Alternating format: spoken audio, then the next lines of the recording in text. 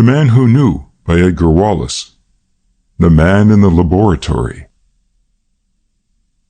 The room was a small one, and had been chosen for its remoteness from the dwelling rooms.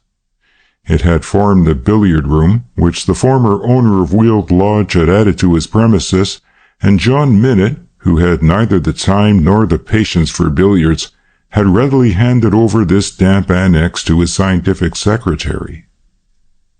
Along one side ran a plain deal bench, which was crowded with glass stills and test tubes.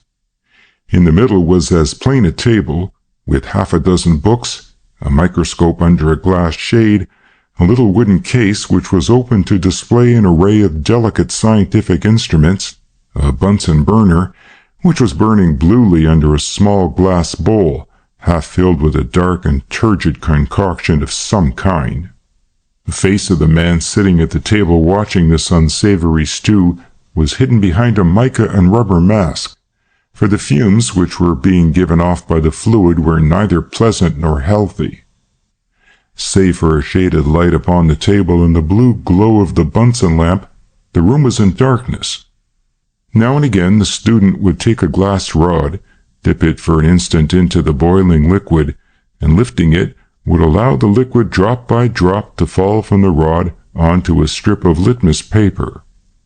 What he saw was evidently satisfactory, and presently he turned out the Bunsen lamp, walked to the window and opened it, and switched on an electric fan to aid the process of ventilation. He removed his mask, revealing the face of a good-looking young man, rather pale, with a slight dark mustache and heavy black wavy hair. He closed the window, filled his pipe from the well-worn pouch which he took from his pocket, and began to write in a notebook, stopping now and again to consult some authority from the books before him. In half an hour he had finished this work, had blotted and closed his book, and pushing back his chair, gave himself up to reverie. They were not pleasant thoughts to judge by his face. He pulled from his inside pocket a leather case and opened it. From this he took a photograph. It was the picture of a girl of 16. It was a pretty face, a little sad but attractive in its very weakness. He looked at it for a long time, shaking his head as at an unpleasant thought. There came a gentle tap at the door, and quickly he replaced the photograph in his case, folded it, and returned it to his pocket as he rose to unlock the door. John Minute, who entered, sniffed suspiciously. "What beastly smells you have in here, Jasper," he growled. "Why on earth don't they invent chemicals that are more agreeable to the nose?" Jasper Cole laughed quietly. "I'm afraid, sir, that nature has ordered it otherwise," he said. "Have you finished?" asked his employer. He looked at the still warm bowl of fluid suspiciously. "It is all right, sir," said Jasper. "It is only noxious when it is boiling. That is why I keep the door locked." "What is it?" asked John Minute, scowling down at the unoffending liquor. "It is many things," said the other ruefully. "In point of fact, it is an experiment. The bowl contains one or two elements which will only mix with the others at a certain temperature. And as an experiment it is successful because I have kept the unmixable elements in suspension, though the liquid has gone cold." "I hope you will enjoy your dinner, even though it has gone cold," grumbled John Minute. "I didn't hear the bell, sir," said Jasper Cole. "I'm awfully sorry if I've kept you waiting." They were the only two present in the big black-looking dining room, and dinner was as usual a fairly silent meal. John Minute read the newspapers, particularly that portion of them which dealt with the latest fluctuations in the stock market. "Somebody has been buying Guello Deeps," he complained loudly. Jasper looked up. "Guello Deeps?" he said. "But they are the shares—" "Yes, yes," said the other testily. "I know. They were quoted at $1 last week. They are up to 2 shillings and 3 pence. I've got 500,000 of them. To be exact," he corrected himself, "I've got 1,000,000 of them. Though half of them are not my property. I am almost tempted to sell." "Perhaps they have found gold," suggested Jasper. John Minute snorted. "If there is gold in the Guello deeps, there are diamonds on the downs," he said scornfully. "By the way, the other 500,000 shares belong to May." Jasper Cole raised his eyebrows as much in interrogation as in surprise.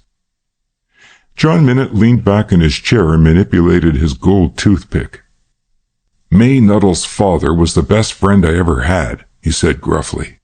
"He lured me into the Guello deeps against my better judgment. We sank a bore 3,000 feet and found everything except gold." He gave one of his brief rumbling chuckles. "I wish that mine had been a success. Poor old Bill Nuttall. He helped me in some tight places. And I think you have done your best for his daughter, sir." "She's a nice girl," said John Minute. "A dear girl. I'm not taken with girls." He made a wry face. "But May is as honest and as sweet as they make them. She's the sort of girl who looks you in the eye when she talks to you. There's no damned nonsense about May." Jasper Cole concealed a smile. "What the devil are you grinning at?" demanded John Minute. "I also was thinking that there was no nonsense about her," he said. John Minute swung round.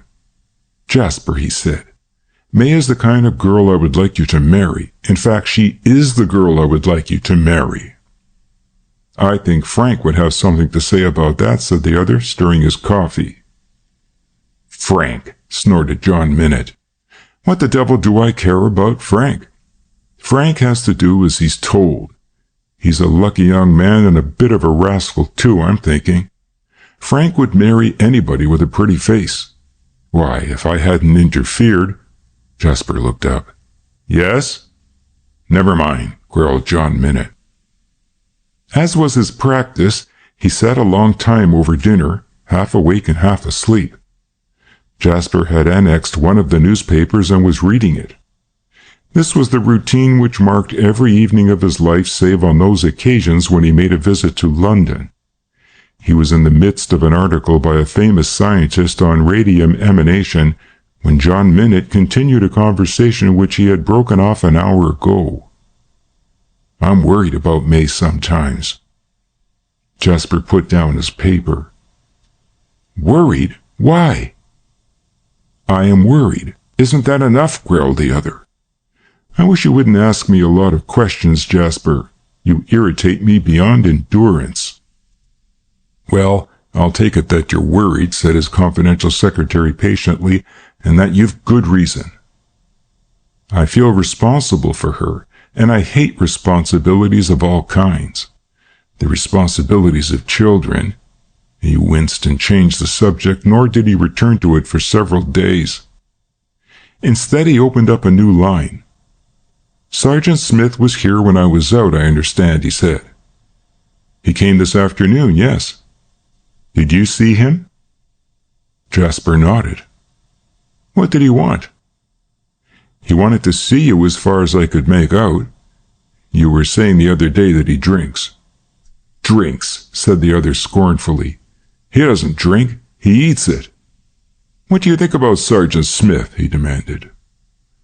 "I think he is a very curious person," said the other frankly, "and I can't understand why you go to such trouble to shield him or why you send him money every week." "One of these days you'll understand," said the other, and his prophecy was to be fulfilled. "For the present, it is enough to say that if there are two ways out of a difficulty, one of which is unpleasant and one of which is less unpleasant, I take the less unpleasant of the two. It is less unpleasant to pay Sergeant Smith a weekly stipend than it is to be annoyed, and I should most certainly be annoyed if I did not pay him." He rose up slowly from the chair and stretched himself. "Sergeant Smith," he said again, "is a pretty tough proposition." "I know, and I have known him for years. In my business, Jasper, I have had to know some queer people, and have had to do some queer things. I'm not so sure that they would look well in print, though I am not sensitive as to what newspapers say about me, or I should have been in my grave years ago. But Sergeant Smith and his knowledge touches me at a raw place.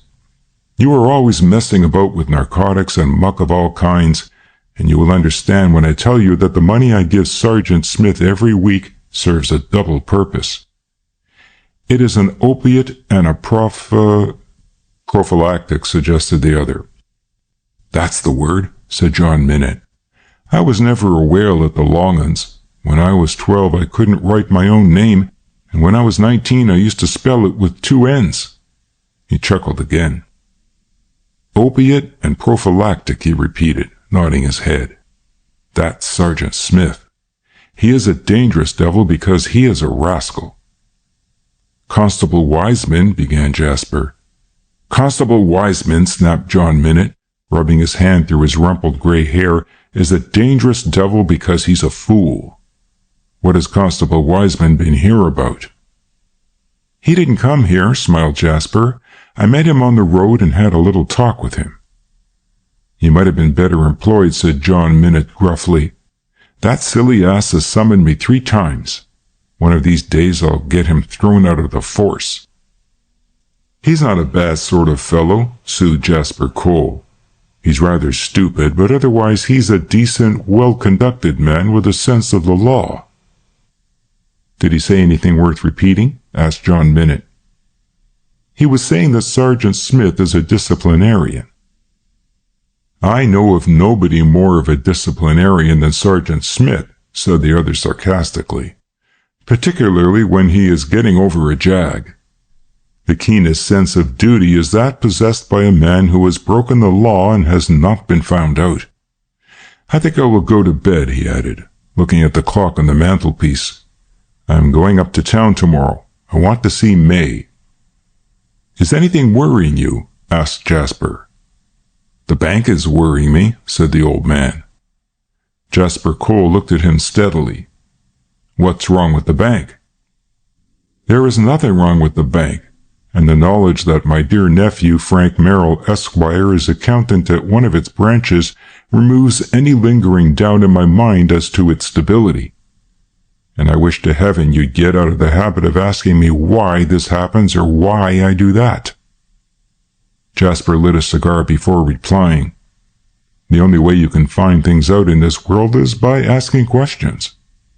Well, ask somebody else, boomed John Minute at the door.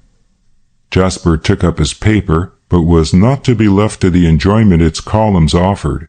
For 5 minutes later, John Minute appeared in the doorway, minus his tie and coat, having been surprised in the act of undressing with an idea which called for development. Send a cable in the morning to the manager of the Guello Deeps and ask him if there is any report. By the way, you are the secretary of the company. I suppose you know that. Am I? Asked the startled Jasper. Frank was, and I don't suppose he has been doing the work now. You had better find out or you will be getting me into a lot of trouble with the registrar. We ought to have a board meeting. Am I the directors too? Asked Jasper innocently. It is very likely, said John Minute. I know I am chairman, but there has never been any need to hold a meeting. You had better find out from Frank when the last was held. He went away to reappear a quarter of an hour later, this time in his pajamas. That mission May is running, he began. They are probably short of money. You might inquire of their secretary. They will have a secretary. I'll be bound. If they want anything, send it on to them. He walked to the sideboard and mixed himself a whiskey and soda. I've been out the last 3 or 4 times Smith has called. If he comes tomorrow, tell him I will see him when I return. Bolt the doors and don't leave it to that jackass Wilkins. Jasper nodded. You think I am a little mad, don't you, Jasper? Asked the older man, standing by the sideboard with the glass in his hand. That thought has never occurred to me, said Jasper. I think you are eccentric sometimes and inclined to exaggerate the dangers which surround you. The other shook his head. I shall die a violent death. I know it. When I was in Zululand, an old witch doctor tossed the bones. You have never had that experience? I can't say that I have, said Jasper with a little smile. You can laugh at that sort of thing, but I tell you I've got a great faith in it. Once in the King's Crawl and once at Etchaway it happened. and both witch doctors told me the same thing, that I die by violence. I didn't used to worry about it very much, but I suppose I'm growing old now, and living surrounded by the laws that were, I am too law-abiding. A law-abiding man is one who is afraid of people who are not law-abiding, and I am getting to that stage. You laugh at me because I'm jumpy whenever I see a stranger hanging around the house, but I have got more enemies to the square yard than most people have to the county. I suppose you think I am subject to delusions and ought to be put under restraint. A rich man hasn't a very happy time, he went on, speaking half to himself and half to the young man. I've met all sorts of people in this country and been introduced as John Minute, the millionaire.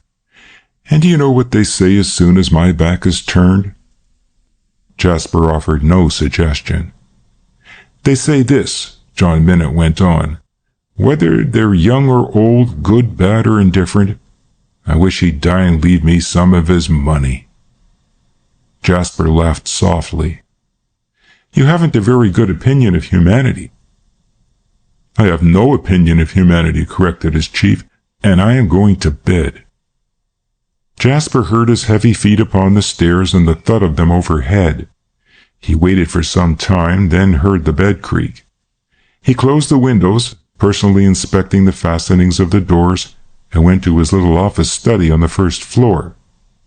He shut the door, took out the pocket case, and gave one glance at the portrait, and then took an unopened letter which had come that evening and which, by his deft handling of the mail, he had been able to smuggle into his pocket without John Minute's observance. He slid open the envelope, extracted the letter, and read, Dear Sir, your esteemed favor is to hand. We have to thank you for the check, and we are very pleased that we have given you satisfactory service. The search has been a very long and I am afraid a very expensive one to yourself, but now that discovery has been made, I trust you will feel rewarded for your energies. The note bore no heading, and was signed J.B. Fleming. Jasper read it carefully, and then, striking a match, lit the paper and watched it burn in the grate.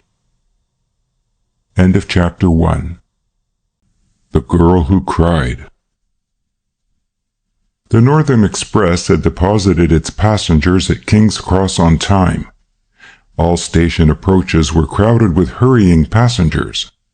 Taxicabs and growlers were mixed in apparently inextricable confusion. There was a roaring babble of instruction and counter-instruction from policemen, from cab drivers, and from excited porters. Some of the passengers hurried swiftly across the broad asphalt space and disappeared down the stairs toward the underground station. Others waited for unpunctual friends with protesting and frequent examination of their watches. One alone seemed wholly bewildered by the noise and commotion.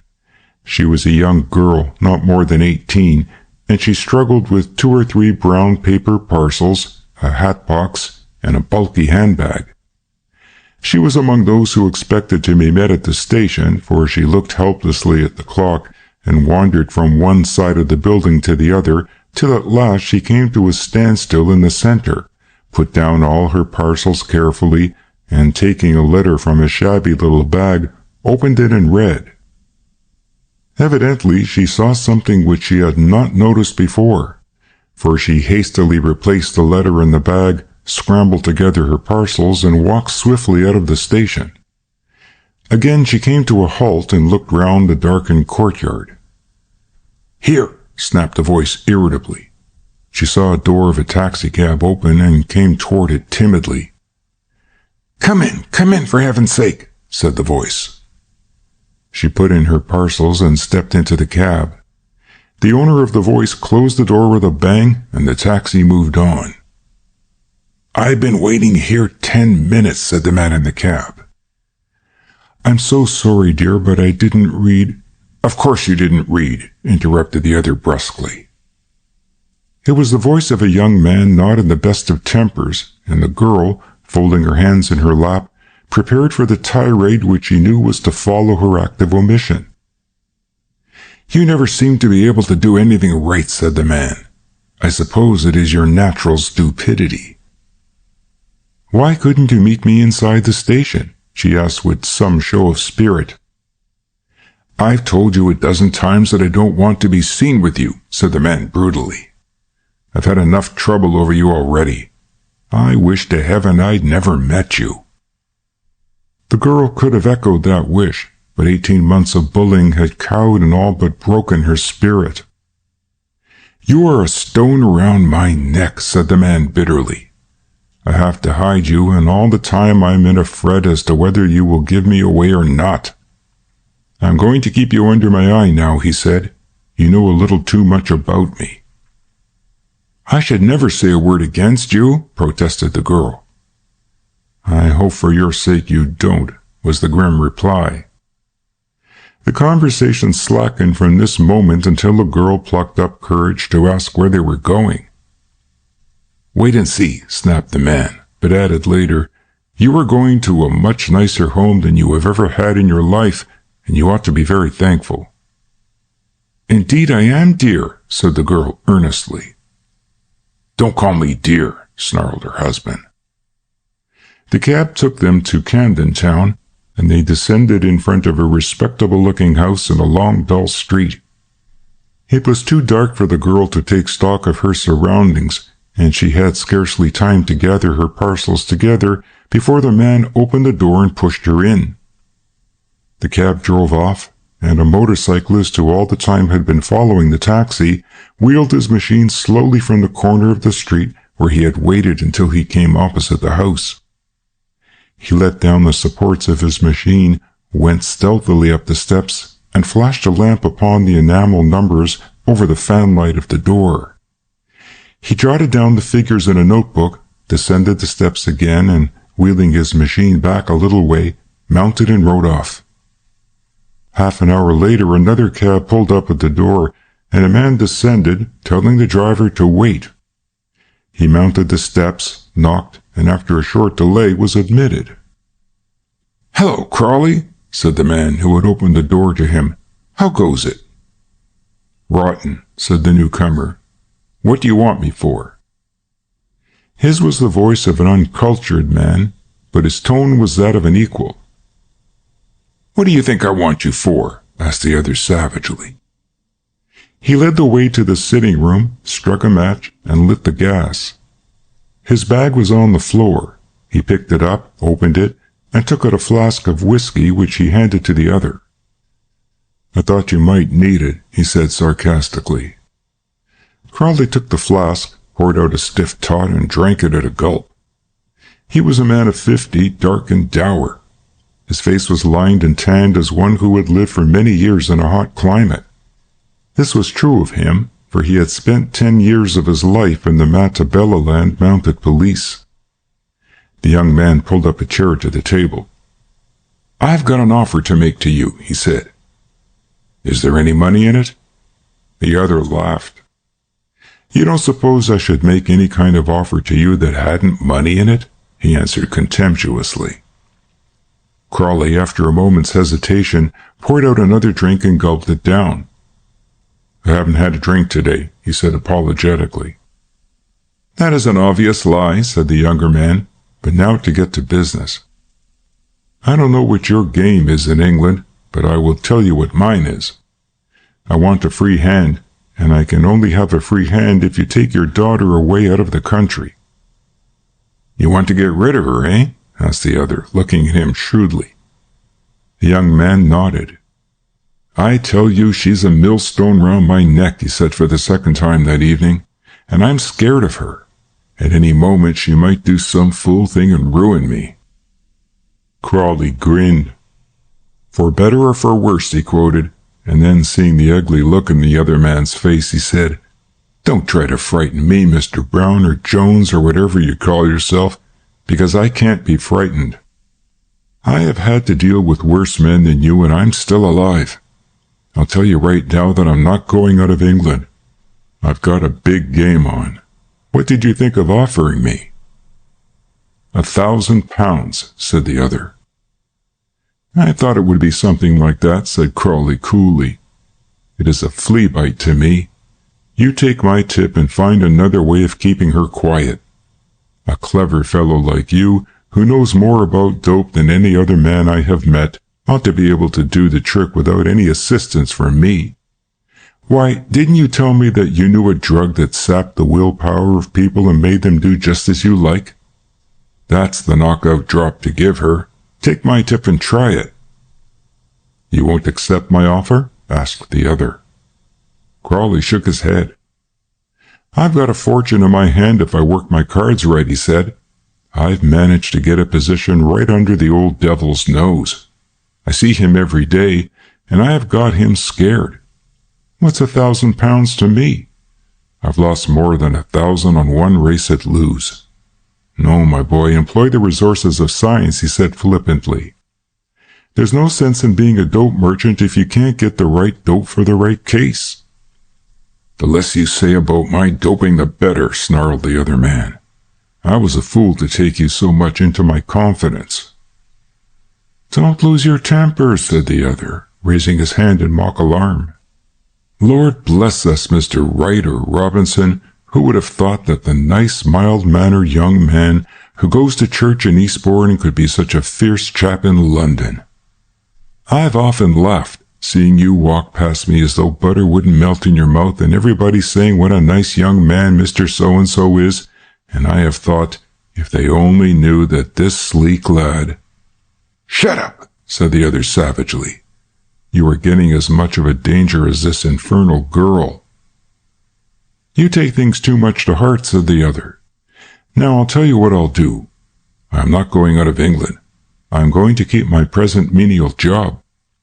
You see, it isn't only the question of money, but I have an idea that your old man has got something up his sleeve for me, and the only way to prevent unpleasant happenings is to keep close to him." "I have told you a dozen times he has nothing against you," said the other emphatically. "I know his business, and I have seen most of his private papers. If he could have caught you with the goods, he would have had you long ago. I told you that the last time you called at the house and I saw you. What, you think that John Minute would pay blackmail if he could get out of it?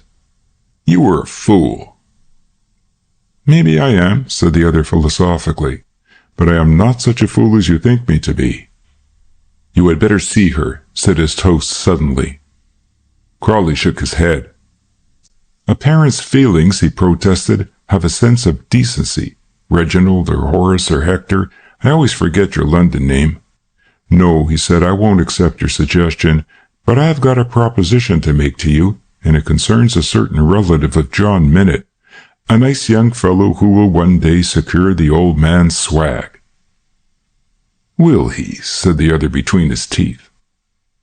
They sat for 2 hours discussing the proposition, and then Crawley rose to leave. "I leave my final jar for the last," he said pleasantly. He had finished the contents of the flask and was in a very amiable frame of mind. "You are in some danger, my young friend, and I, your guardian angel, have discovered it. You have a valet at one of your numerous addresses." "A chauffeur," corrected the other. "A Swede, Jonsson." Crawley nodded. "I thought he was a Swede." "Have you seen him?" asked the other quickly. "He came down to make some inquiries in Eastbourne," said Crawley, "and I happened to meet him. One of those talkative fellows who opens his heart to a uniform. I stopped him from going to the house, so I saved you a shock. If John Minute had been there, I mean." The other bit his lips, and his face showed his concern. "That's bad," he said. "He has been very restless and rather impertinent lately, and has been looking for another job." "What did you tell him?"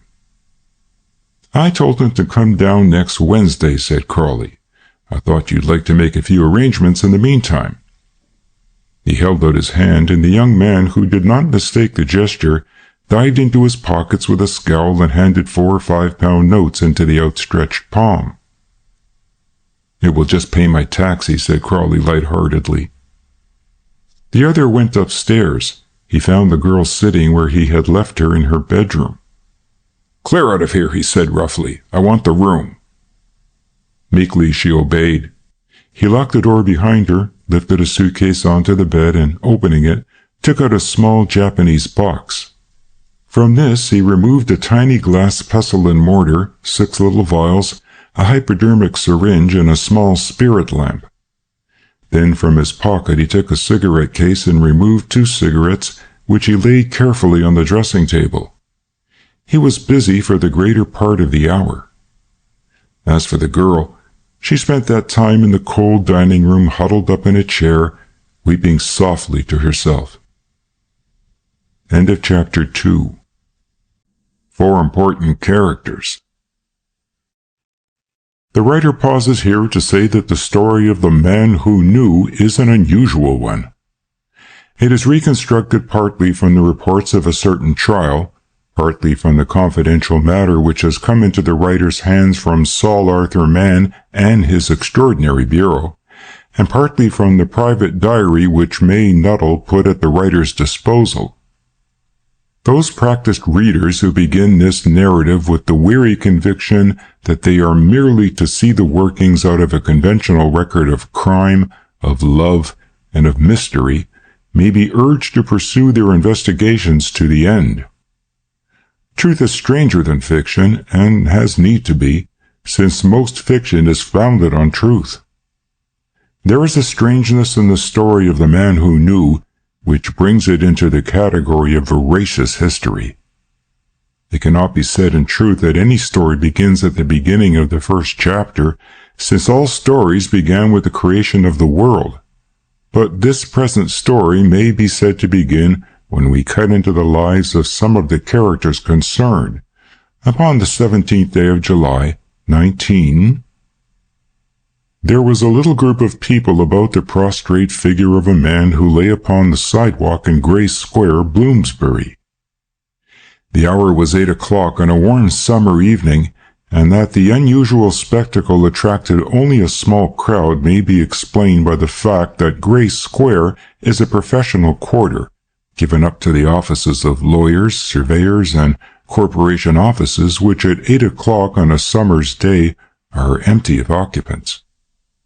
The unprofessional classes who inhabit the shabby streets impinging upon the Euston Road do not include Gray Square in their itinerary when they take their evening constitutionals abroad, and even the loud children find a less depressing environment for their games.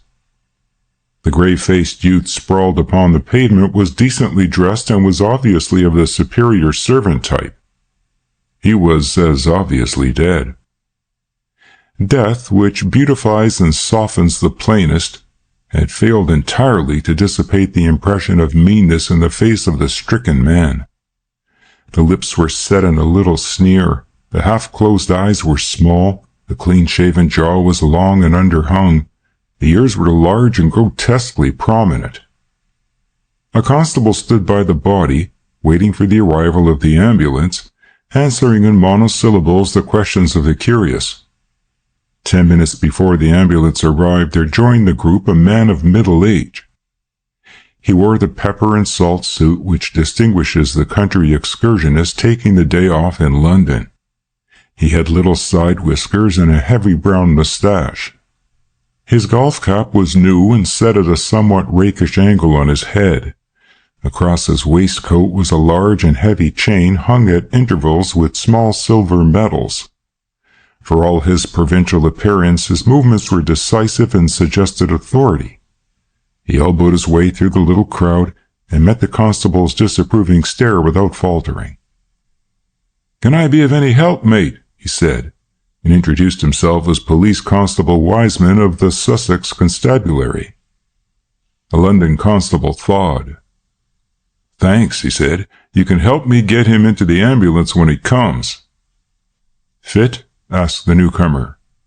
The policeman shook his head. "He was seen to stagger and fall, and by the time I arrived he'd snuffed out. Heart disease, I suppose." "Ah," said Constable Wiseman, regarding the body with a proprietorial and professional eye, and retailed his own experiences of similar tragedies, not without pride, as though he had to some extent the responsibility for their occurrence. On the far side of the square, a young man and a girl were walking slowly. A tall, fair, good-looking youth he was, who might have attracted attention even in a crowd. But more likely would that attention have been focused had he been accompanied by the girl at his side, for she was by every standard beautiful. They reached the corner of Tabor Street, and it was the fixed and eager stare of a little man who stood on the corner of the street and the intensity of his gaze which first directed their attention to the tragedy on the opposite side of the square. The little man who watched was dressed in an ill-fitting frock coat, trousers which seemed too long, since they concertinaed over his boots, and a glossy silk hat set at the back of his head. "What a funny old thing," said Frank Merrill under his breath, and the girl smiled. The object of their amusement turned sharply as they came abreast of him. His freckled, clean-shaven face looked strangely old, and the big gold-rimmed spectacles bridged halfway down his nose added to his ludicrous appearance. He raised his eyebrows and surveyed the two young people. "There's an accident over there," he said briefly and without any preliminary. "Indeed," said the young man politely. "There have been several accidents in Grey Square," said the strange old man meditatively. "There was one in 1875 when the corner house, you can see the end of it from here, collapsed and buried 14 people, 7 of whom were killed, 4 of whom were injured for life, and 3 of whom escaped with minor injuries." He said this calmly and apparently without any sense that he was acting at all unconventionally in volunteering the information, and went on, "There was another accident in 1881, on the 17th of October, a collision between 2 hansom cabs, which resulted in the death of a driver whose name was Samuel Green. He lived at 14 Portington Mews and had a wife and 9 children." The girl looked at the old man with a little apprehension, and Frank Merrill laughed. "You have a very good memory for this kind of thing. Do you live here?" he asked. "Oh, no." The little man shook his head vigorously. He was silent for a moment, and then, "I think we had better go over and see what it is all about," he said with a certain gravity. His assumption of leadership was a little staggering, and Frank turned to the girl. "Do you mind?" he asked. She shook her head, and the 3 passed over the road to the little group just as the ambulance came jangling into the square. To Merrill's surprise, the policeman greeted the little man respectfully, touching his helmet. "I'm afraid nothing could be done, sir. He is gone." "Oh, yes, he's gone," said the other quite calmly. He stooped down, turned back the man's coat, and slipped his hand into the inside pocket, but drew blank. The pocket was empty. With an extraordinary rapidity of movement, he continued his search, and to the astonishment of Frank Merrill, the policeman did not deny his right. In the top left-hand pocket of the waistcoat he pulled out a crumpled slip, which proved to be a newspaper clipping. "Ah," said the little man, "an advertisement for a manservant cut out of this morning's Daily Telegraph. I saw it myself. Evidently a manservant who was on his way to interview a new employer. You see, call at 8:30 at Holborn Viaduct Hotel. He was taking a shortcut when his illness overcame him. I know who is advertising for the valet," he added gratuitously. "He is a Mr. T. Burton, who is a rubber factor from Penang.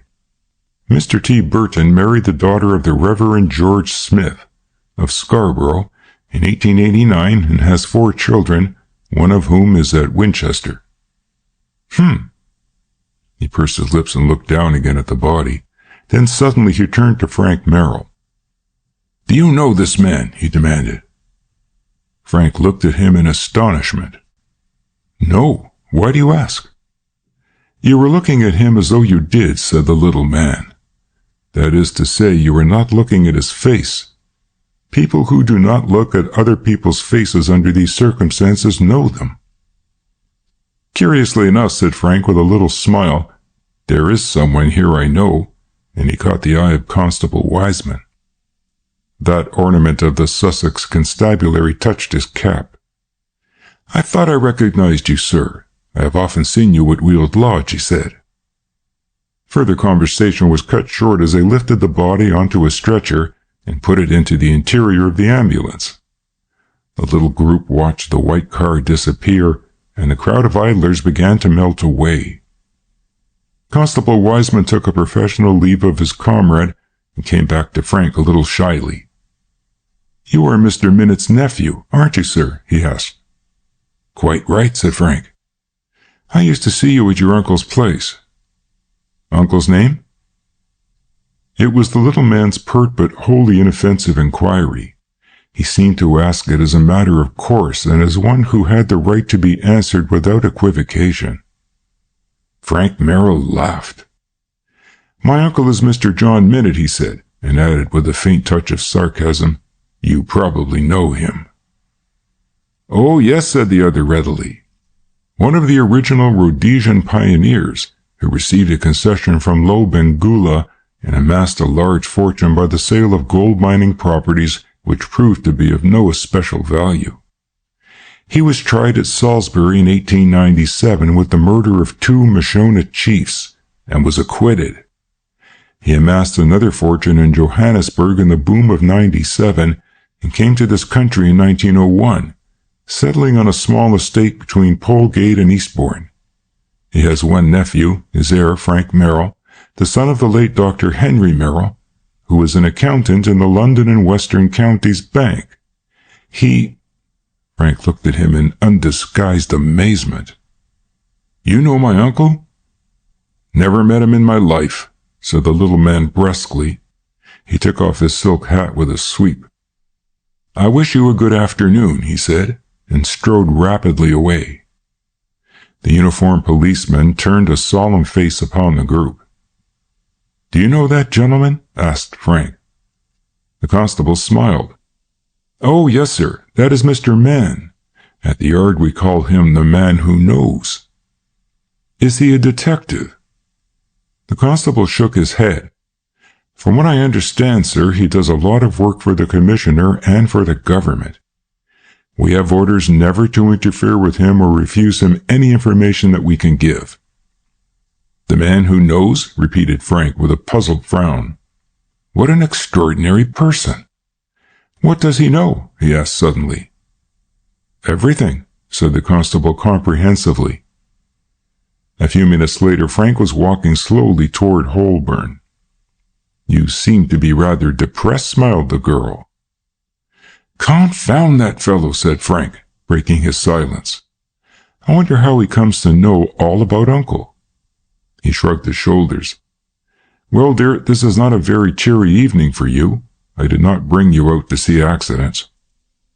"Frank," said the girl suddenly, "I seem to know that man's face, the man who was on the pavement, I mean." She stopped with a shudder. "It seemed a little familiar to me," said Frank thoughtfully. "Didn't he pass us about 20 minutes ago?" "He may have done," said Frank, "but I have no particular recollection of it. My impression of him goes much further back than this evening. Now, where could I have seen him?" "Let's talk about something else," she said quickly. "I haven't a very long time. What am I to do about your uncle?" He laughed. "I hardly know what to suggest," he said. "I am very fond of Uncle John, and I hate to run counter to his wishes, but I am certainly not going to allow him to take my love affairs into his hands. I wish to heaven you had never met him." She gave a little gesture of despair. "It is no use wishing things like that, Frank. You see, I knew your uncle before I knew you. If it had not been for your uncle, I should not have met you." "Tell me what happened," he asked. He looked at his watch. "You had better come on to Victoria," he said, "or I shall lose my train." He hailed the taxicab, and on the way to the station, she told him of all that had happened. "He was very nice, as he always is, and he said nothing really which was very horrid about you. He merely said he did not want me to marry you because he did not think you'd make a suitable husband. He said that Jasper had all the qualities and most of the virtues." Frank frowned. "Jasper is a sleek brute," he said viciously. She laid her hand on his arm. "Please be patient," she said. "Jasper has said nothing whatever to me and has never been anything but most polite and kind." "I know that variety of kindness," growled the young man. He is one of those sly, soft-footed sneaks you can never get to the bottom of. He is worming his way into my uncle's confidence to an extraordinary extent. Why, he is more like a son to Uncle John than a beastly secretary." "He has made himself necessary," said the girl, "and that is halfway to making yourself wealthy." The little frown vanished from Frank's brow and he chuckled. "That is almost an epigram," he said. "What did you tell Uncle?" "I told him that I did not think that his suggestion was possible, and that I did not care for Mr. Cole, nor he for me. You see, Frank, I owe your Uncle John so much. I am the daughter of one of his best friends, and since dear Daddy died, Uncle John has looked after me. He has given me my education, my income, my everything. He has been a second father to me." Frank nodded. "I recognize all the difficulties," he said, "and here we are at Victoria." She stood on the platform and watched the train pull out and waved her hand in farewell, and then returned to the pretty flat in which John Minott had installed her. As she said, her life had been made very smooth for her. There was no need for her to worry about money, and she was able to devote her days to the work she loved best. The East End Providence Society, of which she was president, was wholly financed by the Rhodesian millionaire. May had a natural aptitude for charity work. She was an indefatigable worker, and there was no better known figure in the poor streets adjoining the West Indian docks than Sister Nuttall. Frank was interested in the work without being enthusiastic. He had all the man's apprehension of infectious disease and of the inadvisability of a beautiful young girl slumming without attendance, but the one visit he had made to the East End in her company had convinced him that there was no fear as to her personal safety. He was wont to grumble that she was more interested in her work than she was in him, which was probably true, because her development had been a slow one, and it could not be said that she was greatly in love with anything in the world save her self-imposed mission.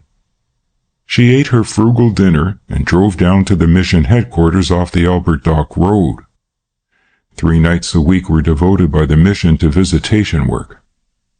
Many women and girls living in this area spend their days at factories in the neighborhood, and they have only the evenings for the treatments of ailments which, in people better circumstanced, would produce the attendance of specialists. For the night work, the nurses were accompanied by a volunteer male escort. May Nuttall's duties carried her that evening to Silvertown and to a network of mean streets to the east of the railway. Her work began at dusk, and was not ended until night had fallen and the stars were quivering in a hot sky. The heat was stifling, and as she came out of the last foul dwelling, she welcomed as a relief even the vitiated air of the hot night. She went back into the passageway of the house, and by the light of a paraffin lamp made her last entry in the little diary she carried. "That makes 8 we have seen, Thompson," she said to her escort. "Is there anybody else on the list?" "Nobody else tonight, miss," said the young man, concealing a yawn. "I am afraid it is not very interesting for you, Thompson," said the girl sympathetically. "You haven't even the excitement of work. It must be awfully dull standing outside waiting for me." "Bless you, miss," said the man, "I don't mind at all. If it is good enough for you to come into these streets, it is good enough for me to go round with you." They stood in a little courtyard, a cul-de-sac cut off at one end by a sheer wall, and as the girl put back her diary into her little net bag, a man came swiftly down from the street entrance of the court and passed her. As he did so, the dim light of the lamp showed for a second his face, and her mouth formed an O of astonishment. She watched him until he disappeared into one of the dark doorways at the farther end of the court, and stood staring at the door as though unable to believe her eyes. There was no mistaking the pale face and the straight figure of Jasper Cole, John Minott's secretary. End of Chapter 3. The Accountant at the Bank. May Nuttall expressed her perplexity in a letter. "Dear Frank, such a remarkable thing happened last night. I was in Silver's Rents about 11 o'clock, and had just finished seeing the last of my patients when a man passed me and entered one of the houses. It was, I thought at the time, either the last or the last but one on the left. I know now that it was the last but one. There is no doubt at all in my mind that it was Mr. Cole, for not only did I see his face, but he carried the snakewood cane which he always affects. I must confess I was curious enough to make inquiries, and I found that he was a frequent visitor here, but nobody quite knows why he comes. The last house is occupied by 2 families, very uninteresting people, and the last house but one is empty save for a room which is apparently the one Mr. Cole uses. None of the people in the rents know Mr. Cole or have ever seen him. Apparently the downstairs room in the empty house is kept locked, and a woman who lives opposite told my informant, Thompson, whom you will remember as the man who always goes with me when I am slumming, that the gentleman sometimes comes, uses this room, and that he always sweeps it out for himself. It cannot be very well furnished, and apparently he never stays the night there. Isn't it very extraordinary? Please tell me what you make of it." Frank Merrill put down the letter and slowly filled his pipe. He was puzzled, and found no solution either then or on his way to the office. He was the accountant of the Piccadilly branch of the London and Western Counties Bank, and had very little time to give to outside problems. But the thought of Cole and his curious appearance in a London slum under circumstances which, to say the least, were mysterious, came between him and his work more than once. He was entering up some transactions when he was sent for by the manager. Frank Merrill, though he did not occupy a particularly imposing post in the bank, held nevertheless a very extraordinary position, and one which ensured for him more consideration than the average official receives at the hands of his superiors. His uncle was financially interested in the bank, and it was generally believed that Frank had been sent as much to watch his relative's interests as to prepare himself for the handling of the great fortune which John Minott would some day leave to his heir. The manager nodded cheerily as Frank came in and closed the door behind him. "Good morning, Mr. Merrill," said the chief. "I want to see you about Mr. Holland's account. You told me he was in the other day." Frank nodded. "He came in the lunch hour." "I wish I had been here," said the manager thoughtfully. "I would like to see this gentleman." "Is there anything wrong with his account?" "Oh, no," said the manager with a smile. "He has a very good balance. In fact, too large a balance for a floating account. I wish you would see him and persuade him to put some of his money on deposit. The head office does not like big floating balances which may be withdrawn at any moment, and which necessitates the keeping here of a larger quantity of cash than I care to hold. Personally," he went on, "I do not like our method of doing business at all. Our head office being in Plymouth, it is necessary, by the peculiar rules of the bank, that the floating balances should be so covered, and I confess that your uncle is as great a sinner as any. Look at this." He pushed a check across the table. "Here is a bearer check for £60,000, which has just come in. It is to pay the remainder of the purchase price due to Consolidated Mines. Why they cannot accept the ordinary cross check, heaven knows." Frank looked at the sprawling signature and smiled. "You see, Uncle's got a reputation to keep up," he said good-humoredly. "One is not called Ready Money Minute for nothing." The manager made a little grimace. "That sort of thing may be necessary in South Africa," he said, "but here in the very heart of the money world cash payments are a form of lunacy. I do not want you to repeat this to your relative."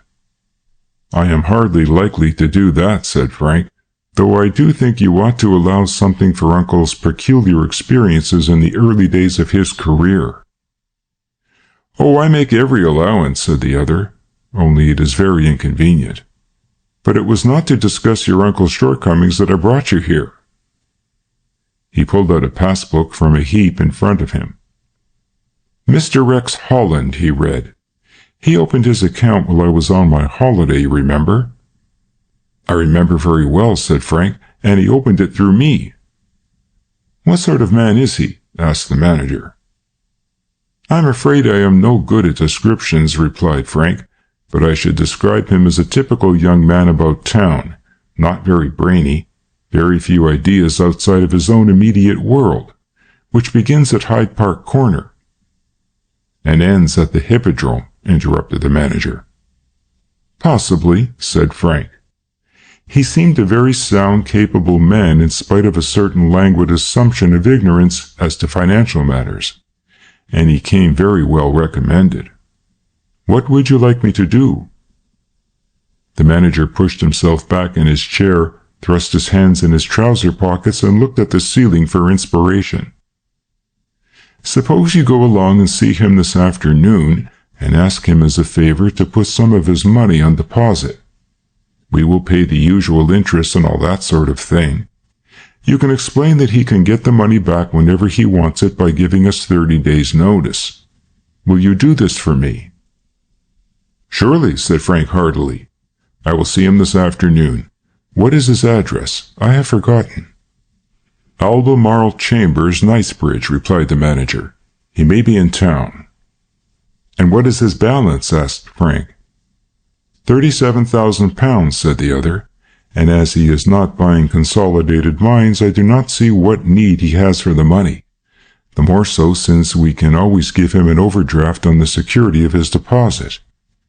Suggest to him that he puts £30,000 with us and leaves £7,000 floating. By the way, your uncle is sending a secretary here this afternoon to go into the question of his own account." Frank looked up. "Cole," he said quickly, "is he coming here?" "By Jove!"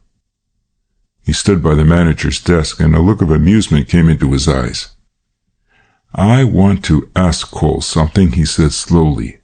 "What time do you expect him?" "About 4 o'clock. After the bank closes?" The manager nodded. "Uncle has a weird way of doing business," said Frank after a pause. "I suppose that means that I shall have to stay on?" "It isn't necessary," said Mr. Brandon. "You see, Mr. Cole is one of our directors." Frank checked an exclamation of surprise. "How long has this been?" he asked. "Since last Monday. I thought I told you. At any rate, if you have not been told by your uncle, you had better pretend to know nothing about it," said Brandon hastily. "You may be sure I shall keep my counsel," said Frank, a little amused by the other's anxiety. "You have been very good to me, Mr. Brandon, and I appreciate your kindness." "Mr. Cole is a nominee of your uncle, of course," Brandon went on, with a little nod of acknowledgement for the other's thanks. "Your uncle makes a point of never sitting on boards if he can help it, and has never been represented except by his solicitor since he acquired so large an interest in the bank. As a matter of fact, I think Mr. Cole is coming here as much to examine the affairs of the branch as to look after your uncle's account. Cole is a very first-class man of business, isn't he?" Frank's answer was a grim smile. "Excellent," he said dryly. "He has the scientific mind grafted to a singular business capacity." "You don't like him?" "I have no particular reason for not liking him," said the other. "Possibly I am being constitutionally uncharitable. He is not the type of man I greatly care for. He possesses all the virtues, according to Uncle, spends his days and nights almost slavishly working for his employer. Oh yes, I know what you are going to say, that it is a very fine quality in a young man, and honestly I agree with you, only it doesn't seem natural. I don't suppose anybody works as hard as I or takes as much interest in his work. Yet I have no particular anxiety to carry it on after business hours." The manager rose. "You are not even an idle apprentice," he said good-humoredly. "You will see Mr. Rex Holland for me?" "Certainly," said Frank, and went back to his desk deep in thought. It was 4 o'clock to the minute when Jasper Cole passed through the one open door of the bank at which the porter stood ready to close. He was well but neatly dressed, and had hooked to his wrist a thin snakewood cane attached to a crook handle. He saw Frank across the counter and smiled, displaying 2 rows of even white teeth. "Hello, Jasper," said Frank easily, extending his hand. "How is Uncle?" "He is very well indeed," replied the other. "Of course he is very worried about things, but then I think he is always worried about something or other." "Anything in particular?" asked Frank interestedly. Jasper shrugged his shoulders. "You know him much better than I. You were with him longer. He is getting so horribly suspicious of people and sees a spy or an enemy in every strange face. That is usually a bad sign, but I think he has been a little overwrought lately." He spoke easily. His voice was low and modulated with the faintest suggestion of a drawl, which was especially irritating to Frank, who secretly despised the Oxford product, though he admitted, since he was a very well-balanced and on the whole good-humored young man, his dislike was unreasonable. "I hear you have come to audit the accounts," said Frank, leaning on the counter and opening his gold cigarette case. "Hardly that," drawled Jasper. He reached out his hand and selected a cigarette. "I just want to sort out a few things. By the way, your uncle had a letter from a friend of yours." "Mine?" "A Rex Holland," said the other. "He is hardly a friend of mine. In fact, he is rather an infernal nuisance," said Frank.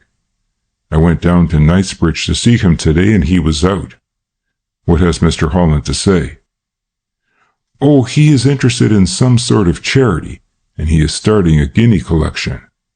I forget what the charity was." "Why do you call him a friend of mine?" asked Frank, eyeing the other keenly. Jasper Cole was halfway to the manager's office and turned. "A little joke," he said. "I had heard you mention the gentleman. I have no other reason for supposing he was a friend of yours." "Oh, by the way, Cole," said Frank suddenly, "were you in town last night?" Jasper Cole shot a swift glance at him. "Why?" "Were you near Victoria Docks?" "What a question to ask," said the other, with his inscrutable smile, and, turning abruptly, walked into the waiting Mr. Brandon. Frank finished work at 5:30 that night and left Jasper Cole and a junior clerk to the congenial task of checking the securities. At 9 o'clock the clerk went home, leaving Jasper alone in the bank. Mr. Brandon, the manager, was a bachelor and occupied a flat above the bank premises. From time to time he strode in, his big pipe in the corner of his mouth. The last of these occasions was when Jasper Cole had replaced the last ledger in Mr. Minnett's private safe. "11:30, said the manager disapprovingly, "and you have had no dinner." "I can afford to miss a dinner," laughed the other. "Lucky man," said the manager. Jasper Cole passed out into the street and called a passing taxi to the curb. "Charing Cross Station," he said. He dismissed the cab in the station courtyard, and after a while walked back to the Strand and hailed another. "Victoria Dock Road," he said in a low voice. End of Chapter 4. John Minnett's Legacy. La Rochefoucauld has said that prudence and love are inconsistent. May Nuttall, who had never explored the philosophies of La Rochefoucauld, had nevertheless seen that quotation in the birthday book of an acquaintance, and the saying had made a great impression upon her. She was 21 years of age, at which age girls are most impressionable and are little influenced by the workings of pure reason. They are prepared to take their philosophies ready-made, and not disinclined to accept from others certain rigid standards by which they measure their own elastic temperament. Frank Merrill was at once a comfort and the cause of a certain half-ashamed resentment, since she was of the age which resents dependence. The woman who spends any appreciable time in the discussion with herself as to whether she does or does not love a man can only have her doubts set at rest by the discovery of somebody whom she loves better. She liked Frank, and liked him well enough to accept the little ring which marked the beginning of a new relationship, which was not exactly an engagement, yet brought to her friendship a glamour which it had never before possessed. She liked him well enough to want his love. She loved him little enough to find the prospect of an early marriage alarming. That she did not understand herself was not remarkable. 21 was not the experience by which the complexities of 21 may be straightened out and made visible. She sat at breakfast, puzzling the matter out, and was a little disturbed and even distressed to find, in contrasting the men, that of the two she had a warmer and deeper feeling for Jasper Cole. Her alarm was due to the recollection of one of Frank's warnings, almost prophetic it seemed to her now. That man has a fascination which I would be the last to deny. I find myself liking him, though my instinct tells me he is the worst enemy I have in the world. If her attitude toward Frank was difficult to define, more remarkable was her attitude of mind towards Jasper Cole. There was something sinister. No, that was not the word. Something frightening about him. He had a magnetism, an aura of personal power, which seemed to paralyze the will of any who came into conflict with him. She remembered how often she had gone to the big library at Weald Lodge, with the firm intention of having it out with Jasper. Sometimes it was a question of domestic economy into which he had obtruded his views. When she was 16, she was practically housekeeper to her adopted uncle. Perhaps it was a matter of carriage arrangement. Once it had been much more serious, for after she had fixed up to go with a merry picnic party to the Downs, Jasper, in her uncle's absence and on his authority, had firmly but gently forbidden her attendance. Was it an accident that Frank Merrill was one of the party, and that he was coming down from London for an afternoon's fun?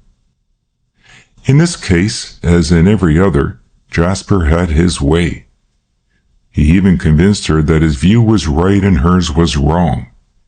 He had pooh-poohed on this occasion all suggestion that it was the presence of Frank Merrill which had induced him to exercise the veto which his extraordinary position gave to him. According to his version, it had been the inclusion in the party of two ladies whose names were famous in the theatrical world which had raised his delicate gorge. May thought of this particular incident as she sat at breakfast, and with a feeling of exasperation she realized that whenever Jasper had set his foot down, he had never been short of a plausible reason for opposing her. For one thing, however, she gave him credit. Never once had he spoken depreciatingly of Frank. She wondered what business brought Jasper to such an unsavory neighborhood as that in which she had seen him. She had all a woman's curiosity without a woman's suspicions, and, strangely enough, she did not associate his presence in this terrible neighborhood or his mysterious comings and goings with anything discreditable to himself. She thought it was a little eccentric in him, and wondered whether he, too, was running a little mission of his own, but dismissed that idea since she had received no confirmation of the theory from the people with whom she came into contact in that neighborhood. She was halfway through her breakfast when the telephone bell rang, and she rose from the table and crossed to the wall. At the first word from the caller, she recognized him. "Why, Uncle," she said, "whatever are you doing in town?" The voice of John Minott bellowed through the receiver. "I have an important engagement. Will you lunch with me at 1:30 at the Savoy?" He scarcely waited for her to accept the invitation before he hung up his receiver. The Commissioner of Police replaced the book which he had taken from the shelf at the side of his desk, swung round in his chair, and smiled quizzically at the perturbed and irascible visitor. The man who sat at the other side of the desk might have been 55. He was of middle height, and was dressed in a somewhat violent check suit, the fit of which advertised the skill of the great tailor who had ably fashioned so fine a creation from so unlovely a pattern. He wore a low collar which would have displayed a massive neck but for the fact that a glaring purple cravat and a diamond as big as a hazelnut directed the observer's attention elsewhere. The face was an unusual one. Strong to a point of coarseness, the bulbous nose, the thick irregular lips, the massive chin, all spoke of the hard life which John Minott had spent. His eyes were blue and cold, his hair a thick and unruly mop of gray. At a distance he conveyed a curious illusion of refinement. Nearer at hand his pink face repelled one by its crudities. He reminded the commissioner of a piece of scene painting that pleads from the gallery and disappointed from the boxes. "You see, Mr. Minute," said Sir George suavely, "we are rather limited in our opportunities and in our powers. Personally, I should be most happy to help you, not only because it is my business to help everybody, but because you were so kind to my boy in South Africa. The letters of introduction you gave to him were most helpful." The commissioner's son had been on a hunting trip through Rhodesia and Barrett's land, and a chance meeting at a dinner party with the Rhodesian millionaire had produced these letters. "But," continued the official, with a little gesture of despair, "Scotland Yard has its limitations. We cannot investigate the cause of intangible fears. If you are threatened, we can help you. But the mere fact that you fancy there is some sort of vague danger would not justify our taking any action." John Minute hitched about in his chair. "What are the police for?" he asked impatiently. "I have enemies, Sir George. I took a quiet little place in the country, just outside Eastbourne, to get away from London, and all sorts of new people are prying round us. There was a new parson called the other day for a subscription to some Boy Scouts movement or other. He has been hanging round my place for a month, and lives at a cottage near Polegate. Why should he have come to Eastbourne?" "On a holiday trip?" suggested the commissioner. "Bah!" said John Minute contemptuously. "There's some other reason. I've had him watched. He goes every day to visit a woman at a hotel, a Confederate. They're never seen in public together. Then there's a peddler, one of those fellows who sells glass and repair windows. Nobody knows anything about him. He doesn't do enough business to keep a fly alive. He's always hanging round Weald Lodge.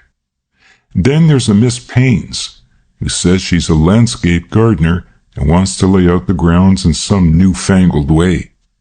I sent her packing about her business, but she hasn't left the neighborhood." "Have you reported the matter to the local police?" asked the commissioner. Minute nodded. "And they know nothing suspicious about them?" "Nothing," said Mr. Minute briefly. "Then," said the other, smiling, "there is probably nothing known against them, and they are quite innocent people trying to get a living. After all, Mr. Minute, a man who is as rich as you are must expect to attract a number of people, each trying to secure some of your wealth in a more or less legitimate way. I suspect nothing more remarkable than this has happened." He leaned back in his chair, his hands clasped, a sudden frown on his face. "I hate to suggest that anybody knows any more than we, but as you are so worried, I will put you in touch with a man who will probably relieve your anxiety." Minute looked up. "A police officer?" he asked. Sir George shook his head. "No, this is a private detective.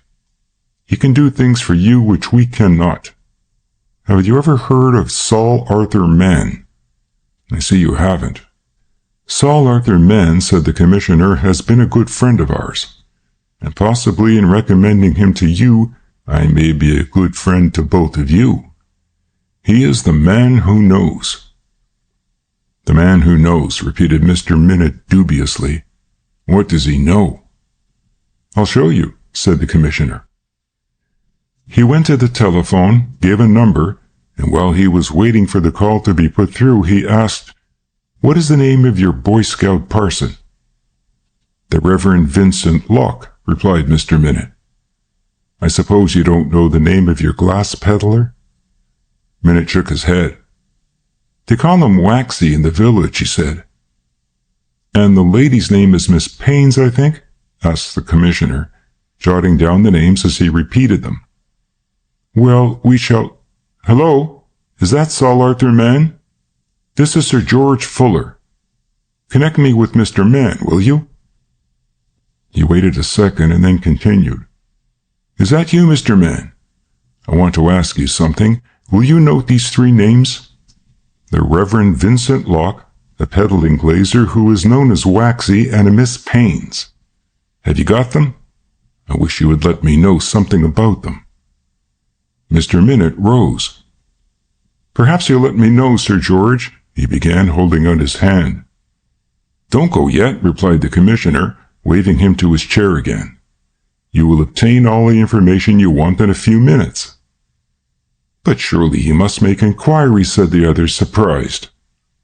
Sir George shook his head. "The curious thing about Saul Arthur Mann is that he never has to make inquiries.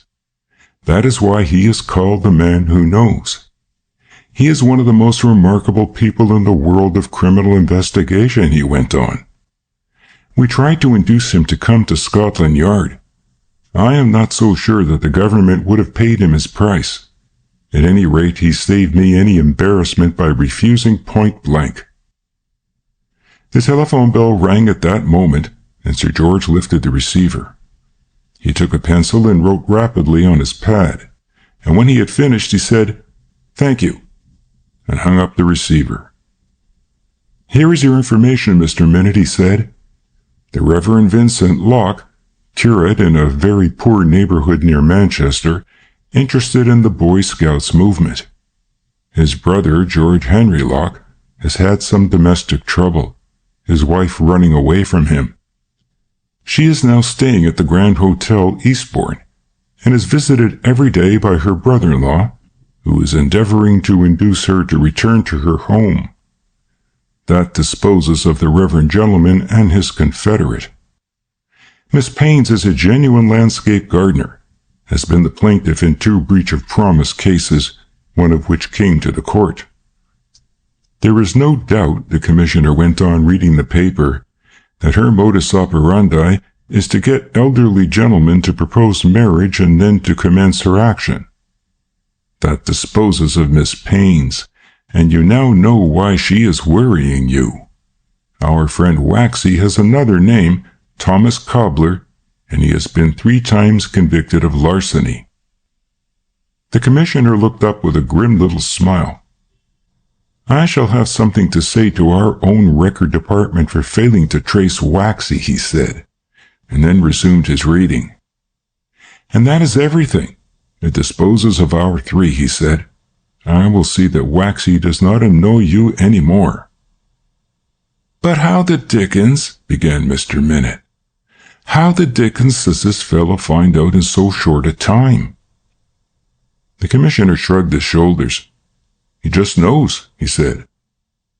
He took leave of his visitor at the door. "If you are bothered any more," he said, "I should strongly advise you to go to Saul Arthur Mann. I don't know what your real trouble is, and you haven't told me exactly why you should fear an attack of any kind. You won't have to tell Mr. Mann," he said with a little twinkle in his eye. "Why not?" asked the other suspiciously. "Because he will know," said the commissioner. "The devil he will," growled John Minute, and stumped down the broad stairs onto the embankment, a greatly mystified man. He would have gone off to seek an interview with this strange individual there and then, for his curiosity was piqued and he had also a little apprehension, one which, in his impatient way, he desired should be allayed. But he remembered that he had asked May to lunch with him, and he was already 5 minutes late. He found the girl in the broad vestibule waiting for him, and greeted her affectionately. Whatever may be said of John Minute that is not wholly to his credit, it cannot be said that he lacks sincerity. There are people in Rhodesia who speak of him without love. They describe him as the greatest land thief that ever rode a Zetersburg coach from Port Charter to Salisbury to register land that he had obtained by trickery. They tell stories of those wonderful coach drives of his, with relays of 12 mules waiting every 10 miles. They speak of his gambling propensities, of 10,000-acre farms that changed hands at the turn of a card, and there are stories that are less printable. When Malupi, a little Mashona chief, found gold in '92 and refused to locate the reef, It was John Minute who staked him out and lit a grass fire on his chest until he spoke. Many of the stories are probably exaggerated, but all Rhodesia agrees that John Minute robbed impartially friend and foe. The confidant of Low Ben and the company alike, he betrayed both. And on that terrible day when it was a toss of a coin whether the concession seekers would be butchered in Low Ben's kraal, John Minute escaped with the only available span of mules and left his comrades to their fate. Yet he had big, generous traits, and could on occasions be a tender and a kindly friend. He had married when a young man, and had taken his wife into the wilds. There was a story that she had met a handsome young trader, and had eloped with him, that John Minute had chased them over 300 miles of hostile country from Victoria Falls to Charter, from Charter to Marandalas, from Marandalas to Massacassi, and had arrived in Beira so close upon their trail that he had seen the ship which carried them to the Cape steaming down the river. He had never married again. Reports said that the woman had died of malaria. A more popular version of the story was that John Minute had relentlessly followed his erring wife to Peter Maritzburg and had shot her and had therefore served 7 years on the breakwater for his sin. About a man who is rich, powerful, and wholly unpopular, hated by the majority, and feared by all, legends grow as quickly as toadstools on a marshy moor. Some were half true, some wholly apocryphal, deliberate and malicious inventions. True or false, John Minute ignored them all, denying nothing, explaining nothing, and even refusing to take action against the Cape Town Weekly which dealt with his career in a spirit of unpardonable frankness. There was only one person in the world whom he loved more than the girl whose hand he held as they went down to the cheeriest restaurant in London. "I have had a queer interview," he said, in his gruff, quick way. "I have been to see the police." "Oh, uncle," she said reproachfully. He jerked his shoulder impatiently. "My dear, you don't know," he said. "I have got all sorts of people who—" He stopped short. "What was there remarkable in the interview?" she asked, after he had ordered the lunch. "Have you ever heard," he asked, "of Saul Arthur Mann?" "Saul Arthur Mann?" she repeated. "I seem to know that name. Mann, where have I heard it?" "Well," said he, with that fierce and fleeting little smile which rarely lit his face for a second, "if you don't know him, he knows you. He knows everybody." "Oh, I remember. He is the man who knows." It was his turn to be astonished. "Where in the world have you heard of him?" Briefly, she retailed her experience, and when she came to describe the omniscient Mr. Mann, "A crank," growled Mr. Minute. "I was hoping there was something in it." "Surely, uncle, there must be something in it," said the girl seriously. "A man of the standing of the chief commissioner would not speak about him as Sir George did unless he had very excellent reason." "Tell me some more about what you saw," he said. "I seem to remember the report of the inquest. The dead man was unknown and has not been identified." She described, as well as she could remember, her meeting with the knowledgeable Mr. Mann. She had to be tactful because she wished to tell the story without betraying the fact that she had been with Frank. But she might have saved herself the trouble, because when she was halfway through the narrative he interrupted her. "I gather you were not by yourself," he grumbled. "Master Frank was somewhere handy, I suppose?" She laughed. "I met him quite by accident," she said demurely. "Naturally," said John Minute. "Oh, uncle, and there was a man whom Frank knew. You probably know him, Constable Wiseman." John Minute unfolded his napkin, stirred his soup, and grunted. "Wiseman is a stupid ass," he said briefly.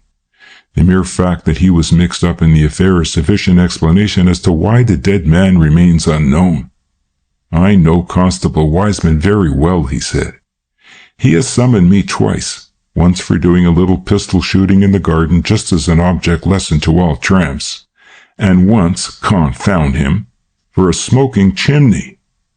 Oh yes, I know Constable Wiseman." Apparently the thought of Constable Wiseman filled his mind through two courses, for he did not speak until he set his fish knife and fork together and muttered something about a silly meddling jackass. He was very silent throughout the meal, his mind being divided between two subjects. Uppermost, though of least importance, was the personality of Saul Arthur Mann. Him he mentally viewed with suspicion and apprehension. It was an irritation even to suggest that there might be secret places in his own life which could be flooded with the light of this man's knowledge, and he resolved to beard the man who knows in his den that afternoon and challenge him by inference to produce all the information he had concerning his past. There was much which was public property. It was John Minnett's boast that his life was a book which might be read, but in his inmost heart he knew of one dark place which baffled the outside world. He brought himself from the mental rehearsal of his interview to what was, after all, the first and more important business. "May," he said suddenly, "have you thought any more about what I asked you?" She made no attempt to fence with the question. "You mean Jasper Cole?" He nodded, and for the moment she made no reply, and sat with eyes downcast, tracing a little figure upon the tablecloth with her fingertip. "The truth is, uncle," she said at last, "I am not keen on marriage at all just yet, and you are sufficiently acquainted with human nature to know that anything which savors of coercion will not make me predisposed toward Mr. Cole." "I suppose the real truth is," he said gruffly, "that you are in love with Frank?" She laughed. "That is just what the real truth is not," she said. "I like Frank very much. He is a dear, bright, sunny boy." Mr. Minnitt grunted. "Oh, yes, he is," the girl went on. "But I am not in love with him, really." "I suppose you are not influenced by the fact that he is my heir," he said, and eyed her keenly. She met his glance steadily. "If you were not the nicest man I know," she smiled, "I should be very offended. Of course, I don't care whether Frank is rich or poor. You have provided too well for me for mercenary considerations to weigh at all with me." John Minnitt grunted again. "I am quite serious about Jasper." "Why are you so keen on Jasper?" she asked. He hesitated. "I know him," he said shortly. "He has proved to me in 100 ways that he is a reliable, decent lad. He has become almost indispensable to me," he continued with his quick little laugh, "and that Frank has never been. Oh yes, Frank's all right in his way, but he's crazy on things which cut no ice with me. Too fond of sports, too fond of loafing," he growled. The girl laughed again. "I can give you a little information on one point," John Minnitt went on, "and it was to tell you this that I brought you here today. I am a very rich man. You know that. I have made millions and lost them, but I have still enough to satisfy my heirs. I am leaving you £200,000 in my will." She looked at him with a startled exclamation. "Uncle," she said. He nodded. "It is not a quarter of my fortune," he went on quickly, "but it will make you comfortable after I am gone." He rested his elbows on the table and looked at her searchingly. "You are an heiress," he said. "For whatever you did, I should never change my mind. Oh, I know you will do nothing of which I should disapprove, but there is the fact. If you marry Frank, you will still get your 200,000, though I should bitterly regret your marriage. No, my girl," he said more kindly than was his wont, "I only ask you this, that whatever else you do, you will not make your choice until the next fortnight has expired." With a jerk of his head, John Minnitt summoned a waiter and paid his bill. No more was said until he handed her into the cab in the courtyard. "I shall be in town next week," he said. He watched the cab disappear in the stream of traffic which flowed along the Strand, and calling another taxi, he drove to the address with which the Chief Commissioner had furnished him. End of Chapter 5. The Man Who Knew. Backwell Street, in the city of London, contains one palatial building which at one time was the headquarters of the South American Stock Exchange, a superior bucket shop which on its failure had claimed its 50,000 victims. The ornate gold lettering on its great plate glass window had long since been removed, and the big brass plate which announced to the passer-by that here sat the spider weaving his golden web for the multitude of flies had been replaced by a modest oxidized scroll bearing the simple legend, Saul Arthur Mann. What Mr. Mann's business was, few people knew. He kept an army of clerks. He had the largest collection of file cabinets possessed by any 3 business houses in the city. He had an enormous post bag, and both he and his clerks kept regulation business hours. His beginnings, however, were well known. He had been a stockbroker's clerk, with a passion for collecting clippings mainly dealing with political, geographical, and meteorological conditions, obtaining in those areas wherein the great joint stock companies of the earth were engaged in operations. He had gradually built up a service of correspondents all over the world. The first news of labor trouble on a gold field came to him, and his brokers indicated his view upon the situation in that particular area by bearing the stock of the affected company. If his Liverpool agent suddenly descended upon the cotton exchange and began buying May cotton in enormous quantities, the initiated knew that Saul Arthur Mann had been awakened from his slumbers by a telegram describing storm havoc in the cotton belt of the United States of America. When a curious blight fell upon the coffee plantations of Ceylon, a 600-word cablegram describing the habits and characteristics of the minute insect which caused the blight reached Saul Arthur Mann at 2 o'clock in the afternoon, and by 3 o'clock the price of coffee had jumped. When, on another occasion, Senor Alvarez, the president of Kakira, had thrown a glass of wine in the face of his brother-in-law, Captain Vassalaro, Saul Arthur Mann had jumped into the market and beaten down all Kakira stocks, which were fairly high as a result of excellent crops and secure government. He bared them because he knew that Vassalaro was a dead shot, and that the inevitable duel would deprive Kakira of the best president it had had for 20 years, and that the way would be open for the election of Sebastian Ramírez, who had behind him a certain group of German financiers who desired to exploit the country in their own peculiar fashion. He probably built up a very considerable fortune, and it is certain that he extended the range of his inquiries until the making of money by means of his curious information bureau became only a secondary consideration. He had a marvelous memory, which was supplemented by his system of filing. He would go to work patiently for months and spend sums of money out of all proportion to the value of the information, to discover, for example, the reason why a district officer in some faraway spot in India had been obliged to return to England before his tour of duty had ended. His thirst for facts was insatiable, his grasp of the politics of every country in the world, and his extraordinarily accurate information concerning the personality of all those who directed those policies was the basis upon which he was able to build up theories of amazing accuracy. A man of simple tastes, who lived in a rambling old house in Streatham, his work, his hobby, and his very life was his bureau. He had assisted the police times without number, and had been so fascinated by the success of this branch of his investigations that he had started a new criminal record, which had been of the greatest help to the police and had piqued Scotland Yard to emulation. John Minute, descending from his cab at the door, looked up at the imposing fascia with a frown.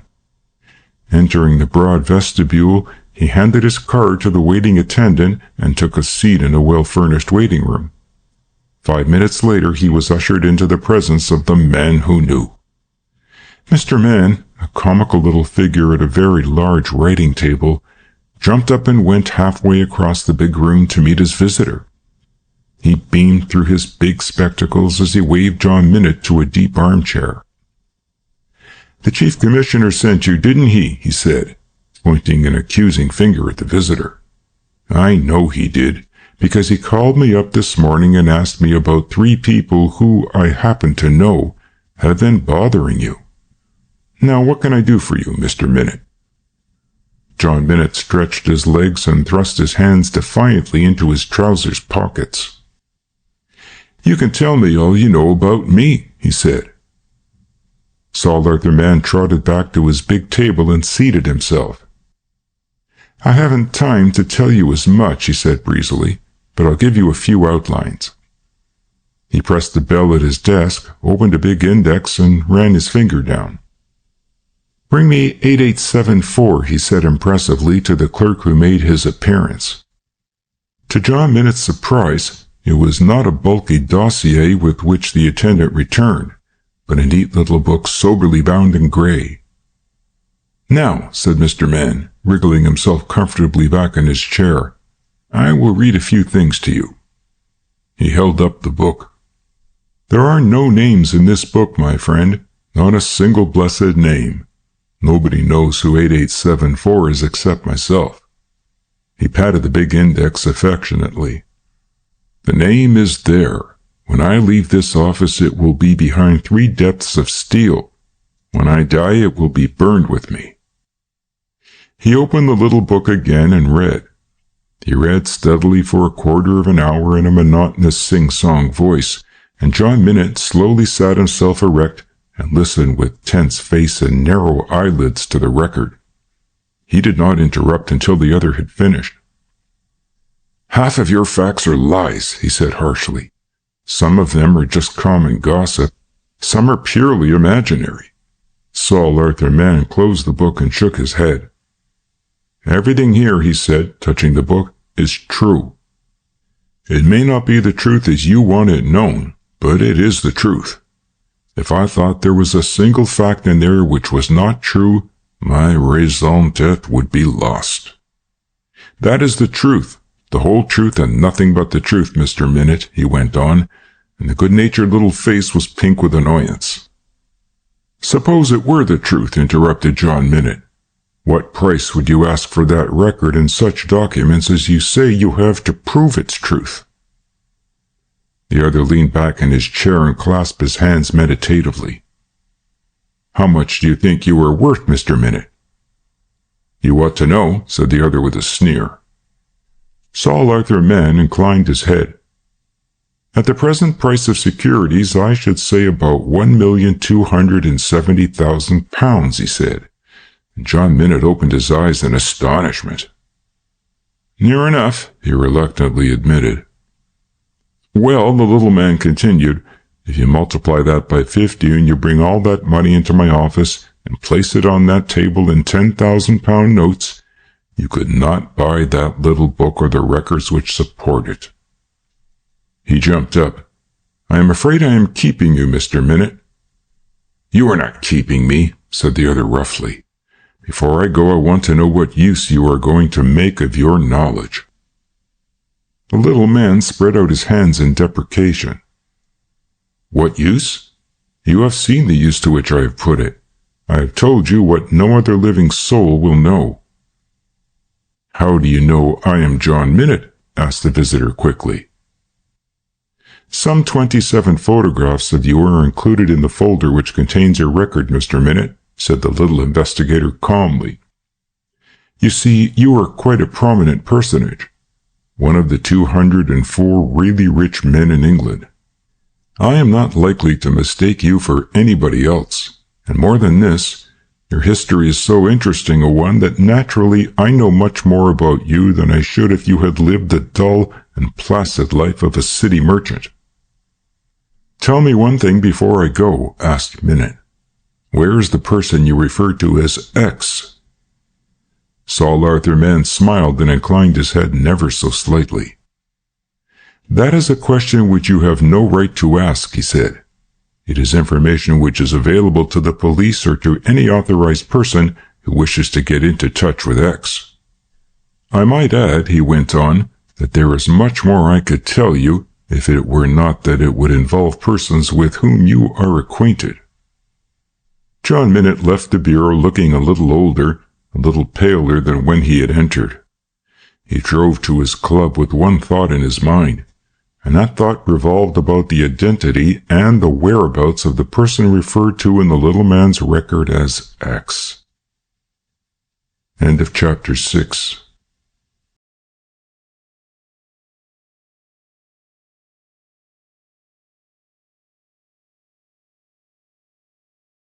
Introducing Mr. Rex Holland. Mr. Rex Holland stepped out of his new car and, standing back a pace, surveyed his recent acquisition with a dispassionate eye. "I think she will do, Feltham," he said. The chauffeur touched his cap and grinned broadly. "She did it in 38 minutes, sir. Not bad for a 20-mile run, half of it through London." "Not bad," agreed Mr. Holland, slowly stripping his gloves. The car was drawn up at the entrance to the country cottage which a lavish expenditure of money had converted into a bijou palace.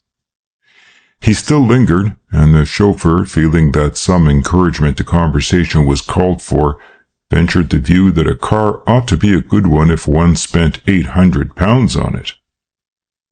"Everything that is good costs money," said Mr. Rex Holland sententiously, and then continued, "Correct me if I am mistaken, but as we came through Putney, did I not see you nod to the driver of another car?" "Yes, sir." "When I engaged you," Mr. Holland went on in his even voice, "you told me that you had just arrived from Australia and knew nobody in England. I think my advertisement made it clear that I wanted a man who fulfilled these conditions?" "Quite right, sir. I was as much surprised as you. The driver of that car was a fellow who traveled over to the old country on the same boat as me. It's rather rum that he should have got the same kind of job." Mr. Holland smiled quietly. "I hope his employer is not as eccentric as I, and that he pays his servant on my scale." With this shot he unlocked and passed through the door of the cottage. Feltham drove his car to the garage which had been built at the back of the house, and once free from observation, lit his pipe and, seating himself on a box, drew from his pocket a little card which he perused with unusual care. He read, 1. To act as chauffeur and valet. 2. To receive £10 a week in expenses. 3. To make no friends or acquaintances. 4. Never under any circumstances to discuss my employer, his habits, or his business. 5. Never under any circumstances to go farther eastward into London than is represented by a line drawn from the Marble Arch to Victoria Station. 6. Never to recognize my employer if I see him in the street in company with any other person. The chauffeur folded the card and scratched his chin reflectively. "Eccentricity," he said. It was a nice 5-syllable word, and its employment was a comfort to this perturbed Australian.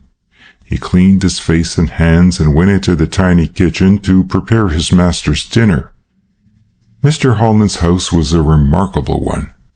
It was filled with every form of labor-saving device which the ingenuity of man could devise.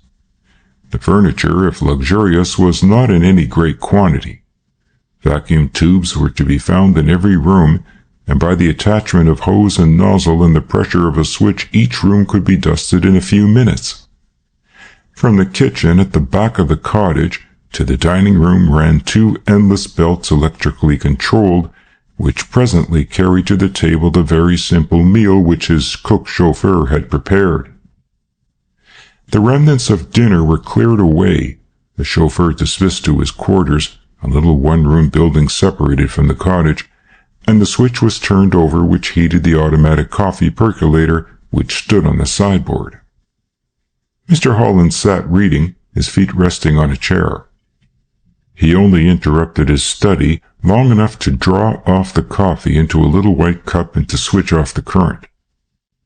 He sat until the little silver clock on the mantel-shelf struck 12, and then he placed a card in the book to mark the place, closed it, and rose leisurely. He slid back a panel in the wall, disclosing the steel door of a safe. This he opened with a key which he selected from a bunch. From the interior of the safe he removed a cedarwood box, also locked. He threw back the lid and removed one by one 3 checkbooks and a pair of gloves of some thin transparent fabric. These were obviously to guard against telltale fingerprints.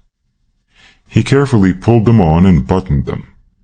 Next he detached 3 checks, one from each book, and taking a fountain pen from his pocket, he began filling in the blank spaces.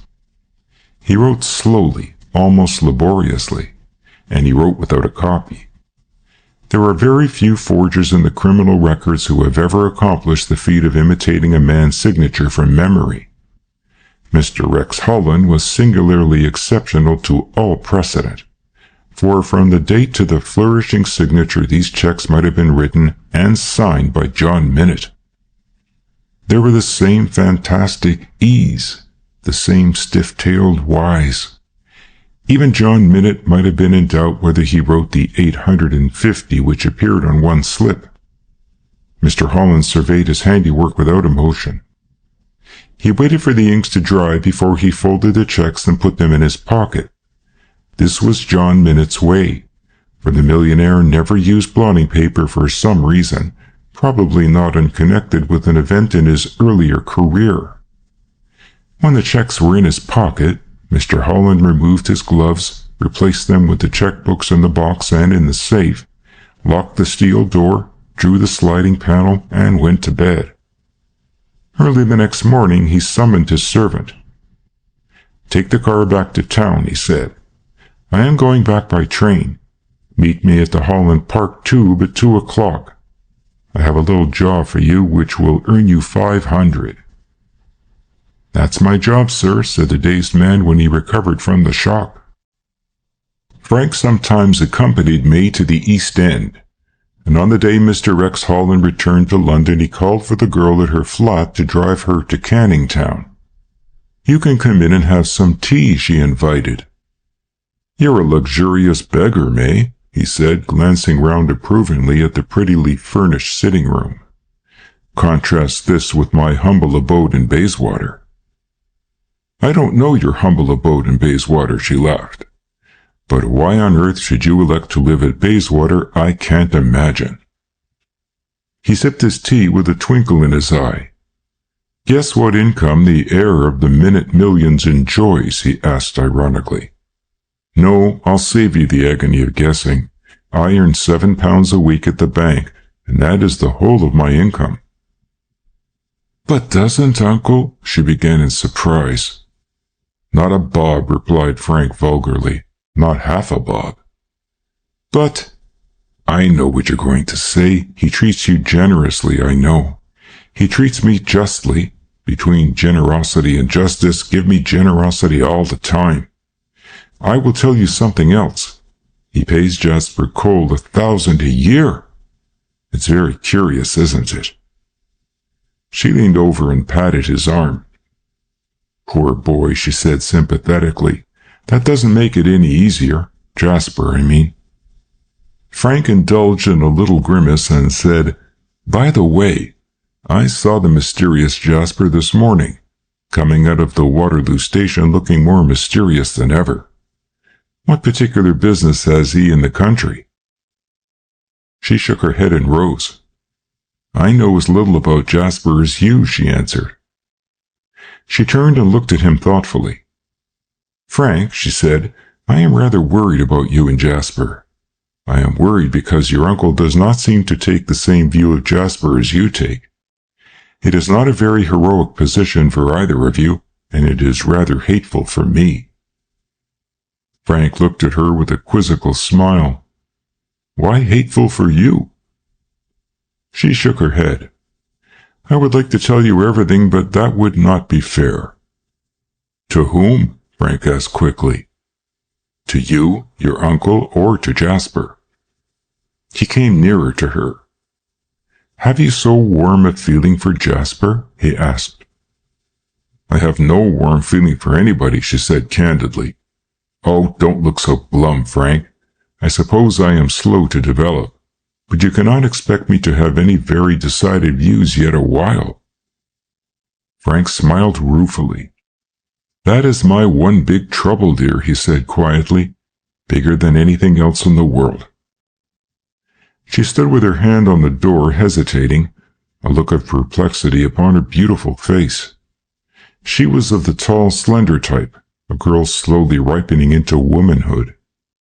She might have been described as cold and a little repressive, but the truth was that she was as yet untouched by the fires of passion, and for all her 21 years she was still something of the healthy schoolgirl, with a schoolgirl's impatience of sentiment. "I am the last to spin a hard luck yarn," Frank went on, "but I have not had the best of everything, dear. I started wrong with Uncle. He never liked my father, nor any of my father's family. His treatment of his wife was infamous. My poor governor was one of those easygoing fellows who was always in trouble, and it was always John Minnett's job to get him out. I don't like talking about him." He hesitated. She nodded. "I know," she said sympathetically. "Father was not the rotter that Uncle John thinks he was. He had his good points. He was careless, and he drank much more than was good for him, but all the scrapes he fell into were due to this latter failing." The girl knew the story of Dr. Merrill. It had been sketched briefly but vividly by John Minette. She knew also some of those scrapes which had involved Dr. Merrill's ruin, material and moral. "Frank," she said, "if I can help you in any way, I would do it." "You can help me absolutely," said the young man quietly, "by marrying me." She gasped. "When?" she asked, startled. "Now, next week, at any rate soon." He smiled and, crossing to her, caught her hand in his. "May, dear, you know I love you.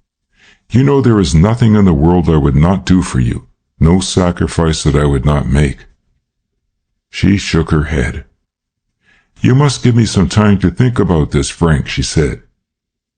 "Don't go," he begged. "You cannot know how urgent is my need of you. Uncle John has told you a great deal about me, but has he told you this, that my only hope of independence of his millions and his influence, you cannot know how widespread or pernicious that influence is," he said, with an unaccustomed passion in his voice, "lies in my marriage before my 24th birthday?" "Frank!" "It is true. I cannot tell you any more, but John Minette knows. If I am married within the next 10 days, he snapped his fingers, that for his millions. I am independent of his legacies, independent of his patronage." She stared at him open-eyed. "You never told me this before." He shook his head a little despairingly. "There are some things I can never tell you, May, and some things which you can never know till we are married.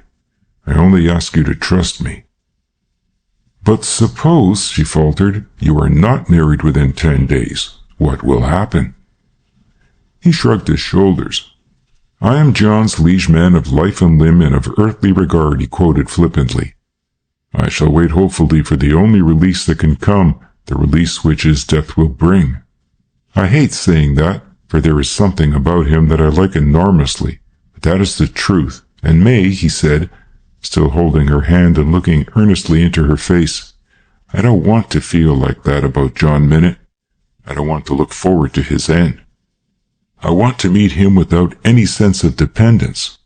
I don't want to be looking all the time for signs of decay and decrepitude, and hail each illness he may have with a feeling of pleasant anticipation.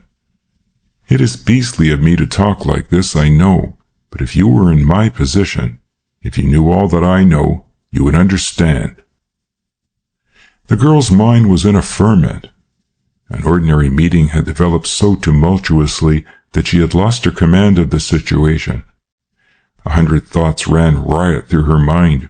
She felt as though she were an arbitrator deciding between two men, of both of whom she was fond, and even at that moment there intruded into her mental vision a picture of Jasper Cole, with his pale intellectual face and his grave dark eyes. "I must think about this," she said again.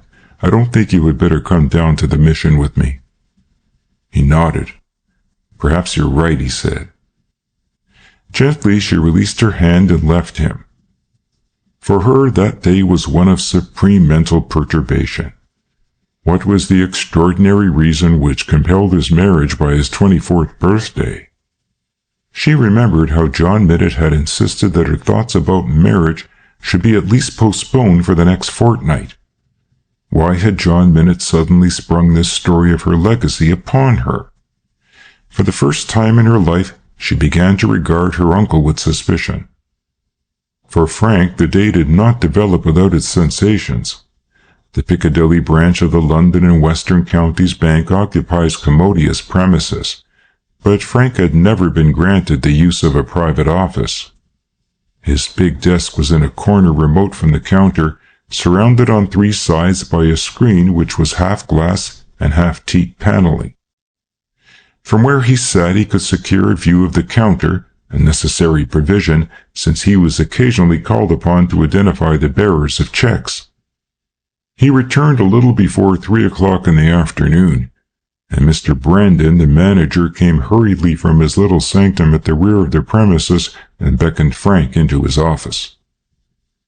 "You've taken an awful long time for lunch," he complained. "I'm sorry," said Frank. "I met Miss Nuttall, and the time flew." "Did you see Holland the other day?" the manager interrupted. "I didn't see him on the day you sent me," replied Frank, "but I saw him on the following day." "Is he a friend of your uncle's?" "I don't think so. Why do you ask?" The manager took up 3 checks which lay on the table, and Frank examined them. One was for £850 6 and was drawn upon the Liverpool Cotton Bank. One was for £41,140 and was drawn upon the Bank of England, and the other was for £7,999 14. They were all signed John Minnitt, and they were all made payable to Rex Holland, Esquire, and were crossed. Now John Minnitt had a very curious practice of splitting up payments so that they covered the 3 banking houses at which his money was deposited. The check for £7,999 14 was drawn upon the London and Western Counties Bank, and that would have afforded the manager some clue even if he had not been well acquainted with John Minnitt's eccentricity.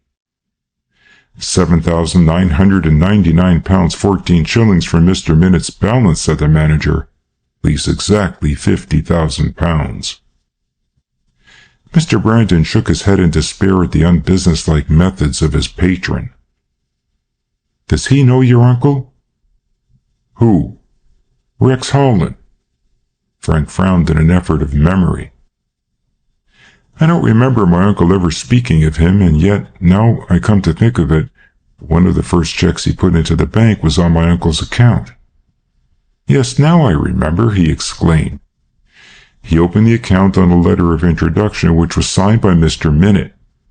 I thought at the time that they had probably had business dealings together, and as uncle never encourages the discussion of bank affairs outside of the bank, I have never mentioned it to him. Again Mr. Brandon shook his head in doubt. "I must say, Mr. Merrill," he said, "I don't like these mysterious depositors. What is he like in appearance?" "Rather a tall, youngish man, exquisitely dressed." "Clean-shaven?" "No, he has a closely trimmed black beard, though he cannot be much more than 28. In fact, when I saw him for the first time, the face was familiar to me, and I had an impression of having seen him before. I think he was wearing a gold-rimmed eyeglass when he came on the first occasion, but I have never met him in the street, and he hardly moves in my humble social circle." Frank smiled. "I suppose it is all right," said the manager dubiously, "but anyway, I'll see him tomorrow. As a precautionary measure, we should get in touch with your uncle, though I know he'll raise Cain if we bother him about his account." "He will certainly raise Cain if you get in touch with him today," smiled Frank, "for he is due to leave by the 2:20 this afternoon for Paris." It wanted 5 minutes to the hour at which the bank closed, when a clerk came through the swing door and laid a letter upon the counter, which was taken into Mr. Brandon, who came into the office immediately and crossed to where Frank sat. "Look at this," he said. Frank took the letter and read it.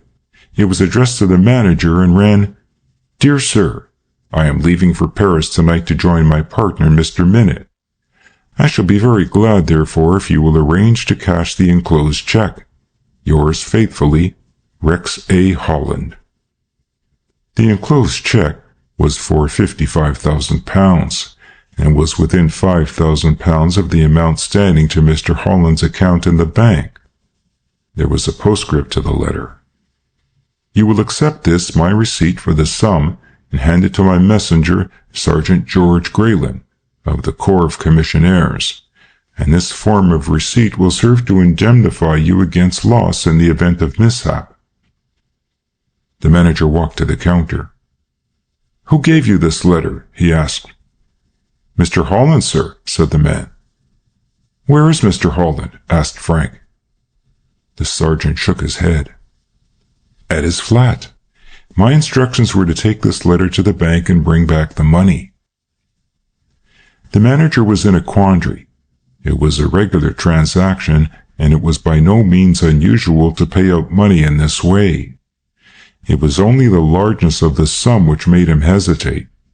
He disappeared into his office and came back with 2 bundles of notes which he had taken from the safe. He counted them over, placed them in a sealed envelope, and received from the sergeant his receipt. When the man had gone, Brandon wiped his forehead. "Phew," he said. "I don't like this way of doing business very much, and I should be very glad indeed to be transferred back to the head office." The words were hardly out of his mouth when a bell rang violently. The front doors of the bank had been closed with the departure of the commissioner, and one of the junior clerks, balancing up his daybook, dropped his pen, and, at a sign from his chief, walking to the door, pulled back the bolts and admitted John Minute. Frank stared at him in astonishment. "Hello, uncle," he said. "I wish you had come a few minutes before. I thought you were in Paris." "The wire calling me to Paris was a fake," growled John Minute. "I wired for confirmation and discovered my Paris people had not sent me any message. I only got the wire just before the train started. I have been spending all the afternoon getting onto the phone to Paris to untangle the muddle. Why did you wish I was here 5 minutes before?" "Because," said Frank, "we have just paid out £55,000 to your friend, Mr. Holland." "My friend?" John Minute stared from the manager to Frank and from Frank to the manager, who suddenly experienced the sinking feeling which accompanies disaster. "What do you mean, my friend?" asked John Minute. "I had never heard of the man before." "Didn't you give Mr. Holland checks amounting to £55,000 this morning?" gasped the manager, turning suddenly pale. "Certainly not," roared John Minute. "Why the devil should I give him checks? I have never heard of the man." The manager grasped the counter for support. He explained the situation in a few halting words and led the way to his office, Frank accompanying him. John Minute examined the checks. "That is my writing," he said. "I could swear to it myself, and yet I never wrote those checks or signed them. Did you note the commissionnaire's number?" "As it happens, I jotted it down," said Frank. By this time, the manager was on the phone to the police. At 7 o'clock that night, the commissionaire was discovered. He had been employed, he said, by a Mr. Holland, whom he described as a slimish man, clean-shaven, and by no means answering to the description which Frank had given. "I have lived for a long time in Australia," said the commissionaire, and he spoke like an Australian. In fact, when I mentioned certain places I had been to, he told me he knew them. The police further discovered that the Knightsbridge flat had been taken, furnished 3 months before by Mr. Rex Holland, the negotiations having been by letter. Mr. Holland's agent had assumed responsibility for the flat, and Mr. Holland's agent was easily discoverable in a clerk in the employment of a well-known firm of surveyors and auctioneers, who had also received his commission by letter. When the police searched the flat, they found only one thing which helped them in their investigations. The hall porter said that, as often as not, the flat was untenanted, and only occasionally, when he was off duty, had Mr. Holland put in an appearance, and he only knew this from statements which had been made by other tenants. "It comes to this," said John Minute grimly, "that nobody has seen Mr. Holland but you, Frank." Frank stiffened. "I am not suggesting that you are in the swindle," said Minute gruffly. "As likely as not, the man you saw was not Mr. Holland, and it is probably the work of a gang. But I am going to find out who this man is, if I have to spend twice as much as I have lost." The police were not encouraging. Detective Inspector Nash from Scotland Yard, who had handled some of the biggest cases of bank swindles, held out no hope of the money being recovered. "In theory, you can get back the notes if you have their numbers," he said, "but in practice, it is almost impossible to recover them, because it is quite easy to change even notes for £500, and probably you will find these in circulation in a week or two." His speculation proved to be correct, for on the third day after the crime, 3 of the missing notes made a curious appearance.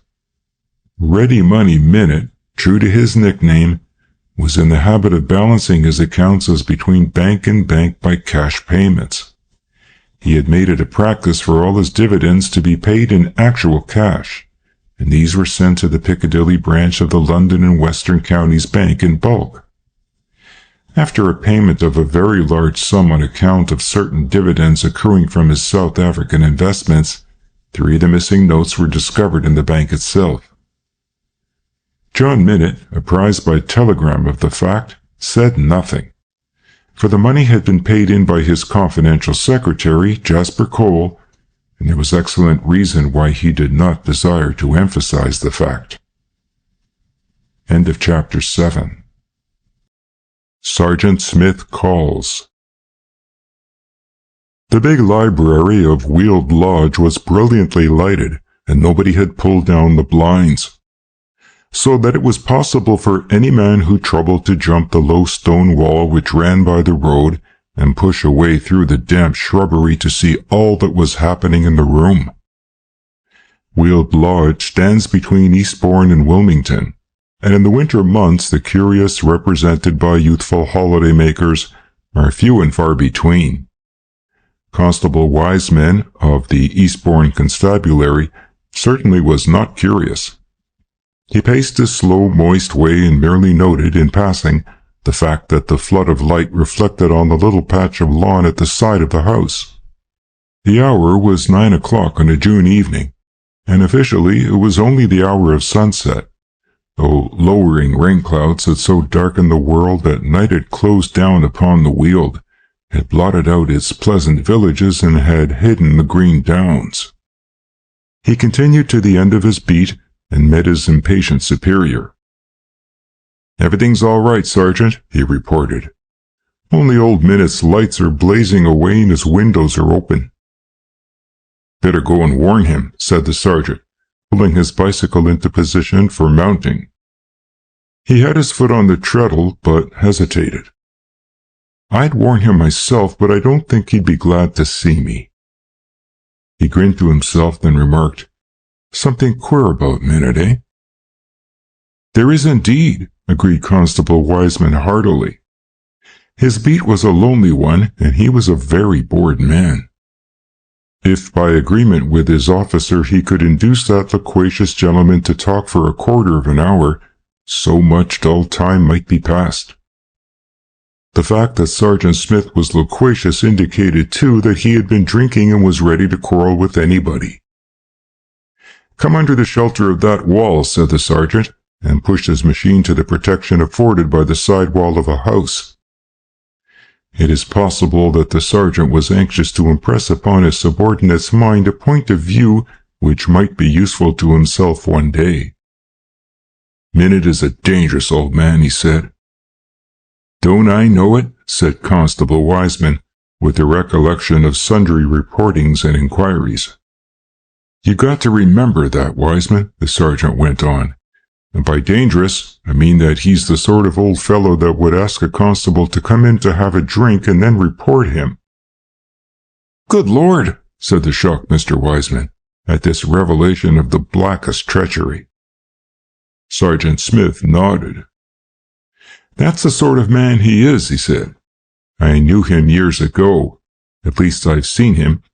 I was in Matabella land with him, and I tell you there's nothing too mean for Ready Money Minute. Curse him. I'll bet you have had a terrible life, Sergeant, encouraged Constable Wiseman. The other laughed bitterly. I have, he said. Sergeant Smith's acquaintance with Eastbourne was a short one. He had only been 4 years in the town, and had, so rumor ran, owed his promotion to influence. What that influence was, none could say. It had been suggested that John Minute himself had secured him his sergeant's stripes, but that was a theory which was pooh-poohed by people who knew that the sergeant had little that was good to say of his supposed patron. Constable Wiseman, a profound thinker and a secret reader of sensational detective stories, had at one time made a report against John Minute for some technical offense, and had made it in fear and trembling, expecting his sergeant promptly to squash this attempt to persecute his patron. But to his surprise and delight, Sergeant Smith had furthered his efforts and had helped to secure the conviction which involved a fine. You go on and finish your beat, Constable, said the sergeant suddenly, and I'll ride up to the old devil's house and see what's doing.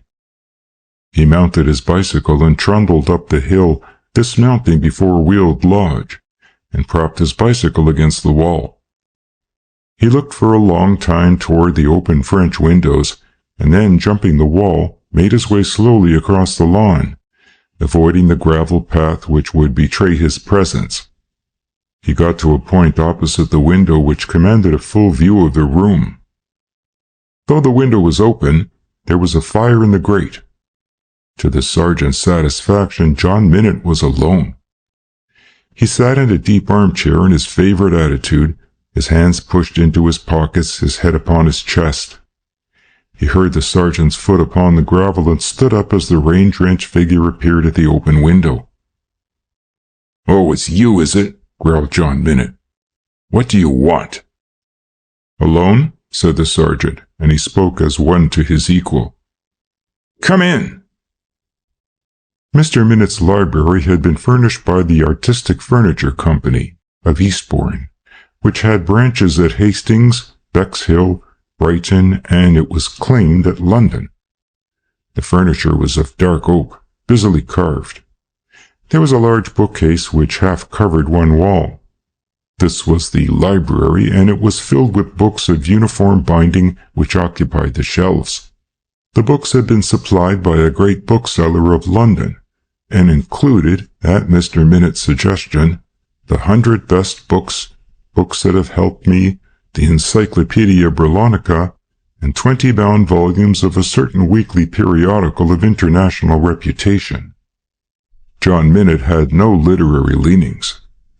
The sergeant hesitated, wiped his heavy boots on the sodden mat outside the window, and walked into the room. "You are pretty cozy, John," he said. "What do you want?" asked Minute without enthusiasm. "I thought I'd look you up. My constable reported your windows were open, and I felt it my duty to come along and warn you. There are thieves about, John." "I know of one," said John Minute, looking at the other steadily. "Your constable, as you call him, is, I presume, that thick-headed jackass Wiseman." "Got him first time," said the sergeant, removing his waterproof cape. "I don't often trouble you, but somehow I had a feeling I'd like to see you tonight. My constable revived old memories, John." "Unpleasant for you, I hope," said John Minute ungraciously. "There's a nice little gold farm 400 miles north of Guello," said Sergeant Smith meditatively. "And a nice little breakwater half a mile south of Cape Town," said John Minute, "where the Cape government keeps highwaymen who hold up the Salisbury coach and rob the mails." Sergeant Smith smiled. "You will have your little joke," he said, "but I might remind you that they have plenty of accommodation on the breakwater, John. They even take care of men who have stolen land and murdered natives." "What do you want?" asked John Minute again. The other grinned. "Just a pleasant little friendly visit," he explained. "I haven't looked you up for 12 months.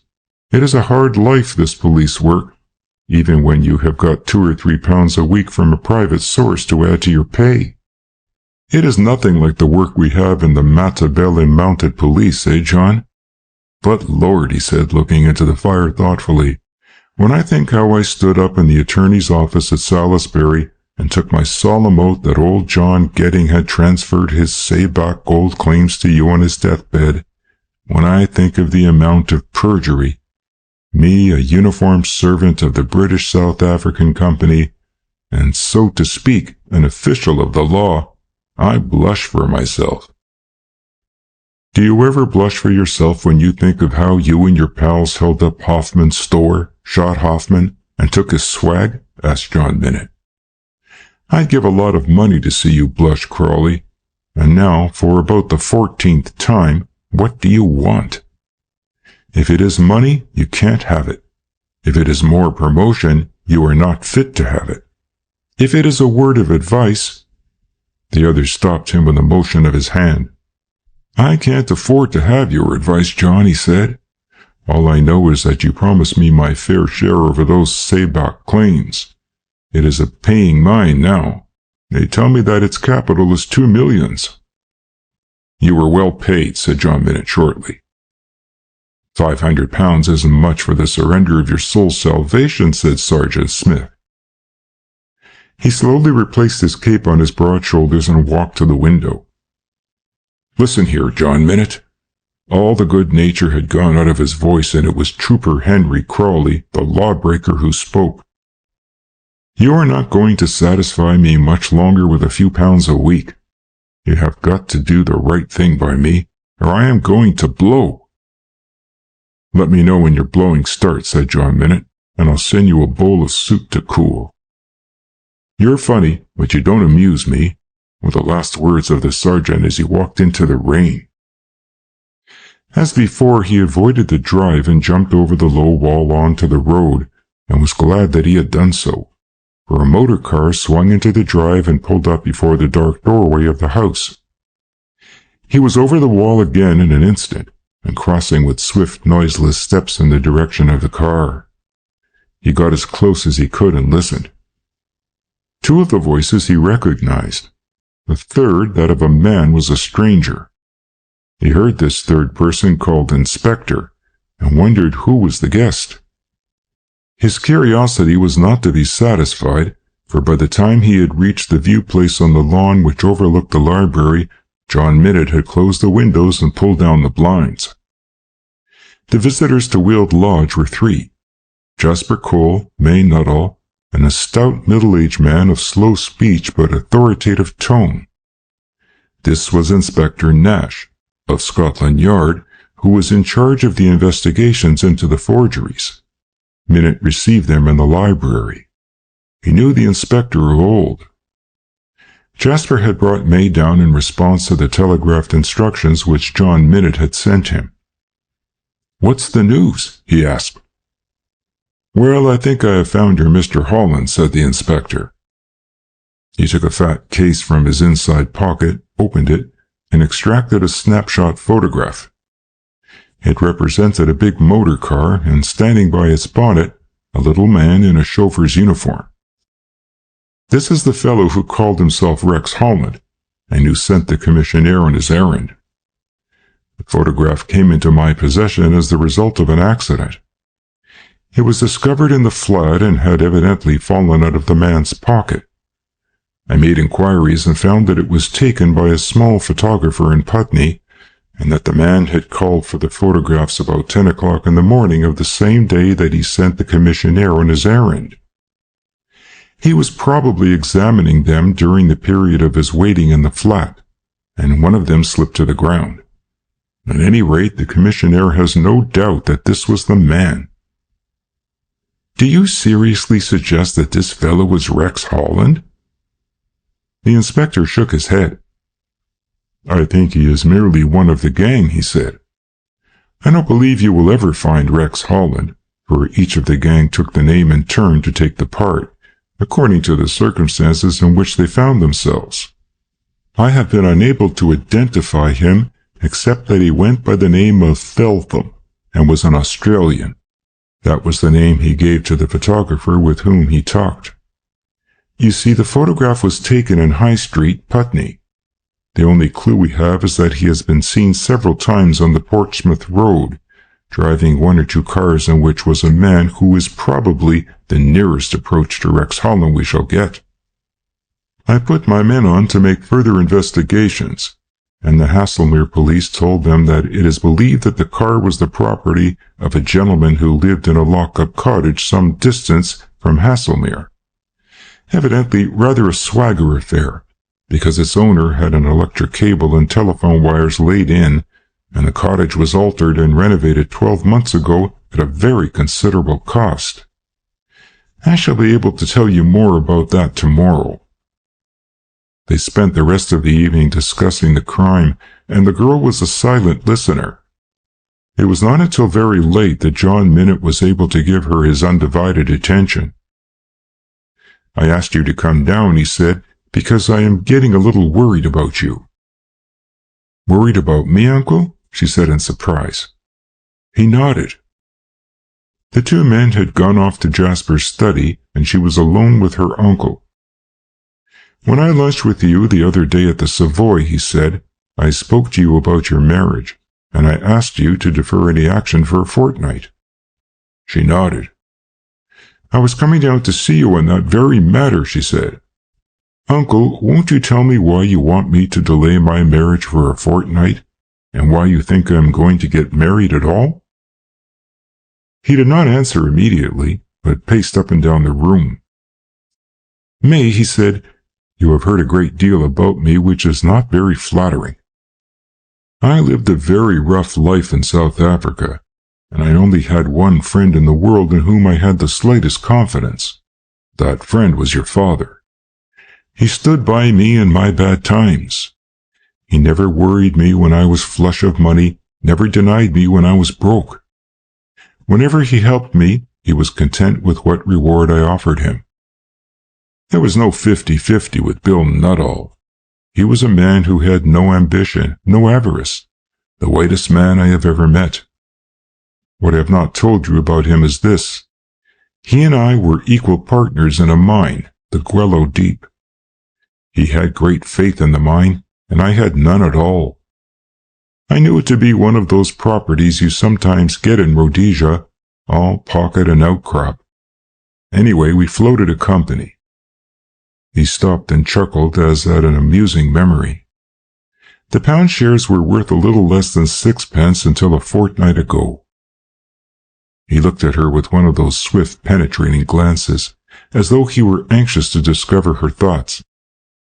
"A fortnight ago," he said, "I learned from my agent in Bulawayo that a reef had been struck on an adjoining mine, and that the reef runs through our property. If that is true, you will be a rich woman in your own right, apart from the money you get from me. I cannot tell you whether it is true until I have heard from the engineers, who are now examining the property, and I cannot know that for a fortnight."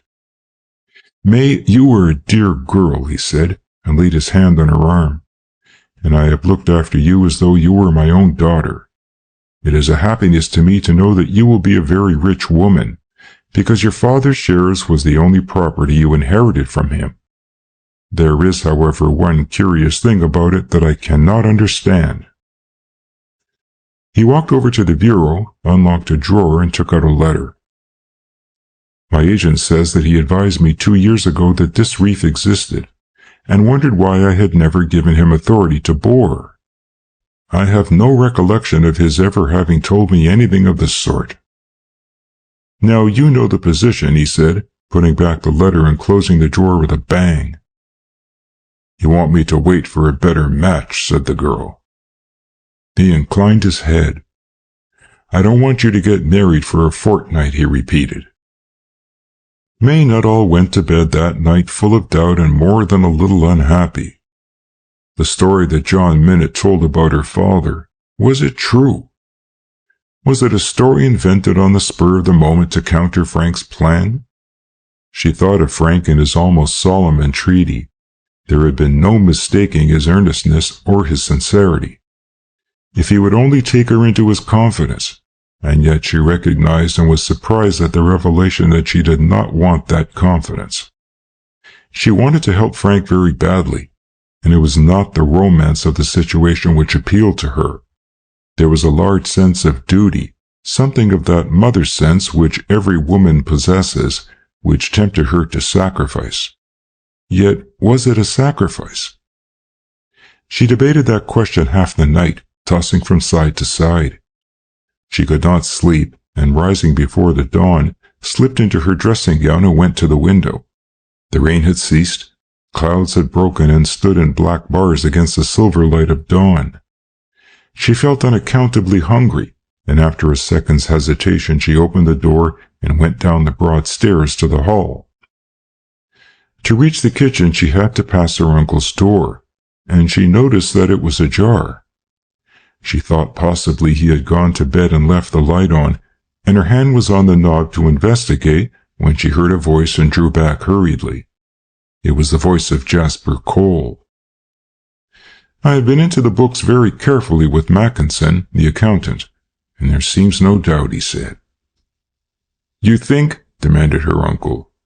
"I am certain," answered Jasper in his even passionless tone. "The fraud has been worked by Frank. He had access to the books. He was the only person who saw Rex Holland.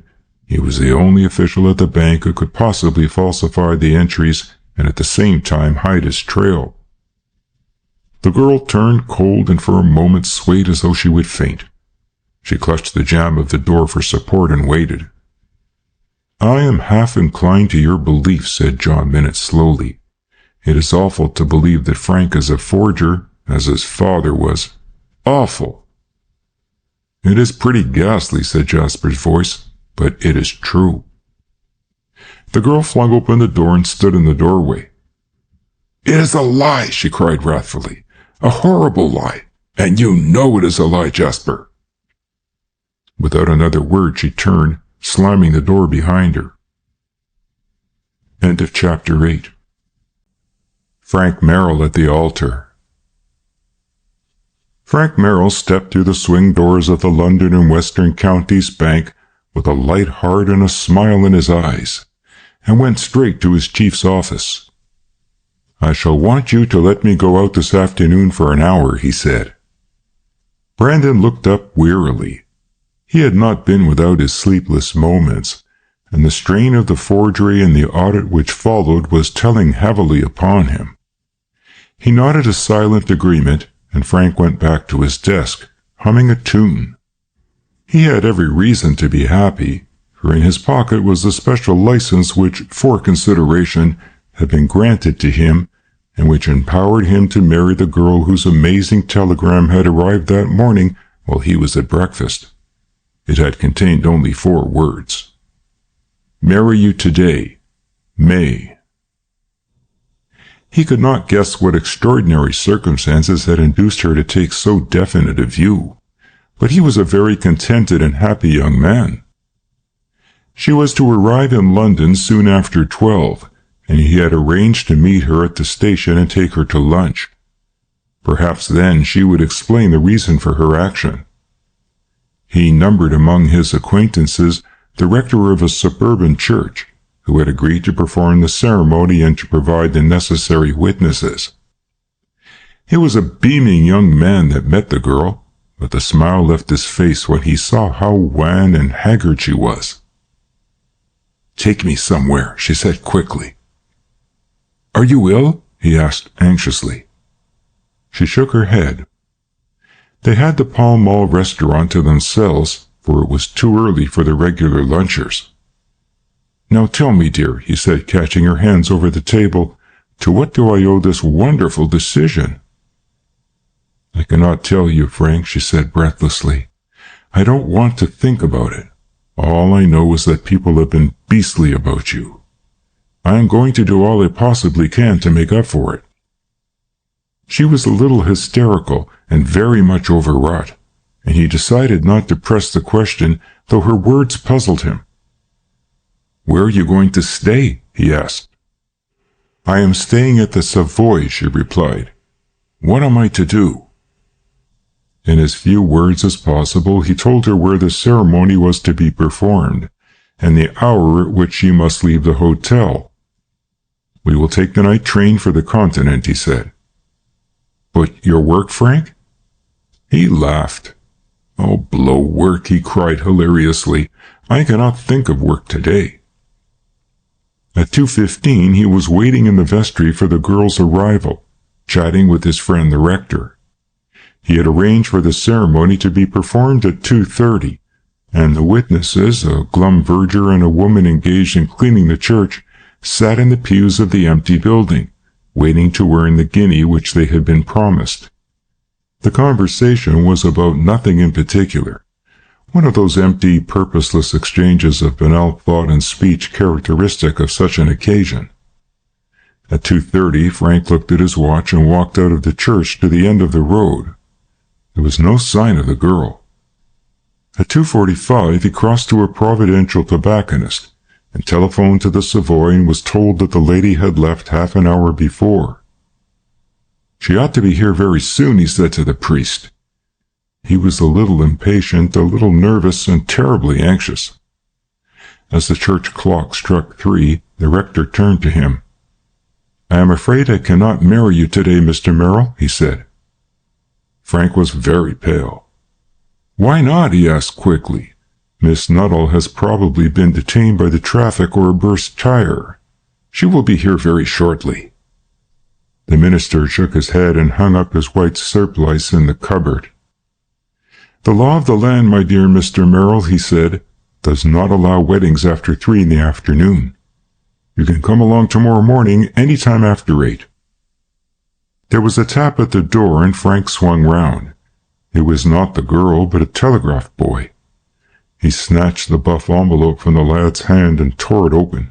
It read simply, "The wedding cannot take place." It was unsigned. At 2:15 that afternoon, May had passed through the vestibule of the hotel, and her foot was on the step of the taxicab when a hand fell upon her arm, and she turned in alarm to meet the searching eyes of Jasper Cole. "Where are you off to in such a hurry, May?" She flushed and drew her arm away with a decisive gesture. "I have nothing to say to you, Jasper," she said coldly. "After your horrible charge against Frank, I never want to speak to you again." He winced a little, then smiled. "At least you can be civil to an old friend," he said good-humoredly, "and tell me where you are off to in such a hurry." Should she tell him? A moment's indecision, and then she spoke. "I am going to marry Frank Merrill," she said. He nodded. "I thought as much. In that case, I am coming down to the church to make a scene." He said this with a smile on his lips, but there was no mistaking the resolution which showed in the thrust of his square jaw. "What do you mean?" she said. "Don't be absurd, Jasper. My mind is made up." "I mean," he said quietly, "that I have Mr. Minnett's power of attorney to act for him, and Mr. Minette happens to be your legal guardian. You are, in point of fact, my dear May, more or less of a ward, and you cannot marry before you are 21 without your guardian's consent." "I shall be 21 next week," she said defiantly. "Then," smiled the other, "wait till next week before you marry. There is no very pressing hurry." "You force this situation upon me," said the girl hotly, "and I think it is very horrid of you. I am going to marry Frank today. Under those circumstances, I must come down and forbid the marriage. And when our parson asks if there is any just cause, I shall step forward to the rails, gaily flourishing the power of attorney, and not even the most hardened parson could continue in the face of that legal instrument. It is a mandamus, a caveat, and all sorts of horrific things." "Why are you doing this?" she asked. "Because I have no desire that you shall marry a man who was certainly a forger, and possibly a murderer, said Jasper Cole calmly. I won't listen to you, she cried, and stepped into the waiting taxicab. Without a word, Jasper followed her. You can't turn me out, he said, and I know where you are going anyway, because you were giving directions to the driver when I stood behind you. You had better let me go with you. I like the suburbs. She turned and faced him swiftly. And Silver's rents? She asked. He went a shade paler. What do you know about Silver's rents? He demanded, recovering himself with an effort. She did not reply. The taxicab was halfway to its destination before the girl spoke again. Are you serious when you say you will forbid the marriage? Quite serious, he replied. So much so that I shall bring in a policeman to witness my act. The girl was nearly in tears. It is monstrous of you. Uncle wouldn't— Had you not better see your uncle? He asked. Something told her that he would keep his word. She had a horror of scenes, and worst of all, she feared the meeting of the two men under these circumstances. Suddenly, she leaned forward and tapped the window, and the taxi slowed down. Tell him to go back and call at the nearest telegraph office. I want to send a wire. If it is to Mr. Frank Merrill, said Jasper smoothly, you may save yourself the trouble. I have already wired. Frank came back to London in a pardonable fury. He drove straight to the hotel, only to learn that the girl had left again with her uncle. He looked at his watch. He had still some work to do at the bank, though he had little appetite for work. Yet it was to the bank he went. He threw a glance over the counter to the table in the chair where he had sat for so long, and at which he was destined never to sit again, for as he was passing behind the counter, Mr. Brandon met him. Your uncle wishes to see you, Mr. Merrill, he said gravely. Frank hesitated, then walked into the office, closing the door behind him, and he noticed that Mr. Brandon did not attempt to follow. John Minute sat in the one easy chair and looked up heavily as Frank entered. Sit down, Frank, he said. I have a lot of things to ask you. And I've one or two things to ask you, Uncle, said Frank calmly. If it is about May, you can save yourself the trouble, said the other. If it is about Mr. Rex Holland, I can give you a little information. Frank looked at him steadily. I don't quite get your meaning, sir, he said, though I gather there is something offensive behind what you have said. John Minute twisted round in the chair and threw one leg over its padded arm. Frank, he said, I want you to be perfectly straight with me, and I'll be as perfectly straight with you. The young man made no reply. Certain facts have been brought to my attention, which leave no doubt in my mind as to the identity of the alleged Mr. Rex Holland, said John Minute slowly. I don't relish saying this, because I have liked you, Frank, though I have sometimes stood in your way and we have not seen eye to eye together.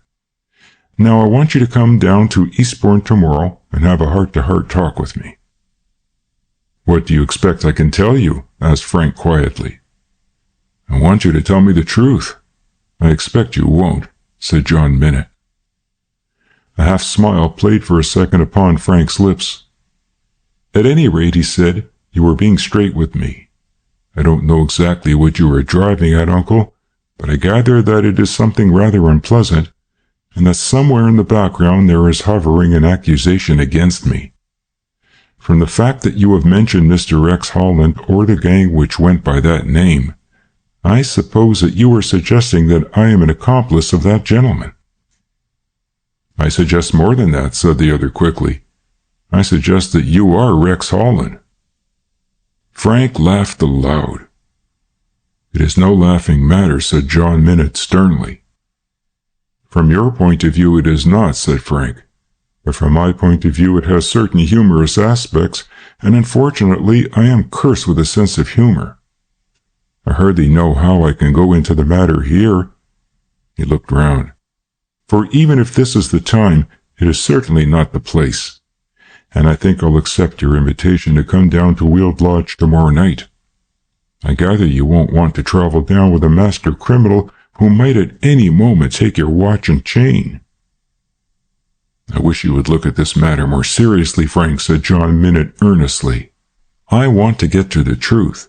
Any truth which exonerates you will be very welcome to me." Frank nodded.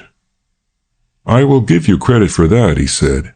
"You may expect me tomorrow. May I ask you as a personal favor that you will not discuss this matter with me in the presence of your admirable secretary? I have a feeling at the back of my mind that he is at the bottom of all this. Remember that he is as likely to know about Rex Holland as I." "There has been an audit at the bank," Frank went on, "and I am not so stupid that I don't understand what this has meant. There has also been a certain coldness in the attitude of Brandon, and I have intercepted suspicious and meaning glances from the clerks. I shall not be surprised, therefore, if you tell me that my books are not in order.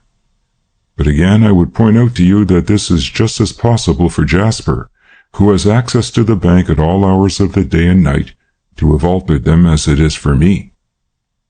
I hasten to add," he said with a smile, "that I don't accuse Jasper. He is such a machine, and I cannot imagine him capable of so much initiative as systematically to forge checks and falsify ledgers. I merely mention Jasper because I want to emphasize the injustice of putting any man under suspicion unless you have the strongest and most convincing proof of his guilt. To declare my innocence is unnecessary from my point of view, and probably from yours also. But I declare to you, Uncle John, that I know no more about this matter than you." He stood leaning on the desk and looking down at his uncle, and John Minute, with all his experience of men, and for all his suspicions, felt just a twinge of remorse. It was not to last long, however.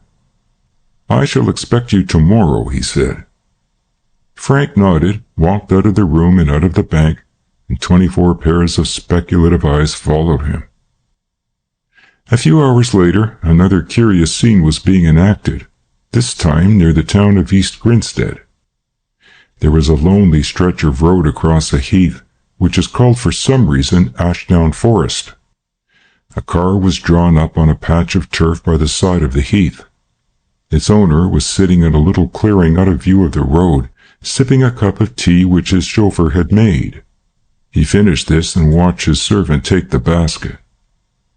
"Come back to me when you have finished," he said. The man touched his hat and disappeared with the package, but returned again in a few minutes. "Sit down, Feltham," said Mr. Rex Holland. "I dare say you think it was rather strange of me to give you that little commission the other day," said Mr. Holland, crossing his legs and leaning back against a tree. The chauffeur smiled uncomfortably. "Yes, sir, I did," he said shortly. "Were you satisfied with what I gave you?" asked the man. The chauffeur shuffled his feet uneasily. "Quite satisfied, sir," he said. "You seem a little distrait, Feltham. I mean a little upset about something. What is it?" The man coughed in embarrassed confusion. "Well, sir," he began, "the fact is, I don't like it." "You don't like what? The £500 I gave you?" "No, sir. It is not that, but it was a queer thing to ask me to do. Pretend to be you and send a commissionaire to the bank for your money, and then get away out of London to a quiet little hole like Bilstead." "So you think it was queer?" The chauffeur nodded. "The fact is, sir," he blurted out, "I've seen the papers." The other nodded thoughtfully. "I presume you mean the newspapers. And what is there in the newspapers that interests you?" Mr. Holland took a gold case from his pocket, opened it languidly, and selected a cigarette. He was closing it when he caught the chauffeur's eye and tossed a cigarette to him. "Thank you, sir," said the man. "What was it you didn't like?" asked Mr. Holland again, passing a match. "Well, sir, I've been in all sorts of queer places," said Feltham doggedly, as he puffed away at the cigarette. "But I've always managed to keep clear of anything funny. Do you see what I mean?" "By funny, I presume you don't mean comic," said Mr. Rex Holland cheerfully. "You mean dishonest, I suppose?" That's right, sir, and there's no doubt that I have been in a swindle, and it's worrying me, that bank forgery case. Why, I read my own description in the paper." Beads of perspiration stood upon the little man's forehead, and there was a pathetic droop to his mouth. "That is a distinction which falls to few of us," said his employer suavely. "You ought to feel highly honored. And what are you going to do about it, Feltham?" The man looked to left and right as though seeking some friend in need who would step forth with ready-made advice. "The only thing I can do, sir," he said, "is to give myself up." "And give me up too," said the other with a little laugh. "Oh, no, my dear Feltham. Listen, I will tell you something. A few weeks ago I had a very promising valet chauffeur just like you. He was an admirable man, and he was also a foreigner. I believe he was a Swede. He came to me under exactly the same circumstances as you arrived, and he received exactly the same instructions as you have received, which unfortunately he did not carry out to the letter. I caught him pilfering from me a few trinkets of no great value, and instead of the foolish fellow repenting, he blurted out the one fact which I did not wish him to know, and incidentally which I did not wish anybody in the world to know. He knew who I was. He had seen me in the West End and had discovered my identity. He even sought an interview with someone to whom it would have been inconvenient to have made known my character. I promised to find him another job, but he had already decided upon changing and had cut out an advertisement from a newspaper. I parted friendly with him, wished him luck, and he went off to interview his possible employer, smoking one of my cigarettes just as you are smoking, and he threw it away, I have no doubt, just as you have thrown it away when it began to taste a little bitter." "Look here," said the chauffeur, and scrambled to his feet. "If you try any monkey tricks with me—" Mr. Holland eyed him with interest. "If you try any monkey tricks with me," said the chauffeur thickly, "I'll—" He pitched forward on his face and lay still. Mr. Holland waited long enough to search his pockets, and then, stepping cautiously into the road, donned the chauffeur's cap and goggles and set his car running swiftly southward. End of Chapter 9. A Murder. Constable Wiseman lived in the bosom of his admiring family in a small cottage on the Bexhill Road. That my father was a policeman was the proud boast of two small boys, a boast which entitled them to no small amount of respect, because P.C. Wiseman was not only honored in his own circle but throughout the village in which he dwelt. He was in the first place a town policeman, as distinct from a county policeman, though he wore the badge and uniform of the Sussex Constabulary. It was felt that a town policeman had more in common with crime, had a vaster experience, and was in consequence a more helpful adviser than a man whose duties began and ended in the patrolling of country lanes and law-abiding villages where nothing more exciting than an occasional dogfight or a charge of poaching served to fill the hiatus of constabulary life. Constable Wiseman was looked upon as a shrewd fellow, a man to whom might be brought the delicate problems which occasionally perplexed and confused the bucolic mind. He had settled the vexed question as to whether a policeman could or could not enter a house where a man was beating his wife, and had decided that such a trespass could only be committed if the lady involved should utter piercing cries of murder. He added significantly that the constable who was called upon must be the constable on duty, and not an ornament of the force who by accident was a resident in their midst. The problem of the straying chicken and the egg that is laid on alien property, the point of law involved in the question as to when a servant should give notice and the date from which her notice should count, all these matters came within Constable Wiseman's purview, and were solved to the satisfaction of all who brought their little obscurities for solution. But it was in his own domestic circle that Constable Wiseman, appropriately named, as all agreed, shone with an effulgence that was almost dazzling, and was a source of irritation to the male relatives on his wife's side, one of whom had unfortunately come within the grasp of the law over a matter of a snared rabbit, and was in consequence predisposed to anarchy insofar as the abolition of law and order affected the police force. Constable Wiseman sat at tea one summer evening, and about the spotless white cloth which covered the table was grouped all that Constable Wiseman might legally call his. Tea was a function, and to the younger members of the family meant just tea and bread and butter. To Constable Wiseman, it meant luxuries of a varied and costly nature. His tastes ranged from rum steak to Yarmouth bloaters, and once he had introduced a foreign delicacy, foreign to the village, which had never known before the reason for their existence: sweetbreads. The conversation, which was well sustained by Mr. Wiseman, was usually of himself, his wife being content to punctuate his autobiography with such encouraging phrases as, "Dear, dear, well, whatever next?" The children doing no more than ask in a whisper for more food. This they did at regular and frequent intervals, but because of their whispers they were supposed to be unheard. Constable Wiseman spoke about himself because he knew of nothing more interesting to talk about. His evening conversation usually took the form of a very full resume of his previous day's experience. He left the impression upon his wife, and glad enough she was to have such an impression, that Eastbourne was a well-conducted town mainly as a result of P.C. Wiseman's ceaseless and tireless efforts. "I never had a clue yet that I never followed to the bitter end," said the preening constable. "You remember when Ragged's orchard was robbed? Who found the thieves?" "You did, of course. I'm sure you did," said Mrs. Wiseman, jigging her youngest on her knee, the youngest not having arrived at the age where he recognized the necessity for expressing his desires in whispers. "Who caught them 3 card-trick men after the Lewes races last year?" went on Constable Wiseman passionately.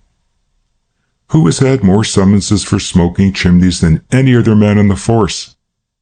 Some people," he added as he rose heavily and took down his tunic, which hung on the wall, "some people would ask for promotion, but I am perfectly satisfied.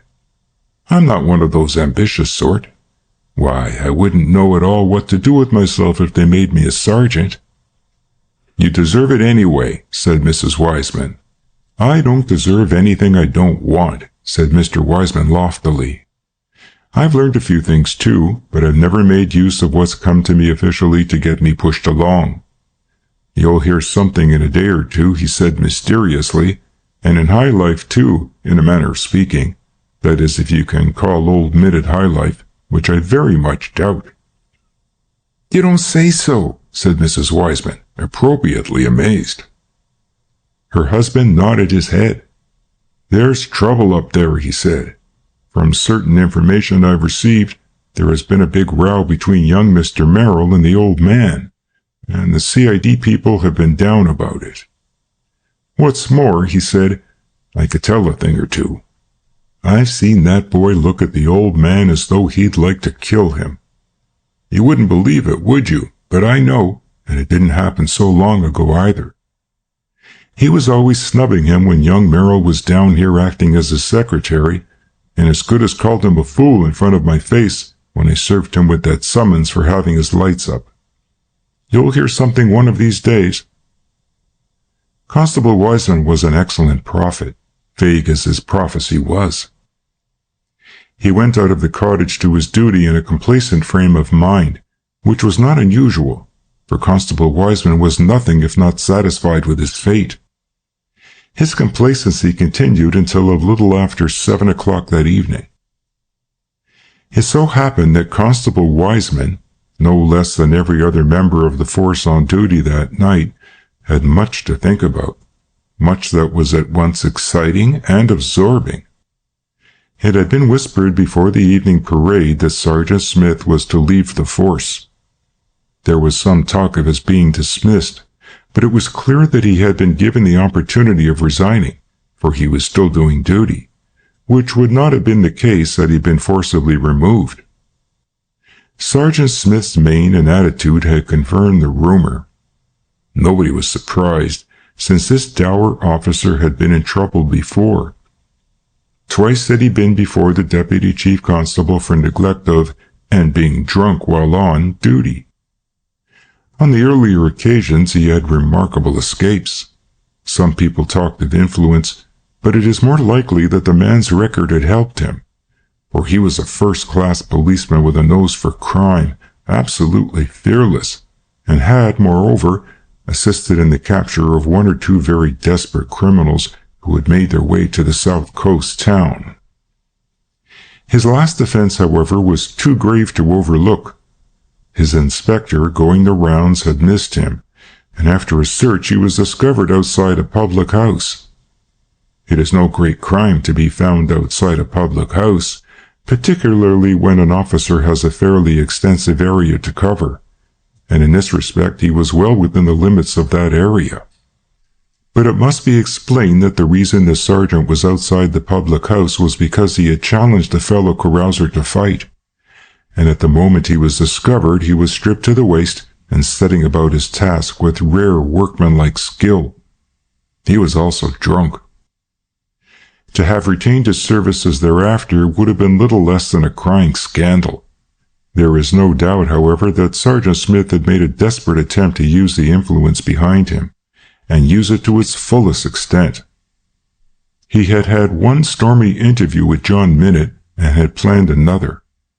Constable Wiseman, patrolling the London road, his mind filled with the great news, was suddenly confronted with the object of his thoughts. The sergeant rode up to where the constable was standing in a professional attitude at the corner of two roads, and jumped off with the manner of a man who has an object in view. "Wiseman," he said, and his voice was such as to suggest that he had been drinking again, "where will you be at 10 o'clock tonight?" Constable Wiseman raised his eyes and thought. "At 10 o'clock, Sergeant, I shall be opposite the gates of the cemetery." The sergeant looked round left and right. "I am going to see Mr. Minute on a matter of business," he said, "and you needn't mention the fact." "I keep myself to myself," began Constable Wiseman. "What I see with one eye goes out of the other, in a manner of speaking." The sergeant nodded, stepped on to his bicycle again, turned it about, and went at full speed down the gentle incline toward Weald Lodge. He made no secret of his visit, but rode through the wide gates up the gravel drive to the front of the house, rang the bell, and to the servant who answered demanded peremptorily to see Mr. Minute. John Minute received him in the library, where the previous interviews had taken place. Minute waited until the servant had gone and the door was closed, and then he said, "Now, Crawley, there's no sense in coming to me. I can do nothing for you." The sergeant put his helmet on the table, walked to a sideboard where a tray and decanter stood, and poured himself out a stiff dose of whiskey without invitation. John Minute watched him without any great resentment. This was not civilized Eastbourne they were in. They were back in the old free and easy days of Guello, where men did not expect invitations to drink. Smith, or Crawley, to give him his real name, tossed down half a tumbler of neat whiskey and turned, wiping his heavy mustache with the back of his hand. "So you can't do anything, can't you?" he mimicked. "Well, I'm going to show you that you can, and that you will." He put up his hand to check the words on John Minute's lips. "There's no sense in your putting that rough stuff over me about your being able to send me to jail, because you wouldn't do it. It doesn't suit your book, John Minute, to go into the court and testify against me. Too many things would come out in the witness box, and you will know it. Besides, Rhodesia is a long way off." "I know a place which isn't so far distant," said the other, looking up from his chair. "A place called Felixstowe, for example. There's another place called Cromer. I've been in consultation with a gentleman you may have heard of, a Mr. Saul Arthur Mann." "Saul Arthur Mann," repeated the other slowly. "I've never heard of him." "You would not, but he has heard of you," said John Minute calmly. "The fact is, Crawley, there's a big bad record against you, between your serious crimes in Rhodesia and your blackmail of today. I have a few facts about you which will interest you. I know the date you came to this country, which I didn't know before, and I know how you earned your living until you found me. I know of some shares in a non-existent Rhodesian mine, which you sold to a feeble-minded gentleman at Cromer, and to a lady equally feeble-minded at Felixstowe. I've not only got the shares you sold with your signature as a director, but I have letters and receipts signed by you. It has cost me a lot of money to get them, but it is well worth it."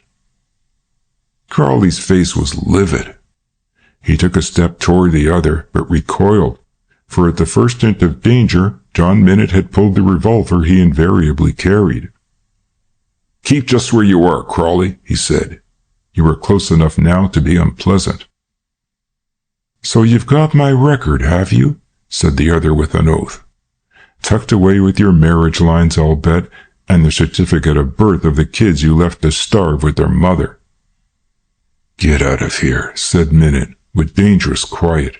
"Get away while you're safe." There was something in his eye which cowed the half-drunken man, who, turning with a laugh, picked up his helmet and walked from the room. The hour was 7:35 by Constable Wiseman's watch, for, slowly patrolling back, he saw the sergeant come flying out of the gateway on his bicycle and turn down toward the town. Constable Wiseman subsequently explained that he looked at his watch because he had a regular point at which he should meet Sergeant Smith at 7:45, and he was wondering whether his superior would return. The chronology of the next 3 hours has been so often given in various accounts of the events which marked that evening that I may be excused if I give them in detail. A car, white with dust, turned into the stable yard of the Star Hotel, Maidstone. The driver, in a dust coat and a chauffeur's cap, descended and handed over the car to a garage keeper, with instructions to clean it up and have it filled ready for him the following morning. He gave explicit instructions as to the number of tins of petrol he required to carry always, and tipped the garage keeper handsomely in advance. He was described as a young man with a slight black mustache, and he was wearing his motor goggles when he went into the office of the hotel and ordered a bed and a sitting room. Therefore, his face was not seen. When his dinner was served, it was remarked by the waiter that his goggles were still on his face. He gave instructions that the whole of the dinner was to be served at once and put upon the sideboard, and that he did not wish to be disturbed until he rang the bell. When the bell rang, the waiter came to find the room empty, but from the adjoining room he received orders to have breakfast by 7 o'clock the following morning. At 7 o'clock, the driver of the car paid his bill, his big motor goggles still upon his face, again tipped the garage keeper handsomely, and drove his car from the yard. He turned to the right and appeared to be taking the London road, but later in the day, as has been established, the car was seen on its way to Paddock Wood, and was later observed at Tonbridge. The driver pulled up at a little tea house half a mile from the town, ordered sandwiches and tea, which were brought to him, and which he consumed in the car. Late in the afternoon, the car was seen at Uckfield, and the theory generally held was that the driver was killing time. At the wayside cottage at which he stopped for tea, it was one of those little places that invite cyclists by an ill-printed board to tarry a while and refresh themselves. He had some conversation with the tenant of the cottage, a widow. She seems to have been the usual loquacious, friendly soul who tells one without reserve her business, her troubles, and a fair sprinkling of the news of the day in the shortest possible time. "I haven't seen a paper," said Rex Holland politely. "It is a very curious thing that I never thought about newspapers." "I can get you one," said the woman eagerly. "You ought to read about that case." "The dead chauffeur?" asked Rex Holland interestedly, for that had been the item of general news which was foremost in the woman's conversation. "Yes, sir. He was murdered in Ashdown Forest. Many's the time I've driven over there." "How do you know it was a murder?" She knew for many reasons. Her brother-in-law was gamekeeper to Lord Faring, and a colleague of his had been the man who had discovered the body, and it had appeared, as the good lady explained, that this same chauffeur was a man for whom the police had been searching in connection with a bank robbery about which much had appeared in the newspapers of the day previous. "How very interesting," said Mr. Holland, and took the paper from her hand. He read the description line by line. He learned that the police were in possession of important clues, and that they were on the track of the man who had been seen in the company of the chauffeur. Moreover, said a most indiscreet newspaper writer, the police had a photograph showing the chauffeur standing by the side of his car, and reproductions of this photograph showing the type of machine were being circulated. "How very interesting," said Mr. Rex Holland again, being perfectly content in his mind, for his search of the body had revealed copies of this identical picture, and the car in which he was seated was not the car which had been photographed. From this point, a mile and a half beyond Uckfield, all trace of the car and its occupant was lost. The writer has been very careful to note the exact times and to confirm those about which there was any doubt.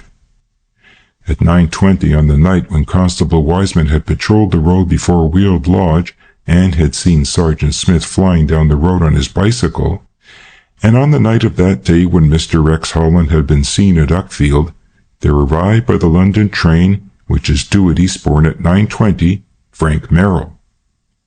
The train, as a matter of fact, was 3 minutes late, and Frank, who had been in the latter part of the train, was one of the last of the passengers to arrive at the barrier. When he reached the barrier, he discovered that he had no railway ticket, a very ordinary and vexatious experience which travelers before now have endured. He searched in every pocket, including the pocket of the light ulster he wore, but without success. He was vexed, but he laughed because he had a strong sense of humor. "I could pay for my ticket," he smiled, "but I be hanged if I will. Inspector, you search that overcoat." The amused inspector complied while Frank again went through all his pockets. At his request, he accompanied the inspector to the latter's office, and there deposited on the table the contents of his pockets, his money, letters, and pocketbook. "You're used to searching people," he said. "See if you can find it. I'll swear I've got it about me somewhere." The obliging inspector felt, probed, but without success, till suddenly, with a roar of laughter, Frank cried, "What a stupid ass I am! I've got it in my hat!" He took off his hat, and there in the lining was a first-class ticket from London to Eastbourne. It is necessary to lay particular stress upon this incident, which had an important bearing upon subsequent events. He called a taxicab, drove to Weald Lodge, and dismissed the driver in the road. He arrived at Weald Lodge, by the testimony of the driver and by that of Constable Wiseman, whom the car had passed, at about 9:40. Mr. John Minnitt at this time was alone. His suspicious nature would not allow the presence of servants in the house during the interview which he was to have with his nephew. He regarded servants as spies and eavesdroppers, and perhaps there was an excuse for his uncharitable view. At 9:50, 10 minutes after Frank had entered the gates of Weald Lodge, a car with gleaming headlights came quickly from the opposite direction and pulled up outside the gates. P.C. Wiseman, who at this moment was less than 50 yards from the gate, saw a man descend and pass quickly into the grounds of the house. At 9:52 or 9:53, the constable, walking slowly toward the house, came abreast of the wall, and looking up, saw a light flash for a moment in one of the upper windows. He had hardly seen this when he heard 2 shots fired in rapid succession, and a cry. Only for a moment did P.C. Wiseman hesitate. He jumped the low wall, pushed through the shrubs, and made for the side of the house from whence a flood of light fell from the open French windows of the library. He blundered into the room a pace or two, and then stopped, for the sight was one which might well arrest even an unimaginative a man as a country constable. John Minnitt lay on the floor on his back, and it did not need a doctor to tell that he was dead. By his side, and almost within reach of his hand, was a revolver of a very heavy army pattern. Mechanically, the constable picked up the revolver and turned his stern face to the other occupant of the room. "This is a bad business, Mr. Merrill," he found his breath to say. Frank Merrill had been leaning over his uncle as the constable entered, but now stood erect, pale, but perfectly self-possessed. "I heard the shot and I came in," he said. "Stay where you are," said the constable, and stepping quickly out onto the lawn, he blew his whistle long and shrilly, then returned to the room. "This is a bad business, Mr. Merrill," he repeated. "It is a very bad business," said the other in a low voice. "Is this revolver yours?"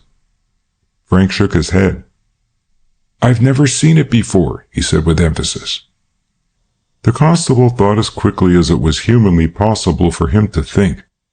He had no doubt in his mind that this unhappy youth had fired the shots which had ended the life of the man on the floor. "Stay here," he said again, and again went out to blow his whistle. He walked this time on the lawn by the side of the drive toward the road. He had not taken half a dozen steps when he saw a dark figure of a man creeping stealthily along before him in the shade of the shrubs. In a second the constable was on him, had grasped him and swung him round, flashing his lantern into his prisoner's face. Instantly he released his hold. I beg your pardon, Sergeant," he stammered. "What's the matter?" scowled the other. "What's wrong with you, Constable?" Sergeant Smith's face was drawn and haggard. The policeman looked at him with open-mouthed astonishment. "I didn't know it was you," he said. "What's wrong?" asked the other again, and his voice was cracked and unnatural. "There's been a murder. Old Minute. Shot." Sergeant Smith staggered back a pace. "Good God," he said. "Minute murdered? Then he did it. The young devil did it." "Come and have a look," invited Wiseman, recovering his balance. "I've got his nephew." No, I don't want to see John Minute dead. You go back. I'll bring another constable and a doctor." He stumbled blindly along the drive into the road, and Constable Wiseman went back to the house. Frank was where he had left him, save that he had seated himself and was gazing steadfastly upon the dead man. He looked up as the policeman entered. "What have you done?" he asked. "The sergeant's gone for a doctor and another constable," said Wiseman gravely. "I'm afraid it will be too late," said Frank. "He is—" "What's that?" There was a distant hammering and a faint voice calling for help. "What's that?" whispered Frank again. The constable strode through the open doorway to the foot of the stairs and listened. The sound came from the upper story. He ran upstairs, mounting two at a time, and presently located the noise. It came from an end room, and somebody was hammering on the panels. The door was locked, but the key had been left in the lock, and this Constable Wiseman turned, flooding the dark interior with light. "Come out," he said, and Jasper Cole staggered out, dazed and shaking. "Somebody hit me on the head with a sandbag," he said thickly. "I heard the shot. What has happened?" "Mr. Minute has been killed," said the policeman. "Killed?" He fell back against the wall, his face working. "Killed," he repeated. "Not killed." The constable nodded. He had found the electric switch and the passageway was illuminated. Presently the young man mastered his emotion. "Where is he?" he asked, and Wiseman led the way downstairs. Jasper Cole walked into the room without a glance at Frank and bent over the dead man. For a long time he looked at him earnestly. Then he turned to Frank. "You did this," he said. "I heard your voice and the shots. I heard you threaten him." Frank said nothing. He merely stared at the other, and in his eyes was a look of infinite scorn. End of Chapter 10. The Case Against Frank Merrill. Mr. Saul Arthur Mann stood by the window of his office and moodily watched the traffic passing up and down this busy city street at what was the busiest hour of the day. He stood there such a long time that the girl who had sought his help thought he must have forgotten her. May was pale, and her pallor was emphasized by the black dress she wore. The terrible happening of a week before had left its impression upon her. For her it had been a week of sleepless nights, a week's anguish of mind unspeakable. Everybody had been most kind, and Jasper was as gentle as a woman. Such was the influence that he exercised over her that she did not feel any sense of resentment against him, even though she knew that he was the principal witness for the crown. He was so sincere, so honest in his sympathy, she told herself. He was so free from any bitterness against the man who he believed had killed his best friend and his most generous employer, that she could not sustain the first feeling of resentment she had felt. Perhaps it was because her great sorrow overshadowed all other emotions. Yet she was free to analyze her friendship with the man who was working day and night to send the man who loved her to a felon's doom. She could not understand herself, still less could she understand Jasper. She looked up again at Mr. Mann as he stood by the window, his hands clasped behind him, and as she did so he turned slowly and came back to where she sat. His usual jocund face was lugubrious and worried. "I have given more thought to this matter than I have given to any other problem I have tackled," he said. "I believe Mr. Merrill to be falsely accused, and I have one or two points to make to his counsel which, when they are brought forward in court, will prove beyond any doubt whatever that he was innocent. I don't believe that matters are so black against him as you think. The other side will certainly bring forward the forgery and the doctored books to supply a motive for the murder. Inspector Nash is in charge of the case, and he promised to call here at 4 o'clock. He looked at his watch. "It wants 3 minutes. Have you any suggestion to offer?" She shook her head. "I can floor the prosecution," Mr. Mann went on, "but what I cannot do is to find the murderer for certain. It is obviously one of 3 men. It is either Sergeant Crawley, alias Smith, about whose antecedents Mr. Minnitt made an inquiry, or Jasper Cole, the secretary, or—" He shrugged his shoulders. It was not necessary to say who was the third suspect. There came a knock at the door, and the clerk announced Inspector Nash. That stout and stoical officer gave a non-committal nod to Mr. Mann and a smiling recognition to the girl. "Well, you know how matters stand, Inspector," said Mr. Mann briskly, "and I thought I'd ask you to come here today to straighten a few things out." "It is rather irregular, Mr. Mann," said the inspector, "but as they've no objection at headquarters, I don't mind telling you, within limits, all that I know. But I don't suppose I can tell you any more than you have found out for yourself." "Do you really think Mr. Merrill committed this crime?" asked the girl. The inspector raised his eyebrows and pursed his lips. "It looks uncommonly like it, miss," he said. "We have evidence that the bank has been robbed, and it is almost certainly proved that Merrill had access to the books and was the only person in the bank who could have faked the figures and transferred the money from one account to another without being found out. There are still 1 or 2 doubtful points to be cleared up, but there is the motive, and when you've got the motive you are 3 parts on your way to finding the criminal." "It isn't a straightforward case by any means," he confessed, "and the more I go into it, the more puzzled I am. I don't mind telling you this frankly. I have seen Constable Wiseman, who swears that at the moment the shots were fired he saw a light flash in the upper window. We have the statement of Mr. Cole that he was in his room, his employer having requested that he should make himself scarce when the nephew came. And he tells us how somebody opened the door quietly and flashed an electric torch upon him." "What was Cole doing in the dark?" asked Mann quickly. "He had a headache and was lying down," said the inspector. "When he saw the light he jumped up and made for it, and was immediately slugged. The door closed upon him and was locked. Between his leaving the bed and reaching the door he heard Mr. Merrill's voice threatening his uncle, and the shots. Immediately afterward he was rendered insensible. "A curious story," said Saul Arthur Mann dryly. "A very curious story." The girl felt an unaccountable and altogether amazing desire to defend Jasper against the innuendo in the other's tone, and it was with difficulty that she restrained herself. "I don't think it is a good story," said the inspector frankly, "but that is between ourselves.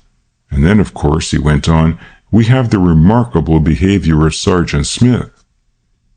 "Where is he?" asked Mr. Mann. The inspector shrugged his shoulders. "Sergeant Smith has disappeared," he said, "though I dare say we shall find him before long. He is only one. The most puzzling element of all is the fourth man concerned, the man who arrived in the motor car and who was evidently Mr. Rex Holland. We have got a very full description of him." "I also have a very full description of him," said Mr. Mann quietly, "but I've been unable to identify him with any of the people in my records. Anyway, it was his car, there is no doubt about that." "And he was the murderer," said Mr. Mann. "I've no doubt about that, nor have you." "I have doubts about everything," replied the inspector diplomatically. "What was in the car?" asked the little man brightly. He was rapidly recovering his good humor. "That I am afraid I cannot tell you," smiled the detective. "Then I'll tell you," said Saul Arthur Mann, and stepping up to his desk took a memorandum from a drawer. There were 2 motor rugs, 2 Holland coats, 1 white, 1 brown.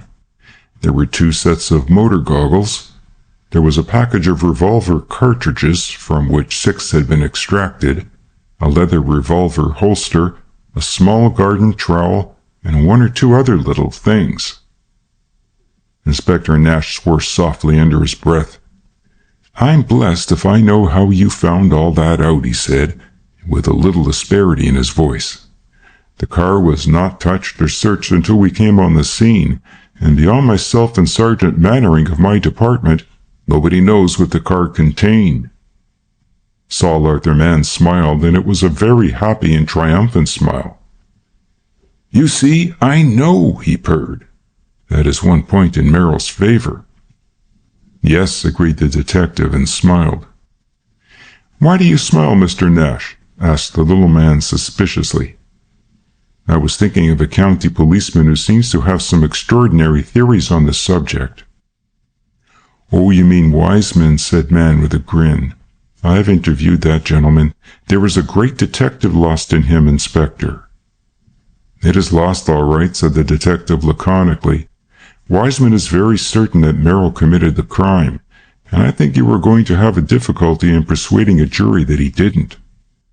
You see, Merrill's story is that he came and saw his uncle, that they had a few minutes' chat together, that his uncle suddenly had an attack of faintness, and that he went out of the room into the dining room to get a glass of water. While Merrill was in the dining room, he heard the shots and came running back, still with the glass in his hand, and saw his uncle lying on the ground. I saw the glass, which was half filled. I was also there in time to examine the dining room and see that Mr. Merrill had spilled some of the water when he was taking it from the carafe. All that part of the story is circumstantially sound. What we cannot understand, and what a jury will never understand, is how, in the very short space of time, the murderer could have got into the room and made his escape again. "The French windows were open," said Mr. Mann. "All the evidence that we have is to this effect, including the evidence of P.C. Wiseman. In those circumstances, how comes it that the constable who, when he heard the shot, made straight for the room, did not meet the murderer escaping? He saw nobody in the grounds." "Except Sergeant Smith, or Crawley," interspersed Saul Arthur Mann readily. "I have reason to believe, and indeed reason to know, that Sergeant Smith, or Crawley, had a motive for being in the house. I supplied Mr. Minnitt, who was a client of mine, with certain documents, and those documents were in a safe in his bedroom. What is more likely than that this Crawley, to whom it was vitally necessary that the documents in question should be recovered, should have entered the house in search of those documents? I don't mind telling you that they related to a fraud of which he was the author, and they were in themselves all the proof which the police would require to obtain a conviction against him. He was obviously the man who struck down Mr. Cole, and whose light the constable saw flashing in the upper window. In that case, he cannot have been the murderer, said the detective quickly, because the shots were fired while he was still in the room. They were almost simultaneous with the appearance of the flash at the upper window. Said Sir Arthur Mann, for the moment nonplussed. The more you go into this matter, the more complicated does it become, said the police officer, with a shake of his head, and to my mind the clearer is the case against Merrill. With this reservation, interrupted the other, that you have to account for the movements of Mr. Rex Holland, who comes on the scene 10 minutes after Frank Merrill arrives and who leaves his car. He leaves his car for a very excellent reason, he went on. Sergeant Smith, who runs away to get assistance, meets 2 men of the Sussex Constabulary, hurrying in response to Wiseman's whistle. One of them stands by the car, and the other comes into the house. It was therefore impossible for the murderer to make use of the car. Here is another point that would have you explain. He had hoisted himself on the edge of his desk and sat, an amusing little figure, his legs swinging a foot from the ground. The revolver used was a big Webley, not an easy thing to carry or conceal about your person, and undoubtedly brought to the scene of the crime by the man in the car. You will say that Merrill, who wore an overcoat, might have easily brought it in his pocket, but the absolute proof that that could not have been the case is that on his arrival by train from London, Mr. Merrill lost his ticket and very carefully searched himself, a railway inspector assisting, to discover the bit of pasteboard. He turned out everything he had in his pocket in the inspector's presence, and his overcoat, the only place where he could have concealed such a heavy weapon, was searched by the inspector himself. The detective nodded. It is a very difficult case, he agreed, and one in which I have no great heart.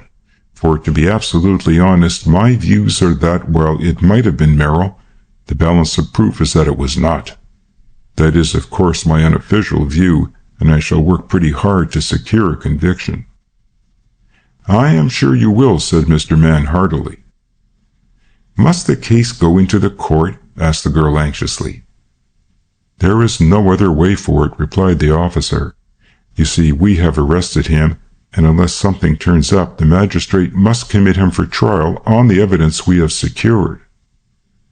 Poor Frank, she said softly. It is rough on him if he is innocent, agreed Nash, but it is lucky for him if he's guilty. My experience of crime and criminals is that it is generally the obvious man who commits that crime. Only once in 50 years is he innocent, whether he is acquitted or whether he is found guilty. He offered his hand to Mr. Mann. I'll be getting along now, sir, he said. The commissioner asked me to give you all the assistance I possibly could, and I hope I have done so. What are you doing in the case of Jasper Cole? Asked Mann quickly. The detective smiled. You ought to know, sir, he said, and was amused at his own little joke. Well, young lady, said Mann, turning to the girl after the detective had gone, I think you know how matters stand. Nash suspects Cole. Jasper, she said in shocked surprise. Jasper, he repeated. But that is impossible. He was locked in his room. That doesn't make it impossible. I know of 14 distinct cases of men who committed crimes and were able to lock themselves in their rooms, leaving the key outside. There was a case of Henry Burton, coiner. There was William Francis Rector, who killed a warder while in prison and locked the cell upon himself from the inside. There was... But there, why should I bother you with instances? That kind of trick is common enough. No, he said, it is the motive that we have to find. Do you still want me to go with you tomorrow, Miss Nuttall? He asked. I should be very glad if you would, she said earnestly. Poor dear uncle. I didn't think I could ever enter the house again. I can relieve your mind about that, he said. The will is not to be read in the house. Mr. Minnitt's lawyers have arranged for the reading at their offices in Lincoln's Inn Fields. I have the address here somewhere." He fumbled in his pocket and took out a card. "Power Commons & Co., he read, 194 Lincoln's Inn Fields. I will meet you there at 3 o'clock. He rumpled his untidy hair with an embarrassed laugh. "I seem to have drifted into the position of guardian to you, young lady," he said. "I can't say that it is an unpleasant task, although it is a great responsibility." "You have been splendid, Mr. Mann," she said warmly, "and I shall never forget all you have done for me. Somehow I feel that Frank will get off, and I pray that it will not be at Jasper's expense." He looked at her in surprise and disappointment. "I thought—" he stopped. "You thought I was engaged to Frank, and so I am," she said with heightened color. "But Jasper is—I hardly know how to put it." "I see," said Mr. Mann, though if the truth be told, he saw nothing which enlightened him. Punctually at 3 o'clock the next afternoon, they walked up the steps of the lawyer's office together. Jasper Cole was already there, and to Mr. Mann's surprise, so also was Inspector Nash, who explained his presence in a few words. "There may be something in the will which will open a new viewpoint," he said.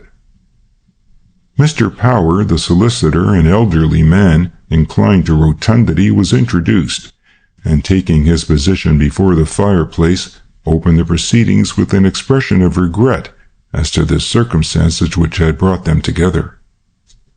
"The will of my late client," he said, "was not drawn up by me.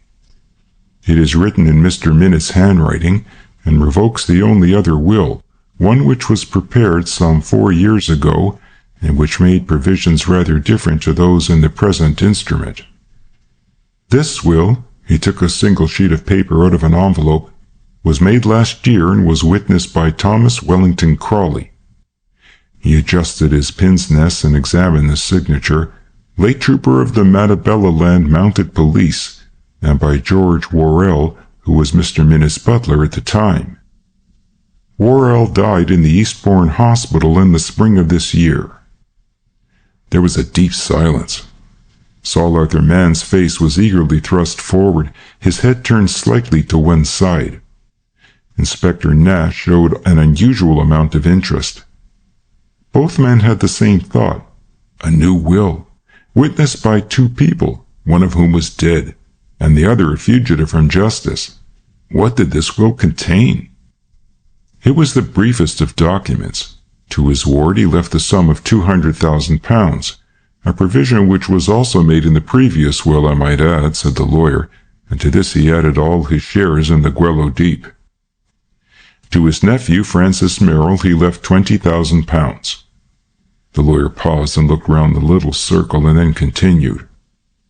"The residue of my property, movable and immovable, all my furniture, leases, shares, cash at bankers, and all interests whatsoever, I bequeath to Jasper Cole, so called, who is at present my secretary and confidential agent."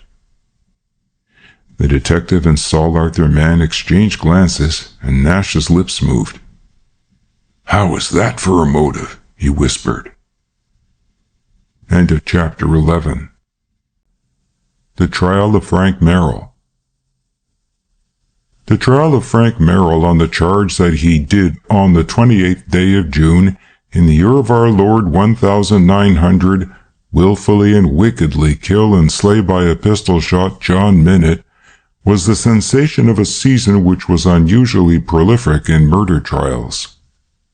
The trial took place at the Lewes Assizes in a crowded courtroom, and lasted, as we know, for 16 days, 5 days of which were given to the examination-in-chief and the cross-examination of the accountants who had gone into the books of the bank. The prosecution endeavored to establish the fact that no other person but Frank Merrill could have access to the books, and that therefore no other person could have falsified them or manipulated the transfer of monies. It cannot be said that the prosecution had wholly succeeded, for when Brandon, the bank manager, was put into the witness box, he was compelled to admit that not only Frank, but he himself and Jasper Cole were in a position to reach the books.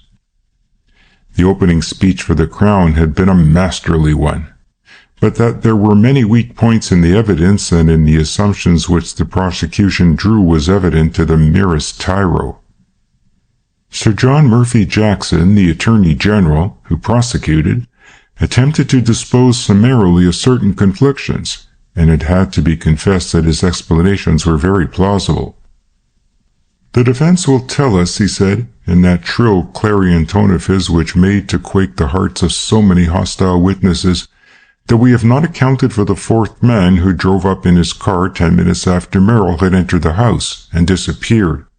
But I am going to tell you my theory of that incident.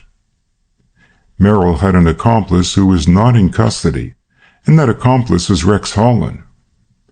Merrill had planned and prepared this murder because from some statement which his uncle had made he believed that not only was his whole future dependent upon destroying his benefactor and silencing forever the one man who knew the extent of his villainy, but he had in his cold, shrewd way accurately foreseen the exact consequence of such a shooting. It was a big criminal's big idea. He foresaw this trial," he said impressively. "He foresaw, gentlemen of the jury, his acquittal at your hands.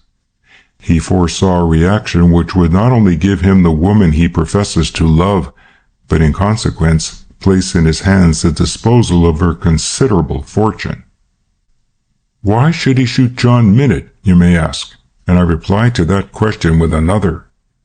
What would have happened had he not shot his uncle? He would have been a ruined man. The doors of his uncle's house would have been closed to him. The legacy would have been revoked.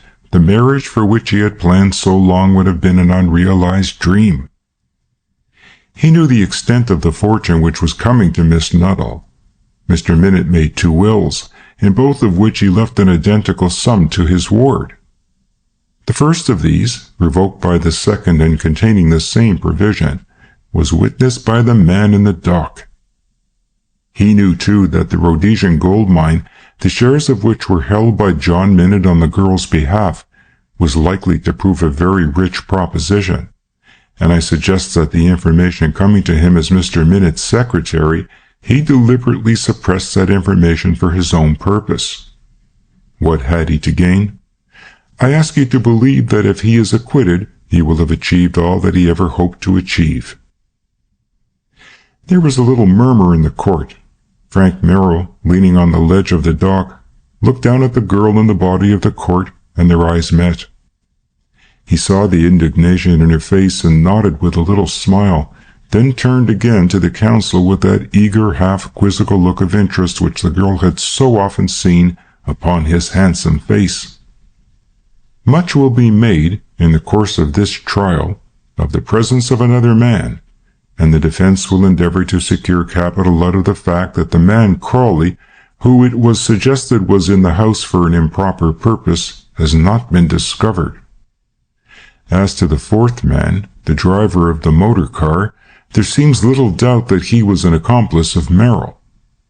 This mysterious Rex Holland, who has been identified by Mrs. Totney of Uckfield, spent the whole of the day wandering about Sussex, obviously having one plan in his mind, which was to arrive at Mr. Minott's house at the same time as his confederate. You will have the taxi driver's evidence that when Merrill stepped down, after being driven from the station, he looked left and right, as though he were expecting somebody. The plan to some extent miscarried. The accomplice arrived 10 minutes too late. On some pretext or other, Merrill probably left the room. I suggest that he did not go into the dining room, but that he went out into the garden and was met by his accomplice, who handed him the weapon with which this crime was committed. It may be asked by the defense why the accomplice, who was presumably Rex Holland, did not himself commit the crime. I could offer 2 or 3 alternative suggestions, all of which are feasible. The deceased man was shot at close quarters and was found in such an attitude as to suggest that he was wholly unprepared for the attack. We know that he was in some fear and that he invariably went armed, yet it is fairly certain that he made no attempt to draw his weapon, which he certainly would have done had he been suddenly confronted by an armed stranger. I do not pretend that I am explaining the strange relationship between Merrill and this mysterious forger. Merrill is the only man who has seen him and has given a vague and somewhat confused description of him. He was a man with a short, close-clipped beard, is Merrill's description. The woman who served him with tea near Uckfield describes him as a youngish man with a dark mustache, but otherwise clean-shaven. There is no reason, of course, why he should not have removed his beard, but as against that suggestion we will call evidence to prove that the man seen driving with the murdered chauffeur was invariably a man with a mustache and no beard, so that the balance of probability is on the side of the supposition that Merrill is not telling the truth. An unknown client with a large deposit at his bank would not be likely constantly to alter his appearance. If he were a criminal, as we know him to be, there would be another reason why he should not excite suspicion in this way. His address covered the greater part of a day, but he returned to the scene in the garden, to the supposed meeting of the two men, and to the murder. Saul Arthur Mann, sitting with Frank's solicitor, scratched his nose and grinned. "I have never heard a more ingenious piece of reconstruction," he said, "though of course the whole thing is palpably absurd. As a theory it was no doubt excellent, but men are not sentenced to death on theories, however ingenious they may be. Probably nobody in the court so completely admired the ingenuity as the man most affected. At the lunch interval on the day on which this theory was put forward, he met a solicitor and Saul Arthur Mann in the bare room in which such interviews are permitted. It was really fascinating to hear him," said Frank, as he sipped a cup of tea which they had brought him. "I almost began to believe that I had committed the murder." "But isn't it rather alarming? Will the jury take the same view?" he asked, a little troubled. The solicitor shook his head. "Unsupported theories of that sort do not go well with juries, and of course the whole story is so flimsy and so improbable that it will go for no more than a piece of clever reasoning." "Did anybody see you at the railway station?" Frank shook his head. "I suppose hundreds of people saw me, but would hardly remember me." "Was there anyone on the train who knew you?" "No," said Frank after a moment's thought. "There were 6 people in my carriage until we got to Lewes, but I think I told you that, and you have not succeeded in tracing any of them." "It is most difficult to get into touch with those people," said the lawyer. "Think of the scores of people one travels with, without ever remembering what they looked like or how they were dressed. If you had been a woman, traveling with women, every one of your 5 fellow passengers would have remembered you and would have recalled your hat." Frank laughed. "There are certain advantages in being a man," he said. "How do you think the case is going?" "They have offered no evidence yet. I think you will agree, Mr. Mann," he said respectfully, for Saul Arthur Mann was a power in legal circles. "None at all," the little fellow agreed. Frank recalled the first day he had seen him, with his hat perched on the back of his head and his shabby, genteel exterior. "Oh, by Jove," he said, "I suppose they will be trying to fasten the death of that man upon me that we saw in Grey Square." Saul Arthur Mann nodded. "They have not put that in the indictment," he said, "nor the case of the chauffeur. You see, your conviction will rest entirely upon this present charge, and both the other matters are subsidiary." Frank walked thoughtfully up and down the room, his hands behind his back. "I wonder who Rex Holland is," he said, half to himself. "You still have your theory?" asked the lawyer, eyeing him keenly. Frank nodded. "And you still would rather not put it into words?" "Much rather not," said Frank gravely. He returned to the court and glanced round for the girl, but she was not there. The rest of the afternoon's proceedings, taken up as they were with the preliminaries of the case, bored him. It was on the 12th day of the trial that Jasper Cole stepped onto the witness stand. He was dressed in black and was paler than usual, but he took the oath in a firm voice and answered the questions which were put to him without hesitation. The story of Frank's quarrel with his uncle, of the forged checks, and of his own experience on the night of the crime filled the greater part of the forenoon, and it was in the afternoon when Brian Bennett, one of the most brilliant barristers of his time, stood up to cross-examine. "Had you any suspicion that your employer was being robbed?" "I had a suspicion," replied Jasper. "Did you communicate your suspicion to your employer?" Jasper hesitated. "No," he replied at last. "Why do you hesitate?" asked Bennett sharply. "Because, although I did not directly communicate my suspicions, I hinted to Mr. Minute that he should have an independent audit." "So you thought the books were wrong?" "I did." "In these circumstances," asked Bennett slowly, "do you not think it was very unwise of you to touch those books yourself?" "When did I touch them?" asked Jasper quickly.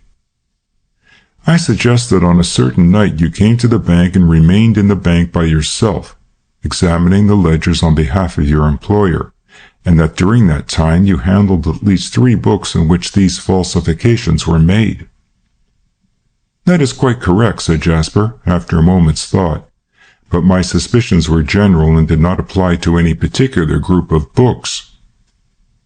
"But did you not think it was dangerous?" Again the hesitation. "It may have been foolish, and if I had known how matters were developing, I should certainly not have touched them." "You do admit that there were several periods of time, from 7 in the evening until 9 and from 9:30 until 11:15, when you were absolutely alone in the bank?" "That is true," said Jasper. "And during those periods you could, had you wished and had you been a forger, for example, or had you any reason for falsifying the entries, have made those falsifications?" "I admit there was time," said Jasper. "Would you describe yourself as a friend of Frank Merrill's?" "Not a close friend," replied Jasper. "Did you like him?" "I cannot say that I was fond of him," was the reply. "He was a rival of yours?" "In what respect?" Counsel shrugged his shoulders. "He was very fond of Miss Nuttall." "Yes. And she was fond of him?" "Yes." "Did you not aspire to pay your addresses to Miss Nuttall?" Jasper Cole looked down to the girl, and May averted her eyes. Her cheeks were burning, and she had a wild desire to flee from the court.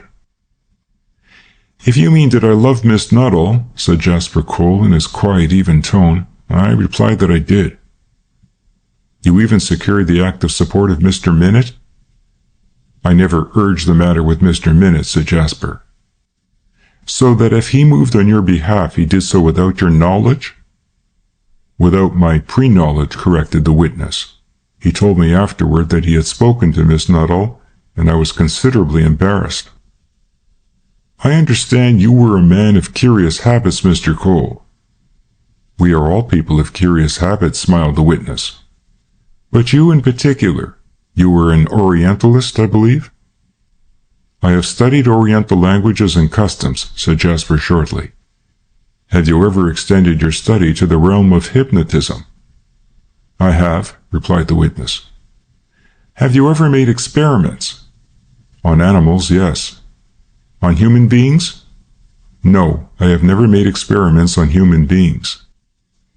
"Have you also made a study of narcotics?" The lawyer leaned forward over the table and looked at the witness between half-closed eyes. "I have made experiments with narcotic herbs and plants," said Jasper, after a moment's hesitation. "I think you should know that the career which was planned for me was that of a doctor, and I have always been very interested in the effects of narcotics." "You know of a drug called cannabis indica?" asked the counsel, consulting his paper. "Yes, it is Indian hemp." "Is there an infusion of cannabis indica to be obtained?" "I do not think there is," said the other. I can probably enlighten you because I see now the trend of your examination. I once told Frank Merrill many years ago, when I was very enthusiastic, that an infusion of cannabis indica combined with tincture of opium and hyoscine produced certain effects.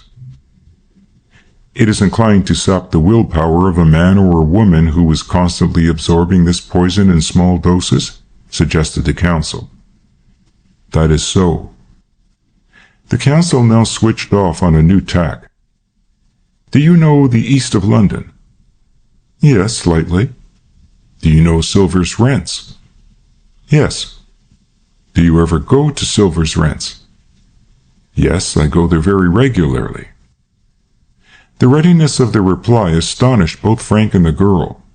She had been feeling more and more uncomfortable as the cross-examination continued, and had a feeling that she had in some way betrayed Jasper Cole's confidence. She had listened to the cross-examination which revealed Jasper as a scientist with something approaching amazement. She had known of the laboratory, but had associated the place with those entertaining experiments that an idle dabbler in chemistry might undertake. For a moment she doubted, and searched her mind for some occasion when he had practiced his medical knowledge. Dimly she realized that there had been some such occasion, and then she remembered that it had always been Jasper Cole who had concocted the strange draughts which had so relieved the headache to which, when she was a little younger, she had been something of a martyr. Could he? She struggled hard to dismiss the thought as being unworthy of her, and now, when the object of his visits to Silver's Rents was under examination, she found her curiosity growing. Why did you go to Silver's Rents? There was no answer. I will repeat my question. With what object did you go to Silver's Rents? I decline to answer that question, said the man in the box coolly. I merely tell you that I went there frequently. And you refuse to say why? I refuse to say why, repeated the witness. The judge on the bench made a little note. I put it to you, said counsel, speaking impressively, that it was in Silver's Rents that you took on another identity. That is probably true, said the other, and the girl gasped. He was so cool, so self-possessed, so sure of himself. I suggest to you, the counsel went on, that in those rents Jasper Cole became Rex Holland. There was a buzz of excitement, a sudden soft clamor of voices through which the usher's harsh demand for silence cut like a knife. Your suggestion is an absurd one, said Jasper without heat, and I presume that you are going to produce evidence to support so infamous a statement. What evidence I produce, said counsel with asperity, is a matter for me to decide. It is also a matter for the witness, interposed the soft voice of the judge. As you have suggested that Holland was a party to the murder, and as you are inferring that Rex Holland is Jasper Cole, it is presumed that you will call evidence to support so serious a charge. I am not prepared to call evidence, my lord, and if your lordship thinks the question should not have been put, I am willing to withdraw it. The judge nodded and turned his head to the jury. You will consider that question as not having been put, gentlemen, he said. Doubtless counsel is trying to establish the fact that one person might just as easily have been Rex Holland as another. There is no suggestion that Mr. Cole went to Silver's Rents, which I understand is in a very poor neighborhood, with any illegal intent, or that he was committing any crime or behaving in any way improperly by paying such frequent visits. There may be something in the witness's life associated with that poor house which has no bearing on the case and which he does not desire should be ventilated in this court. It happens to many of us, the judge went on, that we have associations which it would embarrass us to reveal. This little incident closed that portion of the cross-examination, and counsel went on to the night of the murder. When did you come to the house? He asked. I came to the house soon after dark. Had you been in London? Yes, I walked from Bexhill. It was dark when you arrived? Yes, nearly dark. The servants had all gone out? Yes. Was Mr. Minute pleased to see you? Yes, he had expected me earlier in the day. Did he tell you that his nephew was coming to see him? I knew that. You say he suggested that you should make yourself scarce? Yes. And as you had a headache, you went upstairs and lay down on your bed? Yes. What were you doing in Bexhill? I came down from town and got into the wrong portion of the train.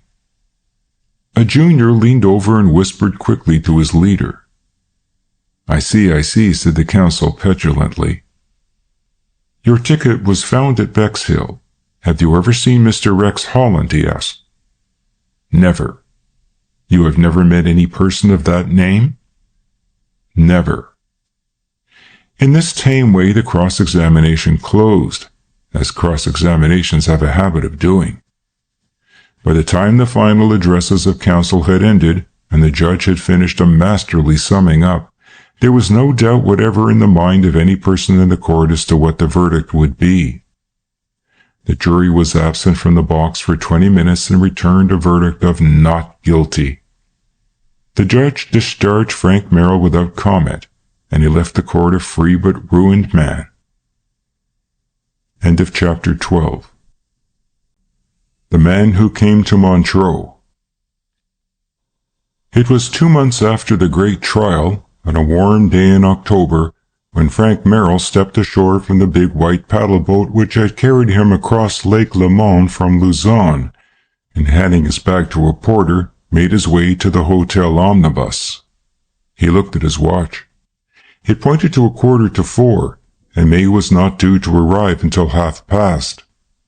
He went to his hotel, washed and changed, and came down to the vestibule to inquire if the instructions he had telegraphed had been carried out. May was arriving in company with Saul Arthur Mann, who was taking one of his rare holidays abroad. Frank had only seen the girl once since the day of the trial. He had come to breakfast on the following morning, and very little had been said. He was due to leave that afternoon for the continent. He had a little money, sufficient for his needs, and Jasper Cole had offered no suggestion that he would dispute the will, insofar as it affected Frank. So he had gone abroad and had idled away 2 months in France, Spain, and Italy, and had then made his leisurely way back to Switzerland by way of Maggiore. He had grown a little graver, was a little more set in his movements, but he bore upon his face no mark to indicate the mental agony through which he must have passed in that long drawn-out and wearisome trial.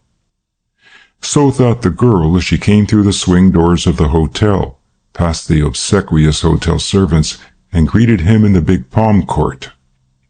If she saw any change in him, he remarked a development in her which was a little short of wonderful. She was at that age when the woman is breaking through the beautiful chrysalis of girlhood. In those 2 months a remarkable change had come over her, a change which he could not for the moment define, for this phenomenon of development had been denied to his experience. "Why, May," he said, "you are quite old." She laughed, and again he noticed the change. The laugh was richer, sweeter, purer than the bubbling treble he had known. "You are not getting complimentary, are you?" she asked. She was exquisitely dressed, and had that poise which few English women achieve. She had the art of wearing clothes, and from the flimsy crest of her toque to the tips of her little feet, she was all that the most exacting critic could desire.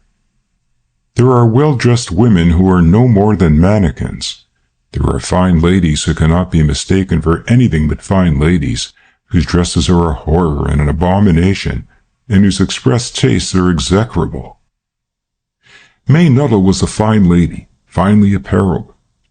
"When you have finished admiring me, Frank," she said, "tell us what you have been doing.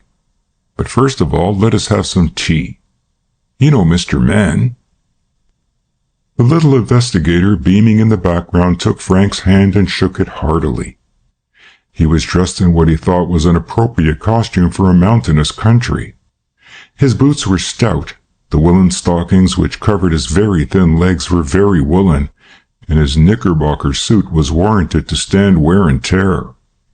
He had abandoned his top hat for a large golf cap, which was perched rakishly over one eye. Frank looked round apprehensively for Saul Arthur's alpenstock and was relieved when he failed to discover one. The girl threw off her fur wrap and unbuttoned her gloves as the waiter placed the big silver tray on the table before her. "I am afraid I have not much to tell," said Frank in answer to her question. "I've just been loafing around. What is your news?" "What is my news?" she asked. "I don't think I have any, except that everything is going very smoothly in England, and oh, Frank, I am so immensely rich." He smiled. "The appropriate thing would be to say that I am immensely poor," he said, "but as a matter of fact, I am not. I went down to Aix and won quite a lot of money." "Won it?" she said. He nodded with an amused little smile.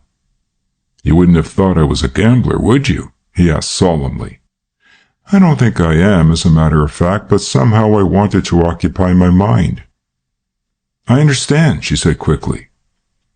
Another little pause while she poured out the tea, which afforded Saul Arthur Mann an opportunity of firing off 50 facts about Geneva in as many sentences. "What has happened to Jasper?" asked Frank after a while. The girl flushed a little. "Oh, Jasper," she said awkwardly. "I see him, you know. He has become more mysterious than ever, quite like one of those wicked people one reads about in sensational stories. He has a laboratory somewhere in the country, and he does quite a lot of motoring. I've seen him several times at Brighton, for instance." Frank nodded slowly. "I should think that he was a good driver," he said. Saul Arthur Mann looked up and met his eye with a smile which was lost upon the girl. "He has been kind to me," she said hesitatingly. "Does he ever speak about—" She shook her head. "I don't want to think about that," she said. "Please don't let us talk about it." He knew she was referring to John Minnett's death and changed the conversation. A few minutes later, he had an opportunity of speaking with Mr. Mann. "What is the news?" he asked. Saul Arthur Mann looked round. "I think we are getting near the truth," he said, dropping his voice. "One of my men has had him under observation ever since the day of the trial. There is no doubt that he is really a brilliant chemist." "Have you a theory?" "I have several," said Mr. Mann. "I am perfectly satisfied that the unfortunate fellow we saw together on the occasion of our first meeting was Rex Holland's servant. I was as certain that he was poisoned by a very powerful poisoning. When your trial was on, the body was exhumed and examined, and the presence of that drug was discovered. It was the same as that employed in the case of the chauffeur. Obviously, Rex Holland is a clever chemist. I wanted to see you about that. He said at the trial that he had discussed such matters with you." Frank nodded. "We used to have quite long talks about drugs," he said. "I have recalled many of those conversations since the day of the trial. He even fired me with his enthusiasm, and I used to assist him in his little experiments, and obtained quite a working knowledge of these particular elements. Unfortunately, I cannot remember very much, for my enthusiasm soon died, and beyond the fact that he employed hyoscine and Indian hemp, I have only the dimmest recollection of any of the constituents he employed." Saul Arthur nodded energetically. "I shall have more to tell you later, perhaps," he said, "but at present my inquiries are shaping quite nicely. He is going to be a difficult man to catch, because if all I believe is true, he is one of the most cold-blooded and calculating men it has ever been my lot to meet. And I have met a few," he added grimly. When he said men, Frank knew that he had meant criminals. "We are probably doing him a horrible injustice," he smiled. "Poor old Jasper." "You are not cut out for police work," snapped Saul Arthur Mann. "You've too many sympathies." "I don't exactly sympathize," rejoined Frank, "but I just pity him in a way."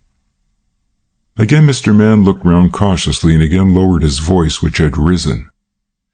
"There is one thing I want to talk to you about, "It is a rather delicate matter, Mr. Merrill," he said. "Fire ahead." "It is about Miss Nuttall. She has seen a lot of our friend Jasper, and after every interview she seems to grow more and more reliant upon his help. Once or twice she has been embarrassed when I have spoken about Jasper Cole and has changed the subject." Frank pursed his lips thoughtfully, and a hard little look came into his eyes, which did not promise well for Jasper. "So that is it," he said, and shrugged his shoulders. "If she cares for him, it is not my business." "But it is your business," said the other sharply. "She was fond enough of you to offer to marry you." Further talk was cut short by the arrival of the girl. Their meeting at Geneva had been to some extent a chance one. She was going through to Chamonix to spend the winter, and Saul Arthur Mann seized the opportunity of taking a short and pleasant holiday. Hearing that Frank was in Switzerland, she had telegraphed him to meet her. "Are you staying any time in Switzerland?" she asked him as they strolled along the beautiful quay. "I am going back to London tonight," he replied. "Tonight?" she said in surprise. He nodded. "But I am staying here for 2 or 3 days," she protested. "I intended also staying for 2 or 3 days," he smiled, "but my business will not wait." Nevertheless, she persuaded him to stay till the morrow. They were at breakfast when the morning mail was delivered, and Frank noted that she went rapidly through the dozen letters which came to her, and she chose one for first reading. He could not help but see that that bore an English stamp, and his long acquaintance with the curious calligraphy of Jasper Cole left him in no doubt as to who was the correspondent. He saw with what eagerness she read the letter, the little look of disappointment when she turned to an inside sheet and found that it had not been filled, and his mind was made up. He had a post also, which he examined with some evidence of impatience. "Your mail was not so nice as mine," said the girl with a smile. "It is not nice at all," he grumbled. "The one thing I wanted, and to be very truthful, May, the one inducement—" "To stay over the night," she added, "was—" "What?" "I have been trying to buy a house on the lake," he said, "and the infernal agent at Luzon promised to write telling me whether my terms had been agreed to by his client." He looked down at the table and frowned. Saul Arthur Mann had a great and extensive knowledge of human nature. He had remarked the disappointment on Frank's face, having identified also the correspondent whose letter claimed priority of attention. He knew that Frank's anger with the house agent was very likely the expression of his anger in quite another direction. "Can I send the letter on?" suggested the girl. "That won't help me," said Frank with a little grimace. "I wanted to settle the business this week." "I have it," she said. "I will open the letter and telegraph to you in Paris whether the terms are accepted or not." Frank laughed. "It hardly seems worth that," he said, "but I should take it as awfully kind of you if you would, May." Saul Arthur Mann believed in his mind that Frank did not care tuppence whether the agent accepted the terms or not, but that he had taken this as a heaven-sent opportunity for veiling his annoyance. "You have had quite a large mail, Miss Nuttall," he said. "I've only opened one, though. It is from Jasper," she said hurriedly. Again, both men noticed the faint flush, the strange, unusual light which came to her eyes. "And where does Jasper write from?" asked Frank, steadying his voice. "He writes from England, but he was going on the continent to Holland the day he wrote," she said. "It is funny to think that he is here." "In Switzerland?" asked Frank in surprise. "Don't be silly," she laughed. "No, I mean on the mainland. I mean there is no sea between us." She went crimson. "It sounds thrilling," said Frank dryly. She flashed round at him. "You mustn't be horrid about Jasper," she said quickly. "He never speaks about you unkindly." "I don't see why he should," said Frank. "But let's get off a subject which is—" "Which is what?" she challenged. "Which is controversial," said Frank diplomatically. She came down to the station to see him off. As he looked out of the window, waving his farewells, he thought he had never seen a more lovely being or one more desirable. It was in the afternoon of that day which saw Frank Merrill speeding toward the Swiss frontier in Paris that Mr. Rex Holland strode into the Palace Hotel at Montreux and seated himself at a table in the restaurant. The hour was late and the room was almost deserted. Giovanni, the head waiter, recognized him and came hurriedly across the room. "Ah, monsieur," he said, "you are back from England. I didn't expect you till the winter sports had started. Is Paris very dull?" "I didn't come through Paris," said the other shortly. "There are many roads leading to Switzerland." "But few pleasant roads, monsieur. I have come to Montreux by all manner of ways, from Paris through Pontarlier, through Ostend, Brussels, through the Hook of Holland and Amsterdam, but Paris is the only way for the man who is flying to this beautiful land." The man at the table said nothing, scanning the menu carefully. He looked tired as one who had taken a very long journey.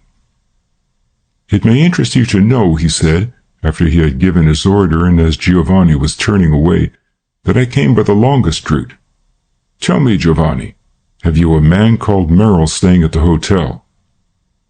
"No, monsieur," said the other. "Is he a friend of yours?" Mr. Rex Holland smiled.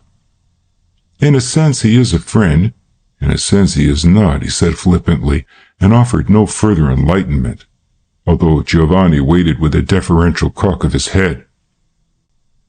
Later, when he had finished his modest dinner, he strolled into the one long street of the town, returning to the writing room of the hotel with a number of papers which included the visitors' list, a publication printed in English, and which, as it related the comings and goings of visitors, not only to Lausanne, Montreux, and Territet, but also to Evian and Geneva, enjoyed a fair circulation.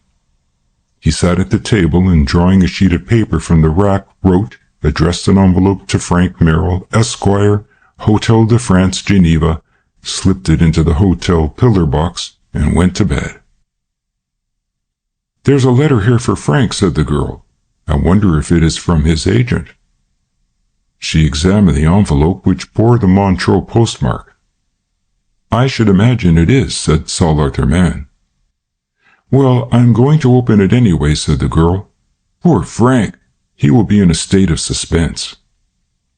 She tore open the envelope and took out a letter. Mr. Mann saw her face go white, and then the letter trembled in her hand. Without a word, she passed it to him, and he read, "Dear Frank Merrill," said the letter. "Give me another month's grace, and then you may tell the whole story. Yours, Rex Holland." Saul Arthur Mann stared at the letter with open mouth. "What does it mean?" asked the girl in a whisper. "It means that Merrill is shielding somebody," said the other. "It means—" Suddenly his face lit up with excitement. "The writing!" he gasped. Her eyes followed his, and for a moment she did not understand. Then, with a lightning sweep of her arm, she snatched the letter from his hand and crumpled it in a ball. "The writing!" said Mr. Mann again. "I've seen it before. It is Jasper Cole's." She looked at him steadily, though her face was white, and the hand which grasped the crumpled paper was shaking. "I think you were mistaken, Mr. Mann," she said quietly. End of chapter 13. The Man Who Looked Like Frank. Saul Arthur Mann came back to England full of his news and found Frank at the little Jermyn Street Hotel where he had installed himself, and Frank listened without interruption to the story of the letter. "Of course," the little fellow went on, "I went straight over to Montreux. The note heading was not on the paper, but I had no difficulty by comparing the qualities of papers used at the various hotels in discovering that it was written from the palace. The head waiter knew this Rex Holland, who had been a frequent visitor, had always tipped very liberally, and lived in something like style. He could not describe his patron, except that he was a young man with a very languid manner, who had arrived the previous morning from Holland and had immediately inquired for Frank Merrill. "From Holland? Are you sure it was the morning?" "I have a particular reason for asking," asked Frank quickly. No, it was not in the morning, now you mention it. It was in the evening.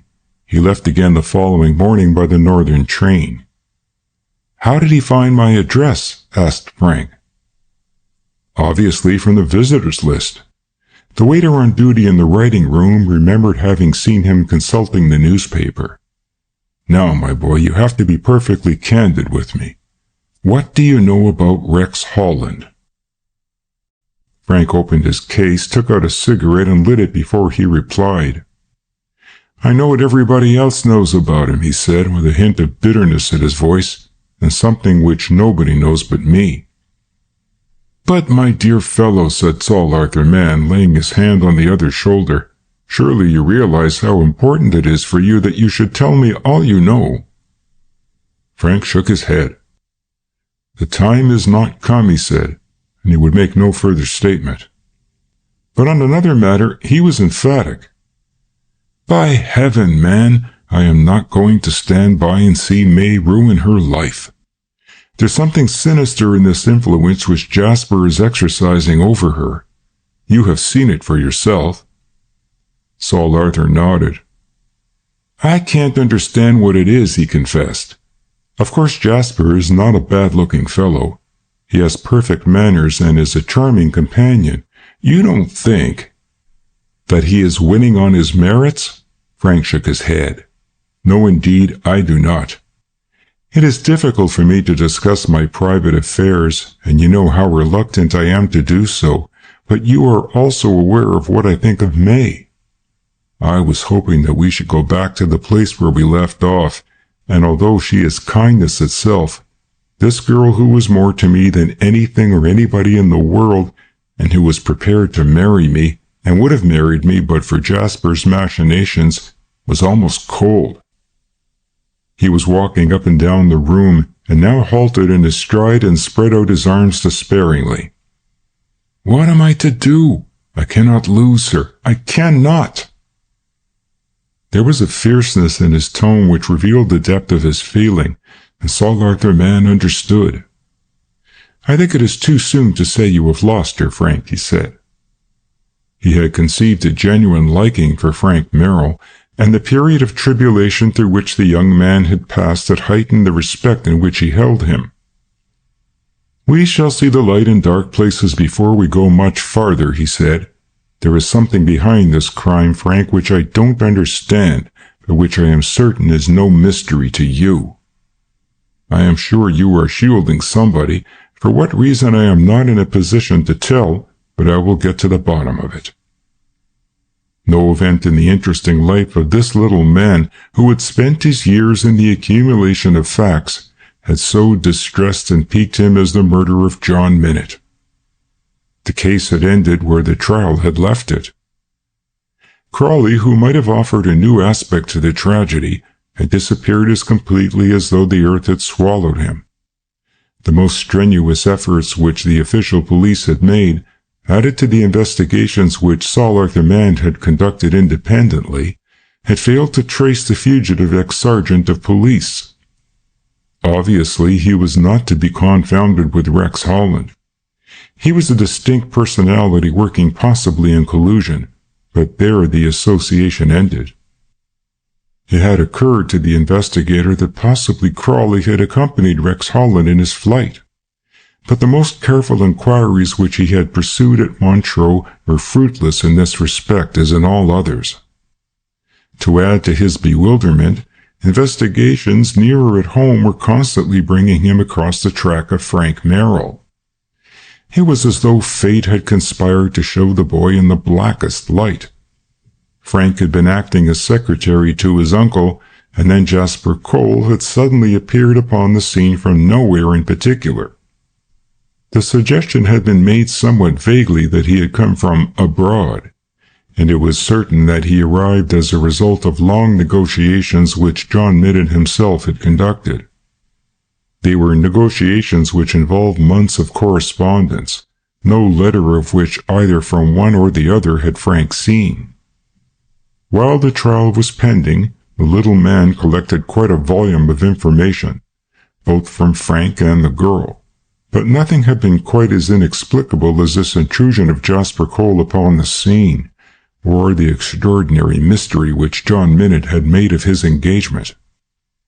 He had written and posted all the letters to Jasper himself, and had apparently received the replies, which he had burned at some other address of which Frank was ignorant. Jasper had come, and then one day there had been a quarrel, not between the two young men, but between Frank and his uncle. It was a singularly bitter quarrel, and again Frank refused to discuss the cause. He left the impression upon Saul Arthur's mind that he had to some extent been responsible. And here was another fact which puzzled the man who knew. Sergeant Smith, as he was then, had been to some extent responsible.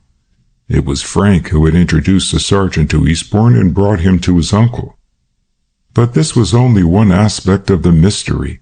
There were others as obscure.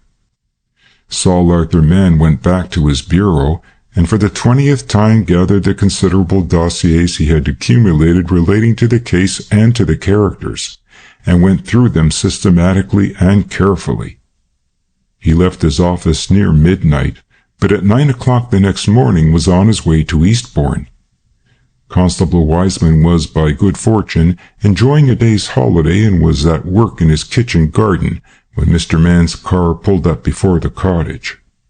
Wiseman received his visitor importantly, for though the constable's prestige was regarded in official circles as having diminished as a result of the trial, it was felt by the villagers that their policeman, if he had not solved the mystery of John Minnitt's death, had at least gone a long way to its solution. In the spotless room, which was half kitchen and half sitting room, with its red tiled floor covered by bright matting, Mrs. Wiseman produced a well-dusted Windsor chair, which she placed at Saul Arthur Mann's disposal before she politely vanished. In a very few words the investigator stated his errand, and Constable Wiseman listened in non-committal silence. When his visitor had finished, he shook his head. "The only thing about the sergeant I know," he said. "I have already told the chief constable who sat in that very chair," he explained. "He was always a bit of a mystery, the sergeant, I mean. When he was tanked, if I may use the expression, he would tell you stories by the hour. But when he was sober, you couldn't get a word out of him. His daughter only lived with him for about a fortnight." "His daughter?" said Mr. Mann quickly. "He had a daughter, as I've already notified my superior," said Constable Wiseman gravely. "Rather a pretty girl. I never saw much of her, but she was in Eastbourne off and on for about a fortnight after the sergeant came. Funny thing, I happened to know the day he arrived, because the wheel of his fly came off on my beat, and I noticed the circumstances according to law and reported the same. I don't even know if she was living with him. He had a cottage down at Burlham Gap, and that is where I saw her.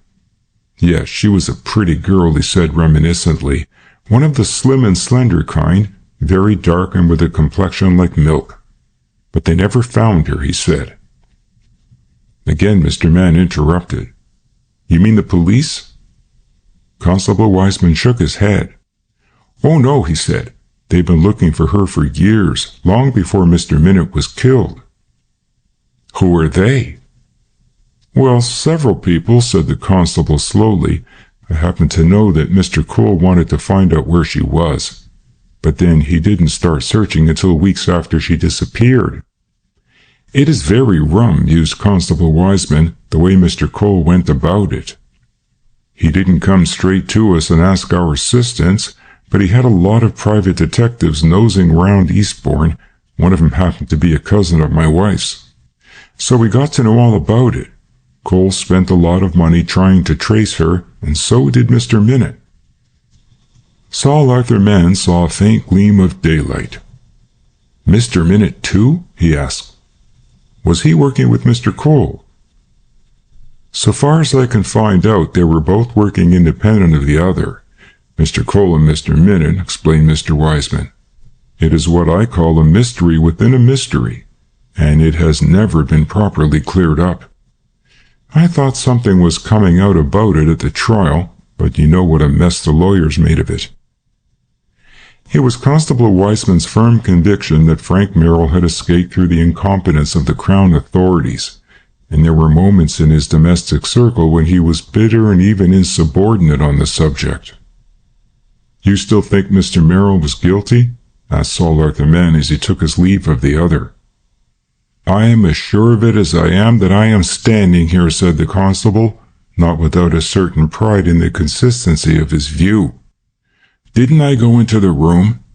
Wasn't he there with the deceased? Wasn't his revolver found? Hadn't there been some jiggery-pokery with his books in London?" Saul Arthur Mann smiled. "There are some of us who think differently, Constable," he said, shaking hands with the implacable officer of the law. He brought back to London a few new facts to be added to his record of Sergeant Crawley, alias Smith, and on these he went painstakingly to work. As he had already explained, Saul Arthur Mann had a particularly useful relationship with Scotland Yard, and fortunately, about that time, he was on the most excellent terms with official police headquarters, for he had been able to assist them in running to earth one of the most powerful blackmailing gangs that had ever operated in Europe.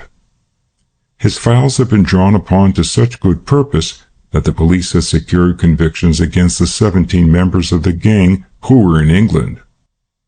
He sought an interview with the chief commissioner, and that same night, accompanied by a small army of detectives, he made a systematic search of Silver's rents. The house into which Jasper Cole had been seen to enter was again raided, and again without result. The house was empty save for one room, a big room which was simply furnished with a truckle bed, a table, a chair, a lamp, and a strip of carpet. There were 4 rooms, 2 upstairs which were never used, and 2 on the ground floor. At the end of a passage was a kitchen, which also was empty, save for a length of bamboo ladder. From the kitchen a bolted door led onto a tiny square of yard which was separated by 3 walls from yards of similar dimensions to the left and right, and to the back of the premises.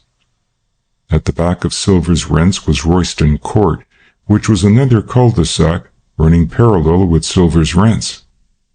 Mr. Mann returned to the house and again searched the upstairs rooms, looking particularly for a trap door, for the bamboo ladder suggested some such exit. This time, however, he completely failed. Jasper Cole, he found, had made only one visit to the house since John Minnett's death. It is a curious fact, as showing the localizing of interest, that Silver's rents knew nothing of what had occurred almost at its doors, and though it had at its fingertips all the gossip of the docks and the Thames Iron Works, it was profoundly ignorant of what was common property in Royston Court.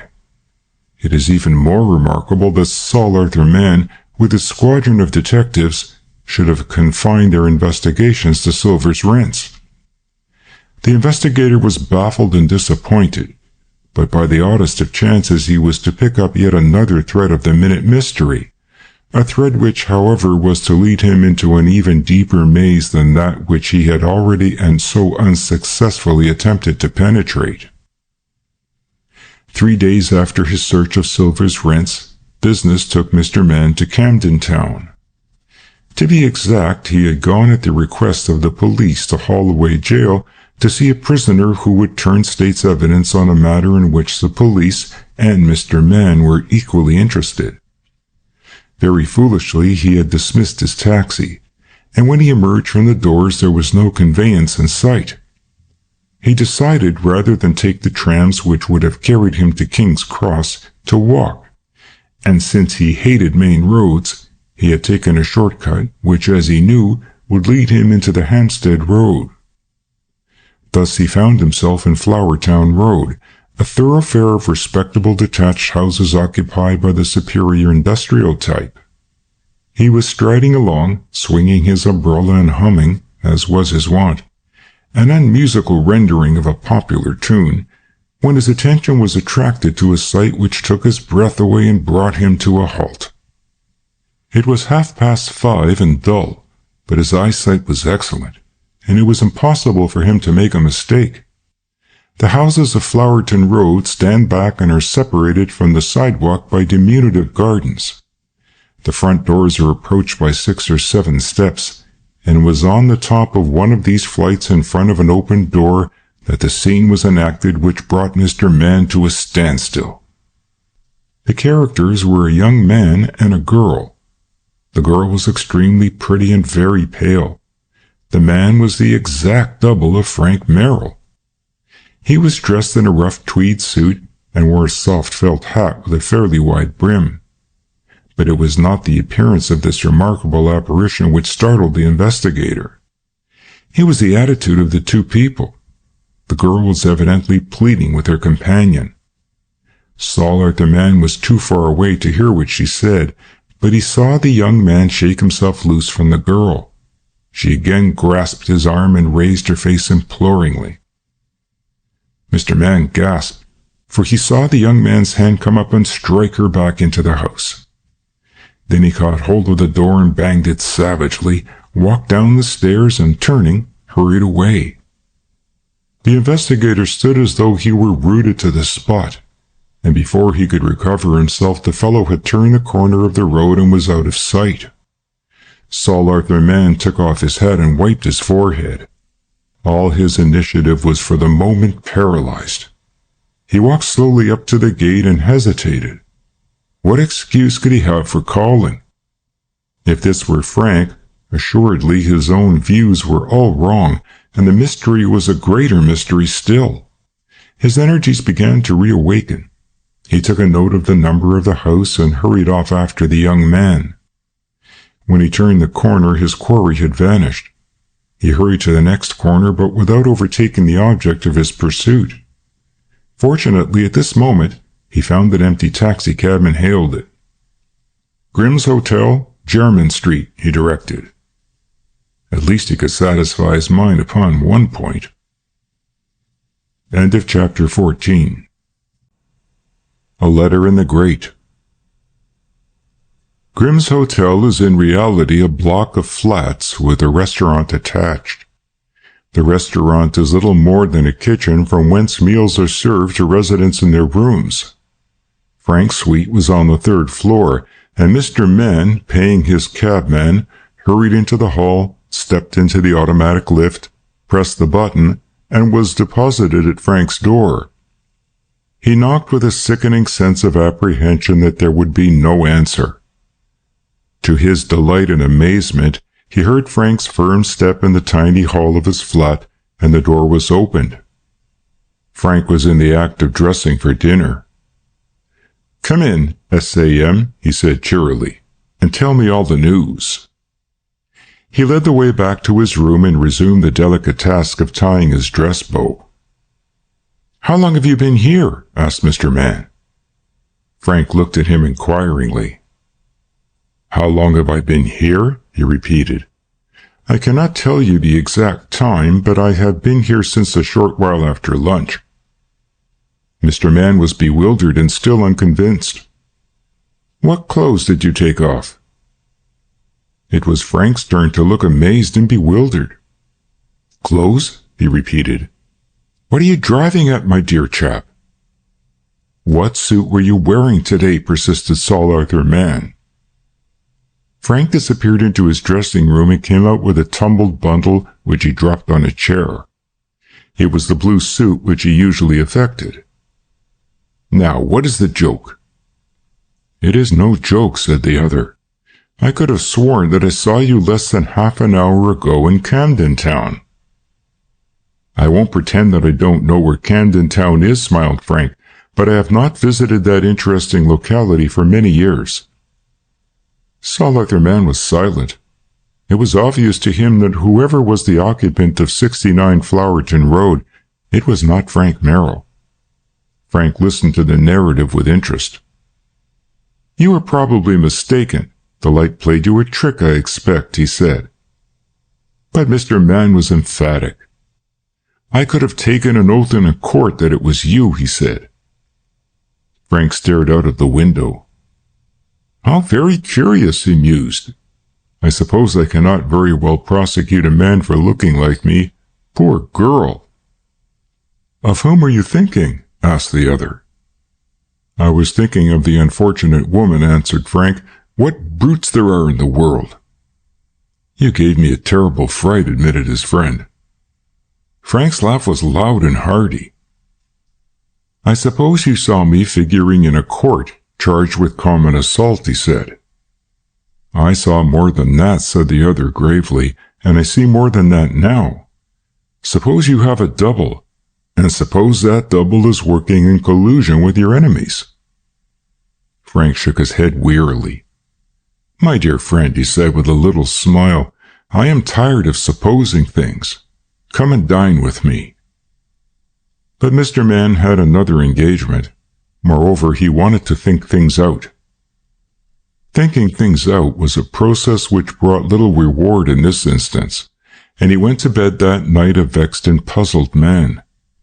He always had his breakfast in bed at 10 o'clock in the morning, for he had reached the age of habits and had fixed 10 o'clock, since it gave his clerks time to bring down his personal mail from the office to his private residence. It was a profitable mail. It was an exciting mail, and it contained an element of rich promise, for it included a letter from Constable Wiseman. "Dear Sir, re our previous conversation, I have just come across one of the photographs of the young lady, Sergeant Smith's daughter. It was given to the private detective who was searching for her. It was given to my wife by her cousin, and I send it to you hoping it may be of some use. Yours respectfully, Peter John Wiseman." The photograph was wrapped in a piece of tissue paper, and Saul Arthur Mann opened it eagerly. He looked at the oblong card and gasped, for the girl who was depicted there was the girl he had seen on the steps of 69 Flowerton Road. A telephone message prepared Frank for the news, and an hour later the two men were together in the office of the bureau. "I am going along to that house to see the girl," said Saul Arthur Mann. "Will you come?" "With all the pleasure in life," said Frank. "Curiously enough, I am as eager to find her as you. I remember her very well, and one of the quarrels I had with my uncle was due to her. She had come up to the house on behalf of her father, and I thought Uncle treated her rather brutally." "Point number one cleared up," thought Saul Arthur Mann. "Then she disappeared," Frank went on, "and Jasper came on the scene. There was some association between this girl and Jasper, which I have never been able to fathom. All I know is that he took a tremendous interest in her and tried to find her, and so far as I remember, he never succeeded."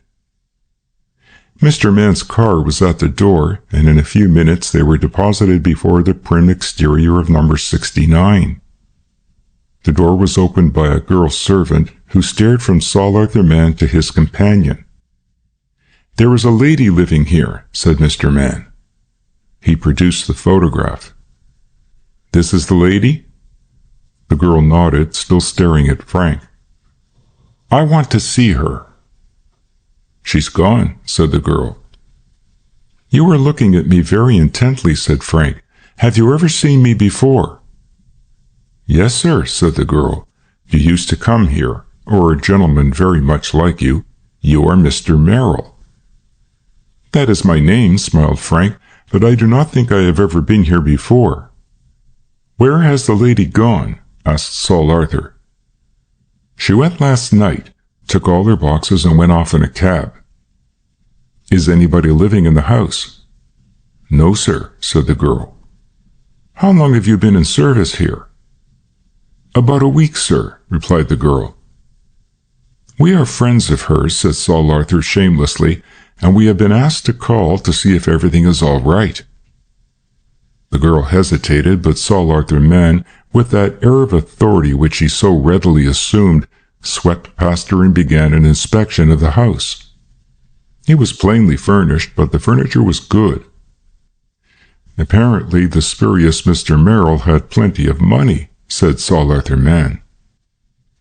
There were no photographs or papers visible until they came to the bedroom, where, in the grate, was a torn sheet of paper bearing a few lines of fine writing, which Mr. Mann immediately annexed.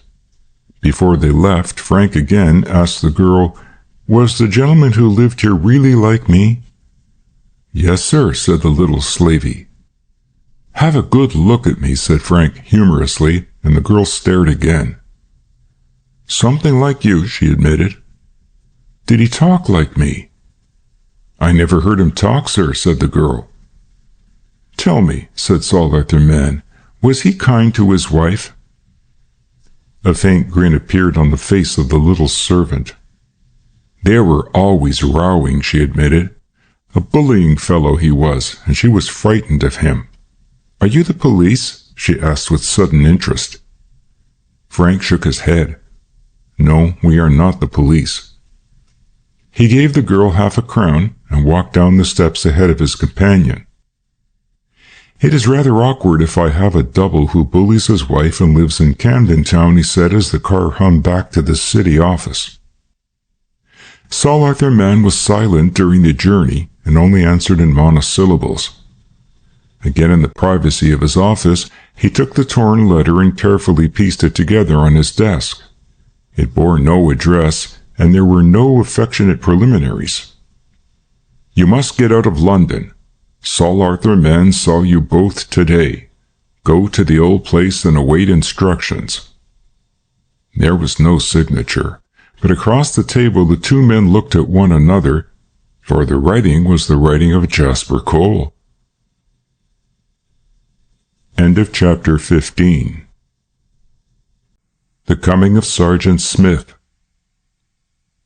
Jasper Cole at that moment was trudging through the snow to the little chalet which May Nuttall had taken on the slope of the mountain overlooking Chamonix. The sleigh which had brought him up from the station was at the foot of the rise. May saw him from the veranda and coo-ooed a welcome. He stamped the snow from his boots and ran up the steps of the veranda to meet her.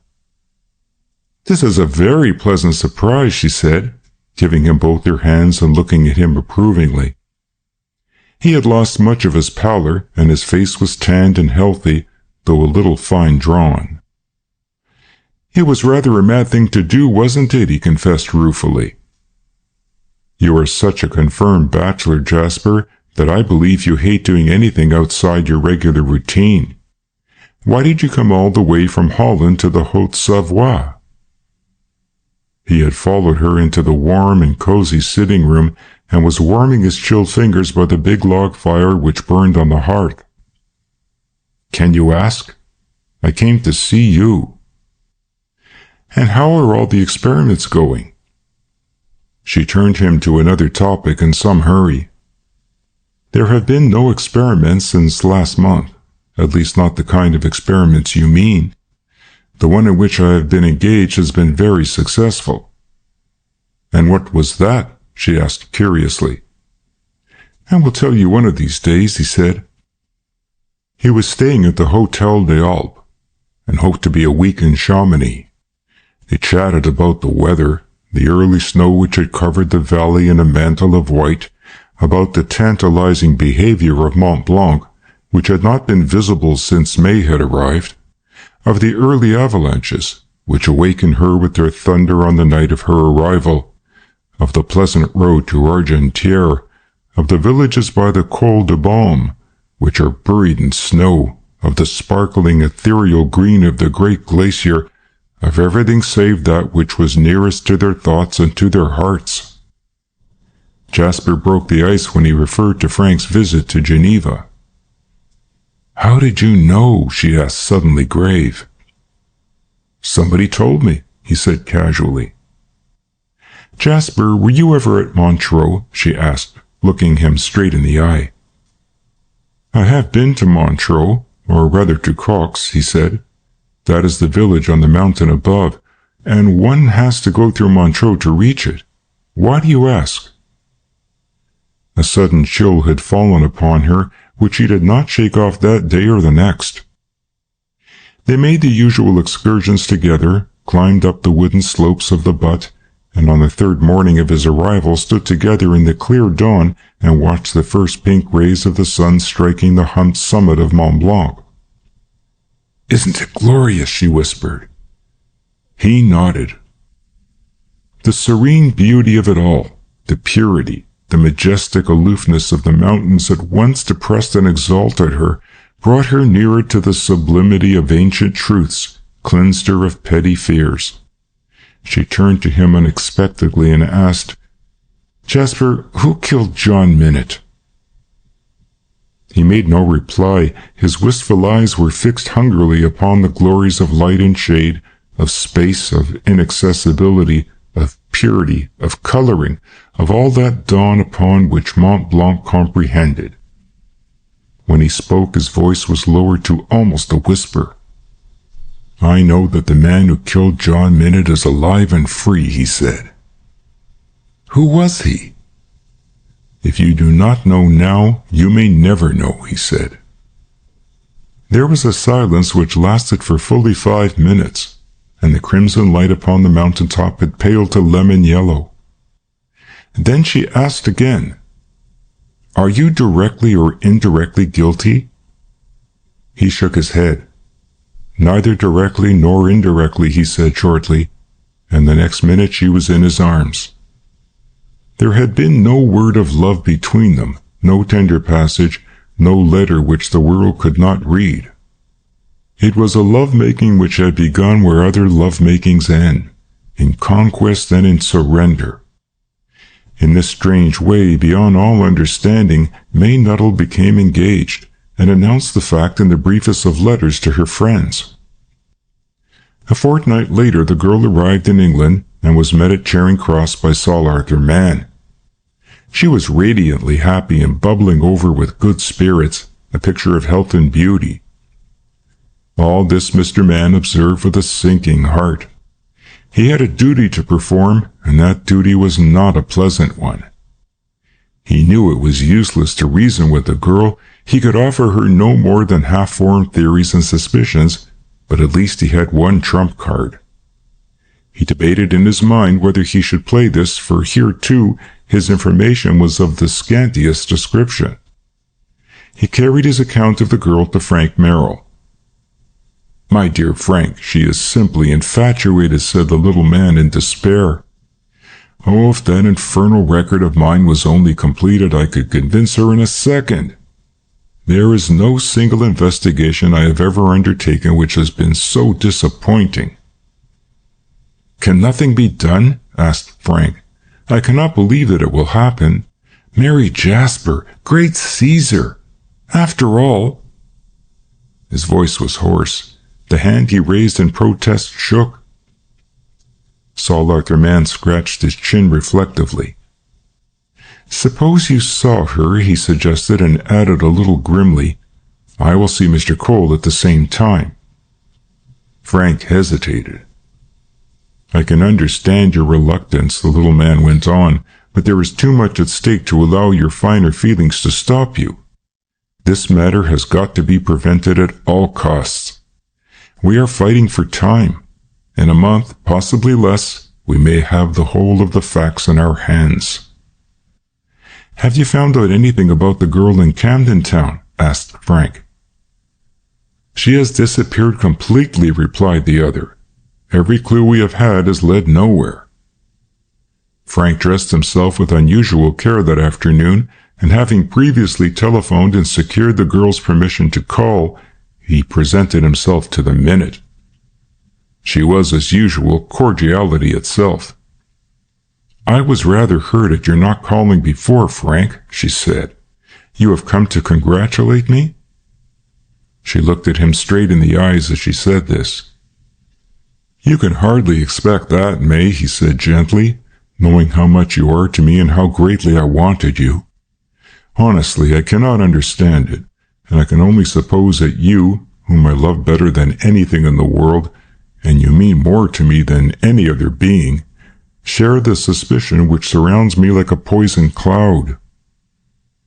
"Yet if I shared that suspicion," she said calmly, "would I let you see me? No, Frank, I was a child when, you know. It was only a few months ago, but I believe, indeed I know, that it would have been the greatest mistake I could possibly have made. I should have been a very unhappy woman, for I have loved Jasper all along." She said this evenly, without any display of emotion or embarrassment. Frank, narrating the interview to Saul Arthur Mann, described the speech as almost mechanical. "I hope you are going to take it nicely," she went on, "that we are going to be such good friends as we always were, and that even the memory of your poor uncle's death and the ghastly trial which followed and the part that Jasper played will not spoil our friendship." "But don't you see what it means to me?" he burst forth. And for a second they looked at one another, and Frank divined her thoughts and winced. "I know what you were thinking," he said huskily. "You were thinking of all the beastly things that were said at the trial, that if I had gained you I should have gained all that I tried to gain." She went red. "It was horrid of me, wasn't it?" she confessed. "And yet that idea came to me. One cannot control one's thoughts, Frank, and you must be content to know that I believe in your innocence. There are some thoughts which flourish in one's mind like weeds, and which refuse to be uprooted. Don't blame me if I recalled the lawyer's words. It was an involuntary, hateful thought." He inclined his head.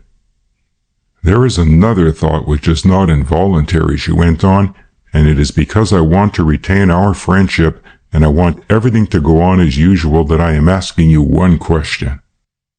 Your 24th birthday is come and gone. You told me that your uncle's design was to keep you unmarried until that day. You are still unmarried, and your 24th birthday has passed. What has happened?" "Many things have happened," he replied quietly. "My uncle is dead.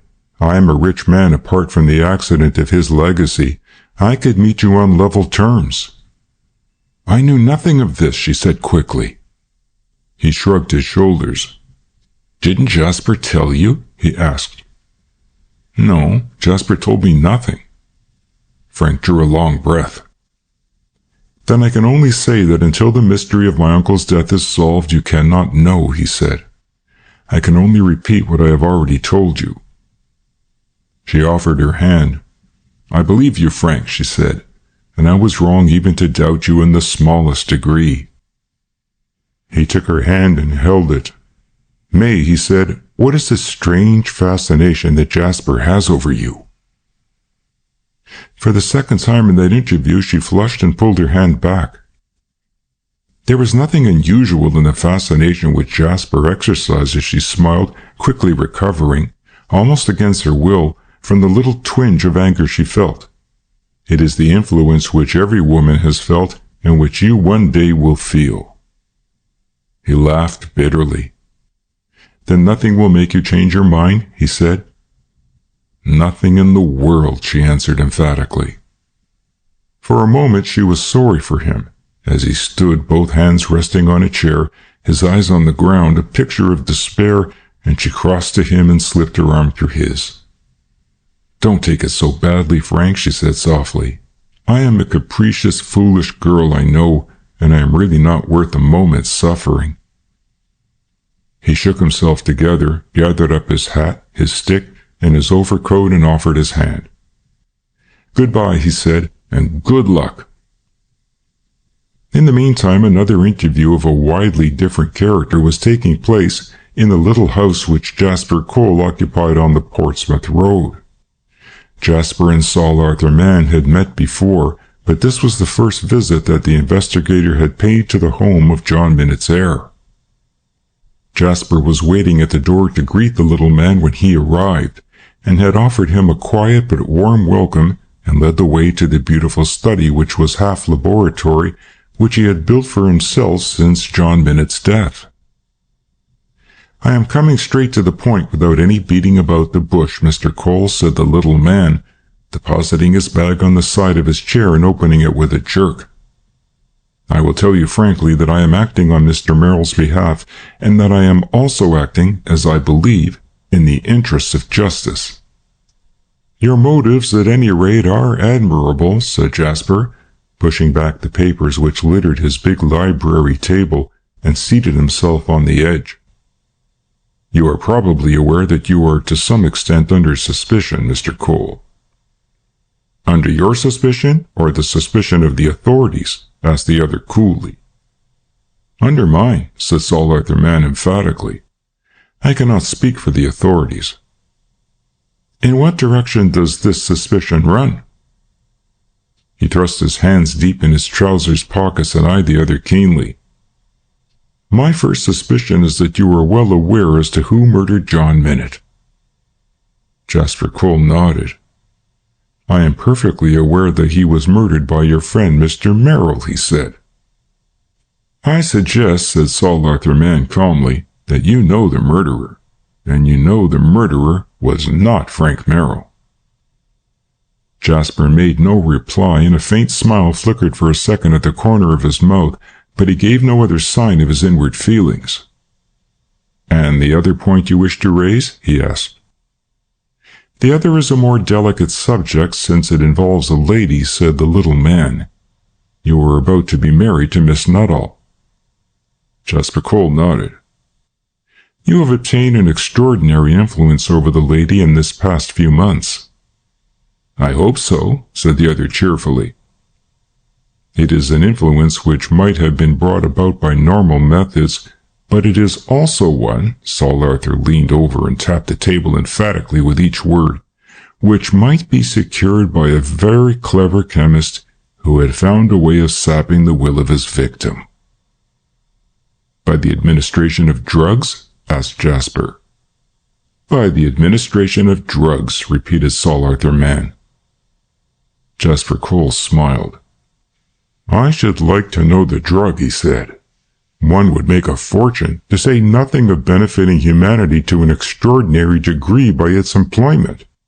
For example, I might give you a dose and you would tell me all that you know. I am told that your knowledge is fairly extensive, he bantered. Surely you, Mr. Mann, with your remarkable collection of information on all subjects under the sun, do not suggest that such a drug exists. On the contrary, said the man who knew, in triumph. It is known and is employed. It was known as long ago as the days of the Borgias. It was employed in France in the days of Louis XVI.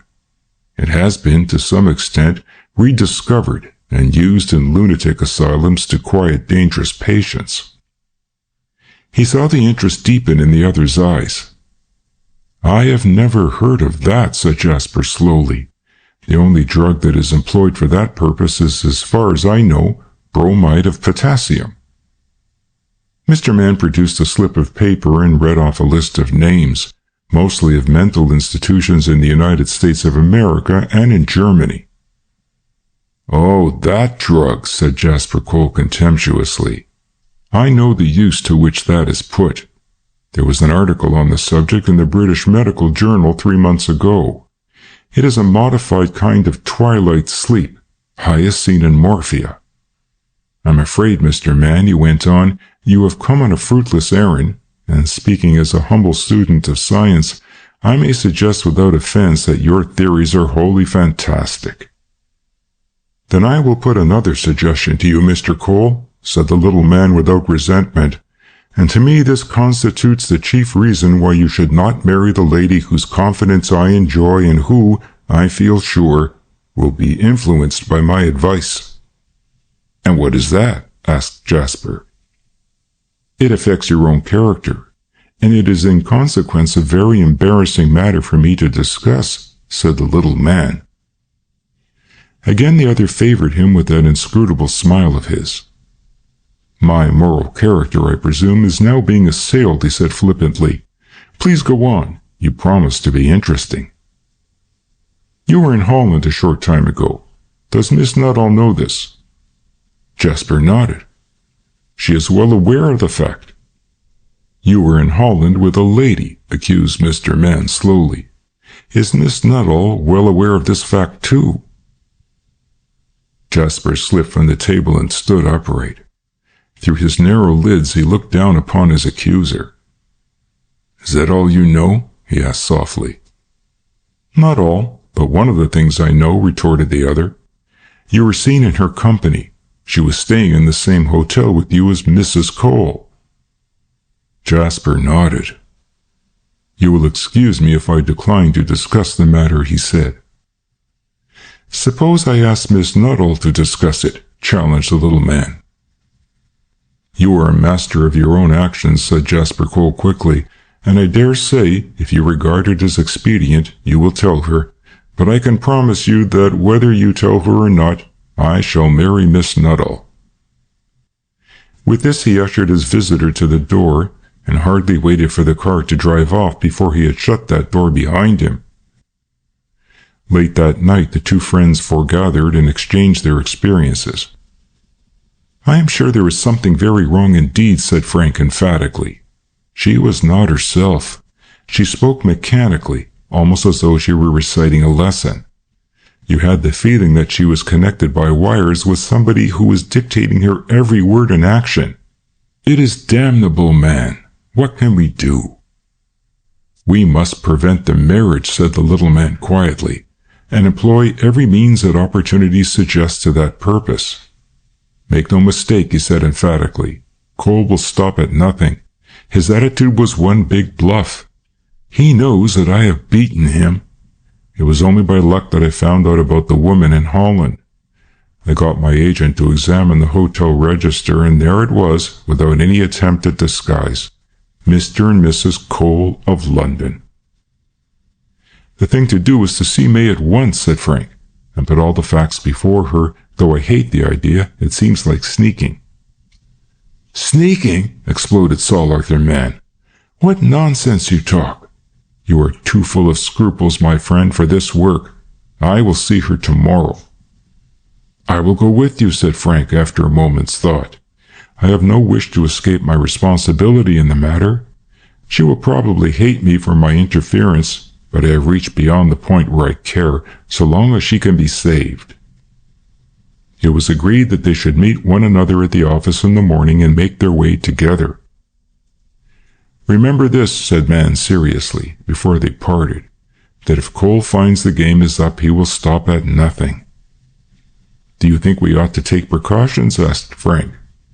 "Honestly, I do," confessed the other. "I don't think we can get the men from the yard, but there is a very excellent agency which sometimes works for me, and they can provide a guard for the girl."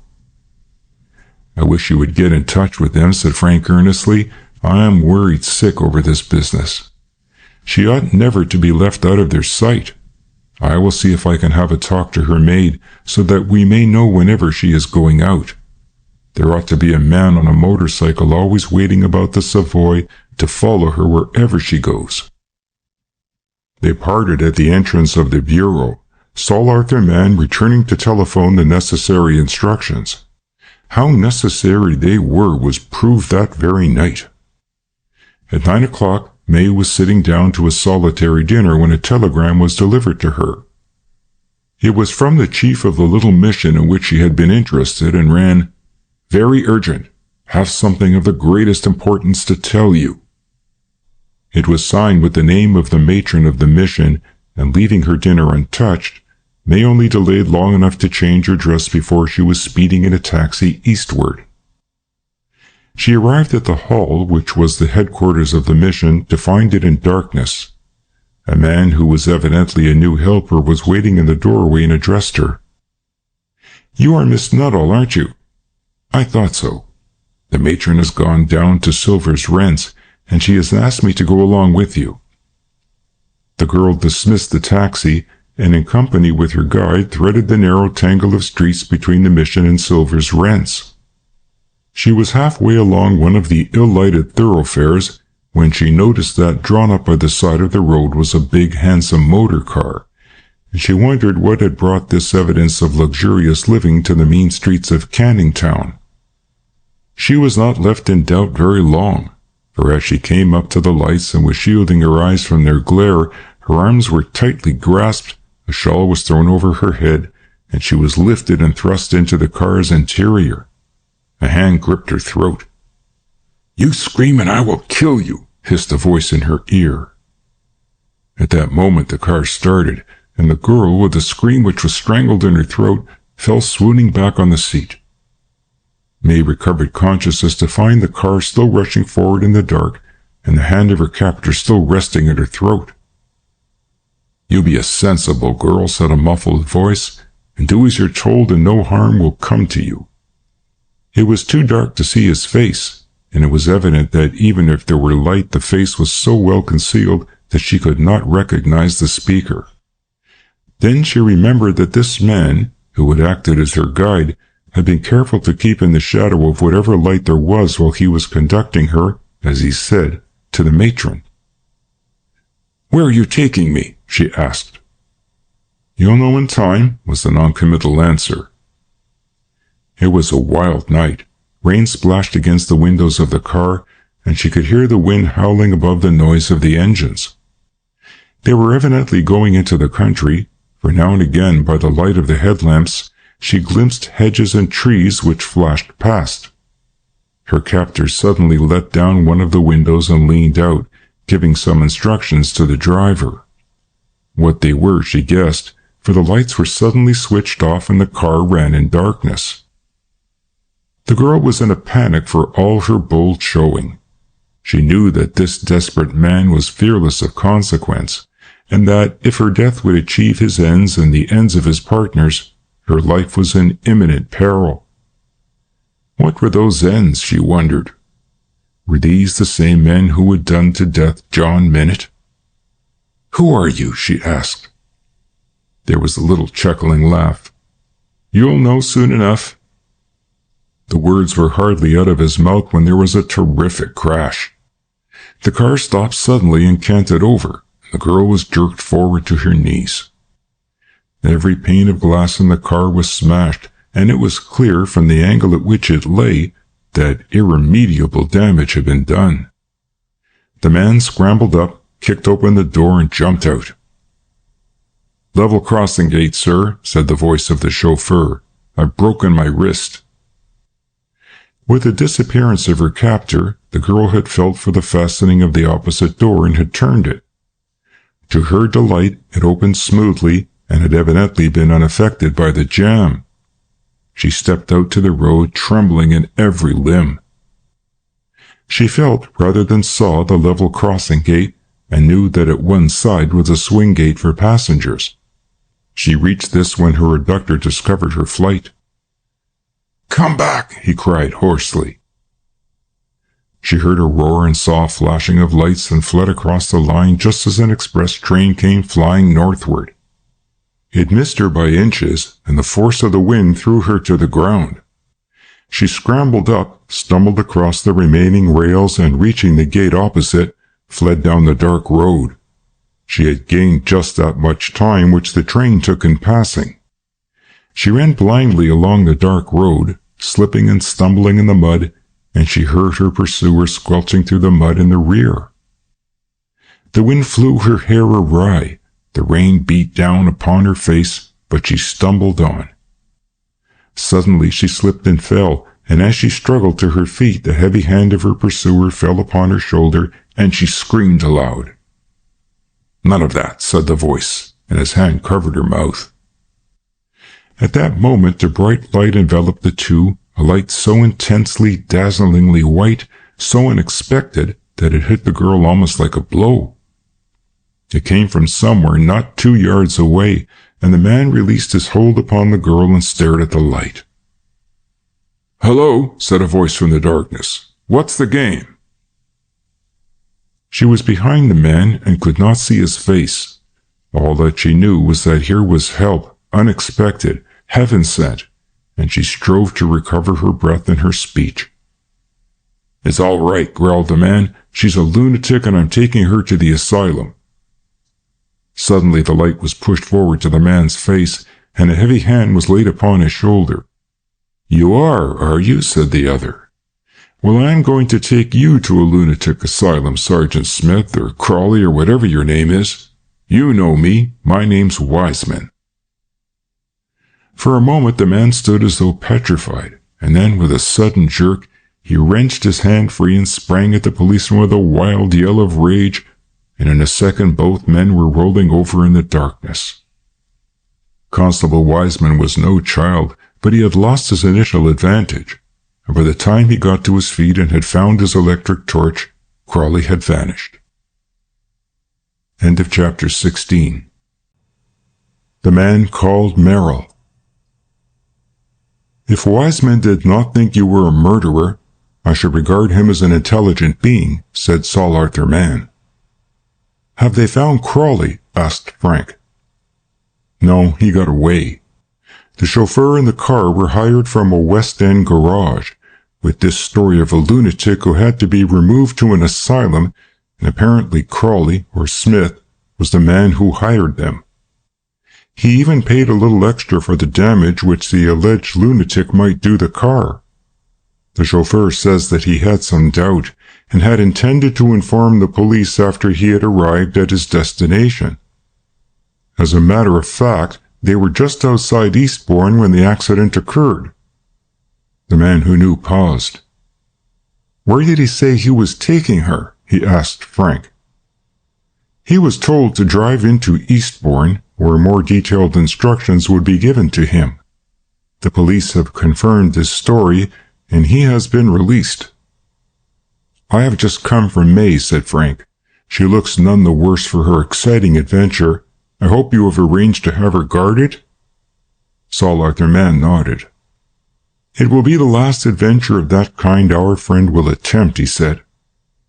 Still, this enlightens us a little.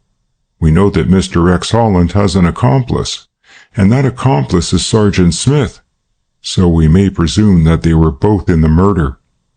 Constable Wiseman has been suitably rewarded, as he well deserves, said Frank heartily. You bear no malice, smiled Saul Arthur Mann. Frank laughed and shook his head. How can one? He asked simply. May had another visitor. Jasper Cole came hurriedly to London at the first intimation of the outrage, but was reassured by the girl's appearance. He was awfully thrilling, she said, but really I am not greatly distressed. In fact, I think I look less tired than you. He nodded. That is very possible. I did not go to bed until very late this morning, he said. I was so engrossed in my research work that I did not realize it was morning until they brought me my tea. You haven't been in bed all night, she said, shocked, and shook her head reprovingly. That is one of your habits of life which will have to be changed, she warned him. Jasper Cole did not dismiss her unpleasant experience as lightly as she. I wonder what the object of it all was, he said, and why they took you back to Eastbourne. I think we shall find that the headquarters of this infernal combination is somewhere in Sussex. Mr. Mann doesn't think so, she said, but believes that the car was to be met by another at Eastbourne and I was to be transferred. He says that the idea of taking me there was to throw the police off the scent. She shivered. It wasn't a nice experience, she confessed. The interview took place in the afternoon, and was some 2 hours after Frank had interviewed the girl. Saul Arthur Mann had gone to Eastbourne to bring her back. Jasper had arranged to spend the night in town, and had booked 2 stalls at the Hippodrome. She had told Saul Arthur Mann this, in accordance with her promise to keep him informed as to her movements, and she was therefore surprised when, half an hour later, the little investigator presented himself. She met him in the presence of her fiancé, and it was clear to Jasper what Saul Arthur Mann's intentions were. I don't want to make myself a nuisance, he said, but before we go any further, Miss Nuttall, there are certain matters on which you ought to be informed. I have every reason to believe that I know who was responsible for the outrage of last night, and I do not intend risking a repetition. Who do you think was responsible? Asked the girl quietly. I honestly believe that the author is in this room, was a startling response. You mean me? Asked Jasper Cole angrily. I mean you, Mr. Cole. I believe that you are the man who planned the coup and that you are its sole author, said the other. The girl stared at him in astonishment. You surely do not mean what you say. I mean that Mr. Cole has every reason for wishing to marry you, he said. What that reason is I do not know completely, but I shall discover. I am satisfied, he went on slowly, that Mr. Cole is already married. She looked from one to the other. Already married? Repeated Jasper. "If he is not already married," said Saul Arthur Mann bluntly, "then I have been indiscreet. The only thing I can tell you is that your fiancée has been traveling on the continent with a lady who describes herself as Mrs. Cole." Jasper said nothing for a moment, but looked at the other oddly and thoughtfully. "I understand, Mr. Mann," he said at length, "that you collect facts as other people collect postage stamps." Saul Arthur Mann bristled. "You may carry this off, sir," he began, "if you can—" "Let me speak," said Jasper Cole, raising his voice. "I want to ask you this. Have you a complete record of John Minnett's life?" "I know it so well," said Saul Arthur Mann emphatically, "that I could repeat his history word for word." "Will you sit down, May?" said Jasper, taking the girl's hand in his and gently forcing her to a chair. "We are going to put Mr. Mann's memory to the test." "Do you seriously mean that you want me to repeat that history?" asked the other suspiciously. "I mean just that," said Jasper, and drew up a chair for his unpleasant visitor. The record of John Minnett's life came trippingly from Mann's tongue. He knew to an extraordinary extent the details of that strange and wild career. "In 1892, said the investigator, continuing his narrative, "he was married at St. Bride's Church, Port Elizabeth, to Agnes Gertrude Cole." "Cole," murmured Jasper. The little man looked at him with open mouth. "Cole! Good Lord! You are—" "I am his son," said Jasper quietly. "I am one of his 2 children. Your information is that there was 1. As a matter of fact, there were 2. My mother left my father with one of the greatest scoundrels that has ever lived. He took her to Australia, where my sister was born 6 months after she had left John Minette. There her friend deserted her, and she worked for 7 years as a kitchen maid in Melbourne in order to save up enough money to bring us to Cape Town. My mother opened a tea shop off Adderley Street and earned enough to educate me and my sister. It was there she met Crawley, and Crawley promised to use his influence with my father to bring about a reconciliation for her children's sake. I do not know what was the result of his attempt, but I gather it was unsuccessful, and things went on very much as they were before. Then one day, when I was still at the South African college, my mother went home, taking my sister with her. I have reason to believe that Crawley was responsible for her sailing and that he met them on landing. All that I knew was that from that day my mother disappeared. She had left me a sum of money to continue my studies, but after 8 months had passed and no word had come from her, I decided to go on to England. I have since learned what had happened. My mother had been seized with a stroke and had been conveyed to the workhouse infirmary by Crawley, who had left her there and had taken my sister, who apparently he passed off as his own daughter. I did not know this at the time, but being well aware of my father's identity, I wrote to him, asking him for help to discover my mother. He answered, telling me that my mother was dead, that Crawley had told him so, and that there was no trace of Marguerite, my sister. We exchanged a good many letters, and then my father asked me to come and act as the secretary and assist him in his search for Marguerite. What he did not know was that Crawley's alleged daughter, whom he had not seen, was the girl for whom he was seeking. I fell into the new life and found John Minette, I can scarcely call him father, much more bearable than I expected, and then one day I found my mother. "You found your mother?" said Saul Arthur Mann, a light dawning upon him. Your persistent search of the little house in Silver's Rents produced nothing, he smiled. Had you taken the bamboo ladder and crossed the yard at the back of the house into another yard, then through the door, you would have come to number 16 Royston Court, and you would have been considerably surprised to find an interior much more luxurious than you would have expected in that quarter. In Royston Court they spoke of number 16 as the house with the nurses, because there were always 3 nurses on duty, and nobody ever saw the inside of the house but themselves. There you would have found my mother, bedridden, and indeed so ill that the doctors who saw her would not allow her to be moved from the house. I furnished this hovel piece by piece, generally at night, because I did not want to excite the curiosity of the people in the court, nor did I wish this matter to reach the ears of John Minute.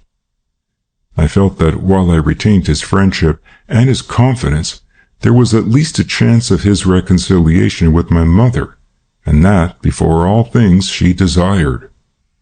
It was not to be, he said sadly. John Minute was struck down at the moment my plans seemed as though they were going to result in complete success. Strangely enough, with his death, my mother made an extraordinary recovery, and I was able to move her to the continent. She had always wanted to see Holland, France, and at this moment, he turned to the girl with a smile, she is in the chalet which you occupied during your holiday. Mr. Mann was dumbfounded. All his pet theories had gone by the board. But what of your sister? He asked at last. A black look gathered in Jasper Cole's face. My sister's whereabouts are known to me now, he said shortly. For some time she lived in Camden Town at number 69 Flowerton Road. At the present moment she is nearer and is watched night and day, almost as carefully as Mr. Mann's agents are watching you. He smiled again at the girl. Watching me? She said, startled. Saul Arthur Mann went red. It was my idea, he said stiffly. And a very excellent one, agreed Jasper. But unfortunately, you appointed your guards too late. Mr. Mann went back to his office, his brain in a whirl, yet such was his habit that he did not allow himself to speculate upon the new and amazing situation until he had carefully jotted down every new fact he had collected. It was astounding that he had overlooked the connection between Jasper Cole and John Minute's wife. His labors did not cease until 11 o'clock, and he was preparing to go home when the commissionaire who acted as caretaker came to tell him that a lady wished to see him. A lady? At this hour of the night? Said Mr. Mann, perturbed. Tell her to come in the morning. I have told her that, sir, but she insists upon seeing you tonight. What is her name? Mrs. Merrill, said the commissionaire. Saul Arthur Mann collapsed into his chair. Show her up, he said feebly. He had no difficulty in recognizing the girl, who came timidly into the room, as the original of the photograph which had been sent to him by Constable Wiseman. She was plainly dressed and wore no ornament, and she was undeniably pretty. But there was about her a furtiveness and a nervous indecision which spoke of her apprehension. Sit down, said Mr. Mann kindly. What do you want me to do for you? I am Mrs. Merrill, she said timidly. So the commissioner said, replied the little man. You are nervous about something? Oh, I am so frightened, said the girl with a shudder. If he knows I have been here, he'll... You have nothing to be frightened about. Just sit here for one moment. He went into the next room, which had a branch telephone connection, and called up May. She was out, and he left an urgent message that she was to come, bringing Jasper with her as soon as she returned. When he got back to his office, he found the girl as he had left her, sitting on the edge of a big armchair, plucking nervously at her handkerchief. I have heard about you, she said. He mentioned you once, before we went to that Sussex cottage with Mr. Crawley. They were going to bring another lady, and I was to look after her. But he... Who is he? Asked Mr. Mann. My husband, said the girl. How long have you been married? Demanded the little man. I ran away with him a long time ago, she said. It has been an awful life. It was Mr. Crawley's idea. He told me that if I married Mr. Merrill, he would take me to see my mother and Jasper. But he was so cruel. She shuddered again.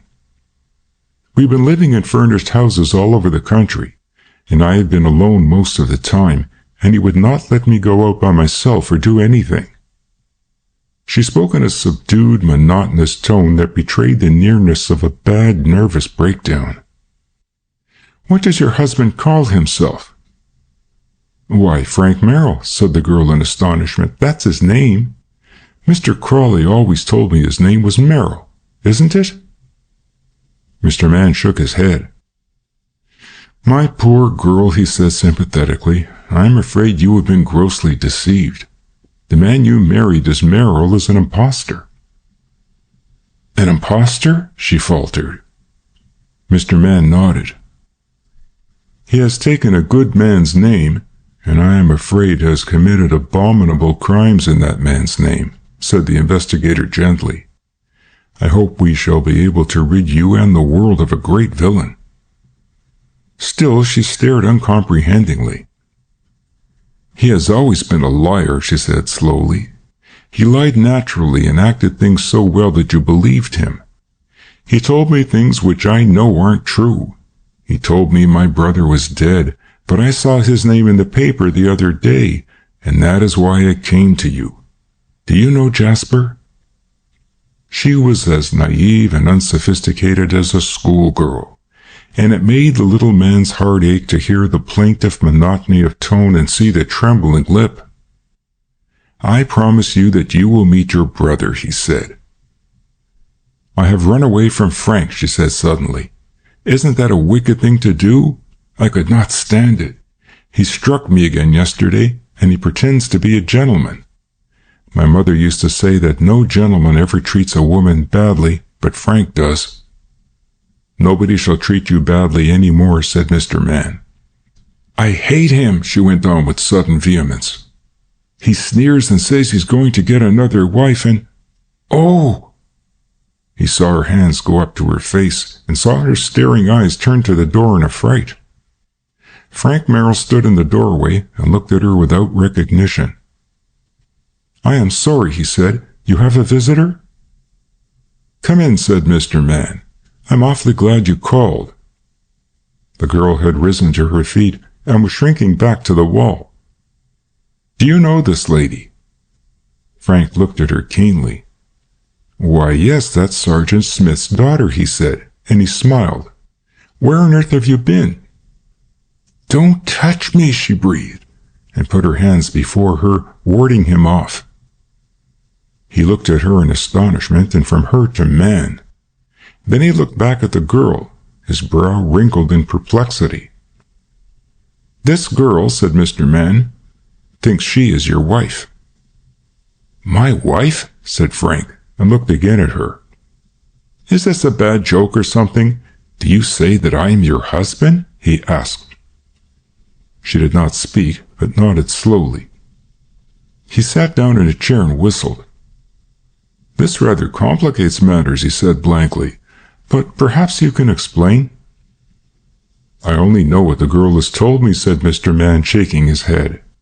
"I am afraid there is a terrible mistake here." Frank turned to the girl. "But did your husband look like me?" She nodded. "And did he call himself Frank Merrill?" Again she nodded. "Where is he now?" She nodded, this time at him. "But great heavens," said Frank, with a gesture of despair, "you do not suggest that I am the man?" "You are the man," said the girl. Again Frank looked appealingly at his friend, and saw that their man saw dismay and laughter in his eyes. "I don't know what I can do," he said. "Perhaps if you left me alone with her for a minute—" Don't, she breathed. "Don't leave me alone with him. Stay here." "And where have you come from now?" asked Frank. "From the house where you took me. You struck me yesterday," she went on inconsequently. Frank laughed. "I am not only married, but I am a wife-beater apparently," he said desperately. "Now what can I do? I think the best thing that can be done is for this lady to tell us where she lives, and I will take her back and confront her husband." "I won't go with you," cried the girl. I won't. You said you'd look after me, Mr. Mann. You promised." The little investigator saw that she was distraught to a point where collapse was imminent. "This gentleman will look after you also," he said encouragingly. He is as anxious to save you from your husband as anybody." "I will not go," she cried. "If that man touches me," and she pointed to Frank, "I'll scream." Again came the tap at the door, and Frank looked round. "More visitors?" he asked. "It is all right," said Sir Arthur Mann. "There's a lady and a gentleman to see me, isn't there?" he asked the commissionaire. "Show them in." May came first, saw the little tableau, and stopped, knowing instinctively all that it portended. Jasper followed her. The girl who had been watching Frank shifted her eyes for a moment to the visitors, and at sight of Jasper flung across the room. In an instant her brother's arms were around her, and she was sobbing on his breast. "Am I entitled to ask what all this means?" asked Frank quietly. "I am sure you will overlook my natural irritation, but I have suffered so much and I have been the victim of so many surprises that I do not feel inclined to accept all the shocks which fate sends me in a spirit of joyful resignation. Perhaps you will be good enough to elucidate this new mystery. Is everybody mad, or am I the sole sufferer?" "There is no mystery about it," said Jasper, still holding the girl. "I think you know this lady?" "I have never met her before in my life," said Frank, "but she persists in regarding me as her husband for some reason. Is this a new scheme of yours, Jasper?" "I think you know this lady," said Jasper Cole again. Frank shrugged his shoulders. "You are almost monotonous. I repeat that I have never seen her before." "Then I will explain to you," said Jasper. He put the girl gently from him for a moment, and turned and whispered something to May. Together they passed out of the room. "You were confidential secretary to John Minott for some time, Merrill, and in that capacity you made several discoveries. The most remarkable discovery was made when Sergeant Smith came to blackmail my father." "Oh, don't pretend you didn't know that John Minott was my father," he said in answer to the look of amazement on Frank Merrill's face. "Smith took you into his confidence, and you married his alleged daughter. John Minott discovered this fact, not that he was aware that it was his own daughter, or that he thought that your association with my sister was any more than an intrigue beneath the dignity of his nephew. You did not think the time was ripe to spring a son-in-law upon him, and so you waited until you had seen his will. In that will he made no mention of a daughter, because the child had been born after his wife had left him, and he refused to recognize his paternity. Later, in some doubt as to whether he was doing an injustice to what might have been his own child, he endeavored to find her. Had you known of these investigations, you could have helped considerably, but as it happened, you did not.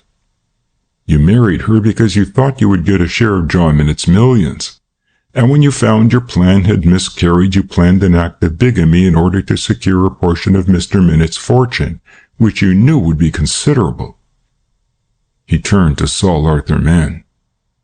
"Do you think I have not been very energetic in pursuing my inquiries as to who killed John Minott? There is the explanation of my tolerance." He pointed his finger at Frank. "This man is the husband of my sister. To ruin him would have meant involving her in that ruin. For a time I thought they were happily married. It was only recently that I have discovered the truth." Frank shook his head. "I don't know whether to laugh or cry," he said. "I have certainly not heard—" "You will hear more," said Jasper Cole. "I will tell you how the murder was committed and who was the mysterious Rex Holland.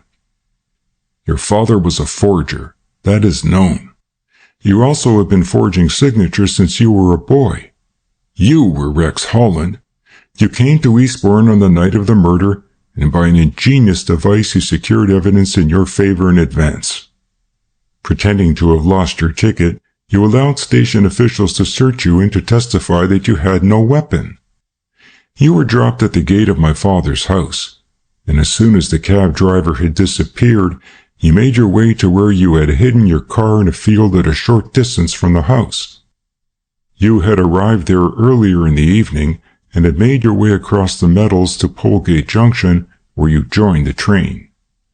As you had taken the precaution to have your return ticket clipped in London, your trick was not discovered. You had regained your car and drove up to the house 10 minutes after you had been seen to disappear through the gateway.